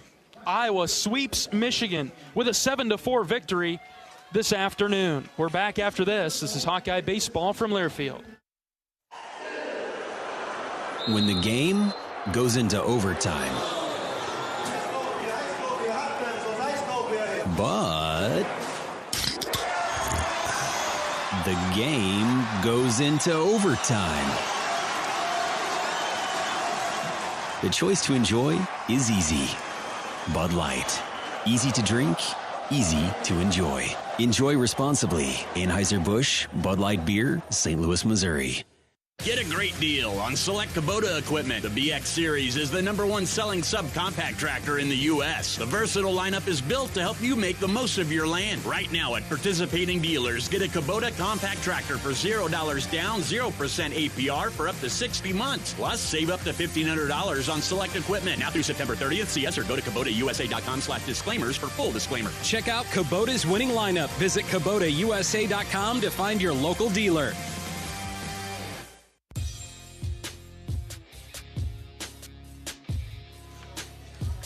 Iowa takes down Michigan this afternoon 7-4 to complete the sweep of the Wolverines on the road A road Big Ten sweep. That's a big deal, ladies and gentlemen. Iowa 6-5 on Friday, 3-2 yesterday, and another nail-biter 7-4 today over Michigan. John, you get the first word of postgame. The win today cost Iowa their 3 quad one wins. But, man, if I would tell you, it's one of those stories, if I were to tell you that the 2 Hawkeye leadoff hitters, Ben Wilmus and Gable Mitchell, would go 0 for 8, would you think Iowa would score 7 runs and pull out the win? Man, what a job, though. Up and down the lineup again. Iowa grinds out 9 hits, 7 walks today, which haven't been able to do. Still left 7 guys on base, so left a lineup and a half on base. But, boy, just found a way to get it done. Miles Risley, couple hits, 3 RBIs. And, again, I just can't say enough about Mitch Wood coming into that spot, that time, and drawing on it and getting it done. Anthony Watts picks up the win. He's now 3-2 on the season. There was no save because Watts finished the deal as well. Vignew picks up the loss. He's 0-4. It's his second loss of the weekend. Yeah, tough weekend for him. And you know, again, not to ignore Reese Buter either. You know, we talked in the beginning about the keys to the game. Said it was a very similar key to yesterday with Savary, you know, with the bullpen being a little not shorthanded, but you know, you'd used kind of the guys you normally wanted to use, and so you didn't want to have to get 4, 5, 6 innings out of your bullpen. Reese gives a great start, throws a career high 100 pitches, 6 innings, 3 hits, a run. It was earned, couple walks, tied a career high with 8 strikeouts. Just outstanding. 7-4 Iowa with the victory over Michigan today. Iowa now 27-11 overall, 17-4 in the Big Ten. And now we get to spend some time at home. We have a 2-game lead over UCLA, as UCLA will play Oregon later, as the 2nd and 3rd place teams will battle each other and knock themselves down a peg in the chase to catch Iowa. Iowa only has 3 more Big Ten series left. That's the big deal in all this, is Iowa sitting on 4 losses. Iowa only has 9 games left. And so for all those teams that are chasing them, if you're 2, 3, 4 losses behind Iowa already, and 2 of those series are at home. And it'll be a big one now. Indiana coming to town next weekend, Friday through Sunday in Iowa City. We need you there. Come support this baseball team. Help pull us through the finish line as we get down the stretch of Iowa Hawkeye baseball season. All right, we'll take a break. We're back after this. This is Hawkeye Baseball from Learfield. Play ball! It's college baseball season, and we're here to talk about it. Every week, join Kyle Schasberger and me, David Kahn, as we deliver the best of college baseball. We've got all the diamond talk you can imagine, with interviews from coaches, players, broadcasters, and more. Plus, we'll give you our weekly rankings, hot takes, and a whole lot of fun. Step into the batter's box, so let us deliver our best fastball. Wherever you podcast by searching College Sports Now.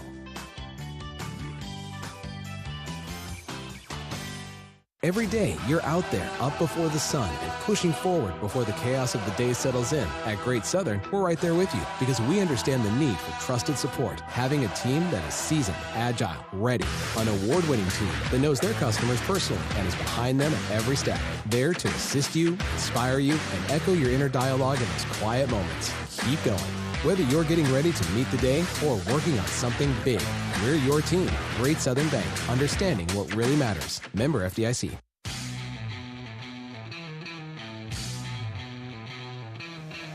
Iowa completes the sweep of Michigan on the road in Ann Arbor, beating the Wolverines today 7-4, and it took all 9 innings to get it done. Iowa with 7 runs, 9 hits, 1 error. Michigan 4 runs, 7 hits, 2 errors.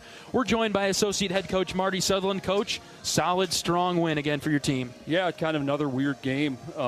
Just Reese, just great job by Reese Buter, and tremendous again, coming off of a weekend where he pitched really well against Nebraska. We didn't get him a victory. We didn't get one today, but he kept us in the game when we were kind of offensively. We were just pressing. Things weren't going well. I didn't do a great job. I probably was pressing too much, and kind of after basically the 5th inning, we just said, hey, we just need to take a deep breath and just be ourselves, do our 1/9. Everybody's trying to do too much, and I thought after that our at-bats just got better pretty much the whole game. We had more action. We had more opportunities to score. we didn't do a great job in some situations, but, man, we got some big hits. I think it's 6 out of those 7 are 2-out RBIs, and none bigger than Mitch's there in the 9th. So whose decision was it to put in Mitch Wood? What a moment for him. Well, we were just talking about, we just loved his at-bat against Nebraska, right? And Mitch is an older guy. He's been around, and I think he really feeling good. His BPs have been good, and he's just been patient. And last week he didn't get rewarded for the great at-bat.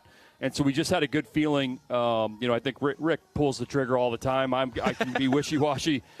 He did a great job and just made a lot of sense and just a big hit. And like we talked about, we just said if he hits the same ball he hits against Nebraska, it's probably a homer. And he kind of burned the right fielder with 2 strikes. But, we just stayed with it, right? They score the one in the 7th where we make a mistake in we walk a 2-out walk, nobody on. Then we make a mistake, so 2 free bases and lead to an inning, but we get out of there.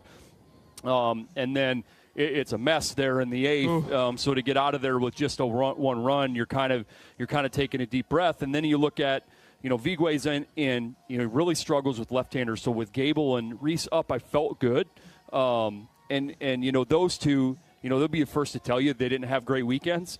And we just kept talking about, listen, it only takes one at bat. There's nothing you can do about it, and you're going to have a big at bat late. And that's what they believed. We get a walk, Reese gets the big hit, and then we're rolling. And then even Dan had a tough day, but has a great at bat. Miles does a great job getting the run in, and then a couple big at bats. Blake walks. Then we don't get the run in there, and then Mitch clutches up. I mean, what a huge moment for him. Man. And you're just happy because. And we've talked about this on air, and we've talked about it with the position players. We have 18 guys that can go out there, play every day, and be pretty good. And sometimes you say that, and it's not really the truth, but I really believe that. And so those guys sit over there, and they're good enough to be out there and to play. And they just have to be patient. They have to be great teammates. They have to, be invested in each other. That's not always easy. It's easy to talk about, but it's not easy to personally do. And I think when you carry yourself the right way, you do what Mitch did, which is you go up there, you don't make it a bigger moment than it is, and you just yourself. And that's what you ask them to do. That doesn't guarantee they're going to do it. But, man, you feel great when it happens for them because it doesn't always happen. As much as you talk about it doesn't necessarily translate. But you're super happy when they're just great teammates and they're happy to win. They're happy to be successful. And then when they get their moment, they're themselves. And there's nothing better as a coach to see that happen because deep down you know it's not guaranteed. All right, but the only shot you have is to handle it that way. Because if you're the opposite, you press in that moment, right? Like you're like, I should be playing, I should be this. They're not, you play the victim. And these guys just have not done that, and it's human nature to lean that way. Yeah. And these guys haven't done it, and that's why, you come up in that moment in Mitch's situation and you can clutch up. Coach, are you able to explain the magnitude of this sweep? Well, I just think it was the next one on the schedule. But listen, on the road, this team coming into it is 8-6. They're 8 whatever they were, 9-6, whatever it was. They're a really good team. They're coming off a sweep of Mount St. Mary's. I think they had won maybe 6-7 in a row. Yep. And so it's just difficult, life on the road, and to just figure out ways to win when we maybe weren't our best. I think all of us would tell you, man, we really left some opportunities out there. We maybe got outside of ourselves a few times offensively and on the mound, but ultimately they just stayed together, right? And that's what you're asking them to do. And listen, that's why you go on runs that these guys are on, or you play at the level these guys are playing at, because they are invested in each other. And you talk about that, you talk about culture things all the time, but it's an everyday thing, and it doesn't take much to splinter off of that. And that is a testament to those 32 guys that are here and the other guys who are at home. That's what they talk about, and they know what that matters. Ultimately, that matters, and so that's what you ask them to do. They're doing it. Now we got to get ready for a tough week. This is a heck of a bus ride home. This is a way better bus ride home. But then you got double midweek, Indiana. We got golf outing. You haven't signed up. Get out there, a couple more foursomes. And let's pack banks again like we did for Nebraska, because these guys deserve that, and the fans can help, right? They they can affect the game just like they did against the Huskers. We need that same thing with the Hoosiers coming to town. Coach, before we let you go, I hear I've been told that you're a pretty big John Daly fan, and yeah, he wears nice outfits. Yep, just really nice outfits, and he's John. He's just himself. Yeah. So, and that's kind of like this Iowa baseball team. They're just themselves. Coach. Yeah, we don't. It's we don't wear the prettiest things all the time. We don't dress appropriately. But at the end of the day, you're confident in yourself, and I don't think anybody believes in themselves more than that guy, because you can't wear that stuff without believing in yourself and then not caring about anybody else's opinion. Love it. Good stuff, Coach. Right. Let's get on that bus. All right. Associate Head Coach Marty Sutherland on our post-game show from Ann Arbor. Let's hear the highlights of the 7-4 Sunday winner. Buter's 3-2 is swung on and missed. Voigt takes off. Throw down is on the money from D-Raj. Strike him out. Throw him out. You bet. The 2-2. Risley hits into right field for a base hit. One run is in. Here comes another. It's cut off. The throw is cut off. Swales scores. It's 2-1 Hawks. First pitch. Line drive. Strohmeyer back. Oh, he made a leaping catch. Oh, my goodness, Strohmeyer. Casillas goes hard to right field again. Kellen Strohmeyer back, crashes into the wall, uses his whole 6'3", 6'4" frame to get it. And the Wolverines go 3 up, 3 down with a loud third out. Buter ready with the 0-2. Here it comes. Swing and a miss. Buter with a big-time strikeout. He lets out a roar as he comes off the mound. Standing 0 for Reese Buter. Tip your cap. Ties his career high with 8 strikeouts. Line drive, center field, base hit. Guerin comes through. Risley scores. It's 3-1. After the timeout, Watts' 1-1 is hit on the ground right side. Swales has it, flips it to second for 1, over to first for the double play, 4-6-3, as Jeffress slipped coming out of the box, which made it an easy turn. Connolly ready, first pitch to Miles. Risley hits high to center field. Pace is drifting back, still moving back. Now he caught it. Mitchell tags and scores from third. Iowa has the lead. It's 4-3 in the ninth. The pitch to Wood. Hit in the air to right, carrying well. Right fielder going back, and it's over his head and off the wall. 1 run is in. Guerin scores for number 2. Here's Schulte, safe at the plate. Mitch Wood unloads the bases on a drive to right. It's a 3 RBI double for Mitch Wood. His moment, yes. 2-1. That's hit well to left center. Risley going back. Miles in front of the wall. Reaches out for the wall. Miles left up. He caught it. He brought it back into the park. Risley, robbery. Yes. Tony ready from the belt. Pitches. Ground ball, right side. Swales backhands it. He throws to first in time. And the Hawkeyes are up over the rail. 7-4. Iowa sweeps Michigan with a Sunday victory. And the Hawkeyes are in business now, 17-4 in the Big Ten. Next game, Tuesday at home against Western Illinois, 6 o'clock first pitch. We'll be on the air at 5:30 on the Hawkeye Radio Network. All right, that'll do it for our coverage of Iowa Hawkeye baseball this weekend. The Hawkeyes sweep Michigan 6-5, 3-2, and 7-4. It was a big one, folks. We'll be back with you on Tuesday evening. For my great board op down the line, Michael, excellent job as always. My color analyst, John Evans, I'm John Leo saying so long from Ray Fisher Stadium in Ann Arbor. Every day is a great day to be a Hawkeye, and some are just a little bit better than others. So long, everybody. Iowa Hawkeye Baseball has been brought to you by Iowa Corn. You might think Iowa just grows corn, but the truth is corn grows Iowa. Brought to you by Iowa's corn farmers of the Iowa Corn Growers Association and the Iowa Corn Promotion Board. Iowa Lottery. Be a VIP with the Iowa Lottery. Visit ialottery.com for details. Mid-American Energy. Call 811 before you dig. It's the law. Visit midamericanenergy.com for natural gas safety tips. U.S. Cellular, the official wireless partner of the Iowa Hawkeyes. U.S. Cellular, built for us. Also brought to you by Wellmark, here for every member, every moment. Learn more at wellmark.com. U.S. Bank, proud to sponsor the Iowa Hawkeyes. Equal housing lender, member FDIC. The preceding has been a Learfield presentation on the Hawkeye Sports Network.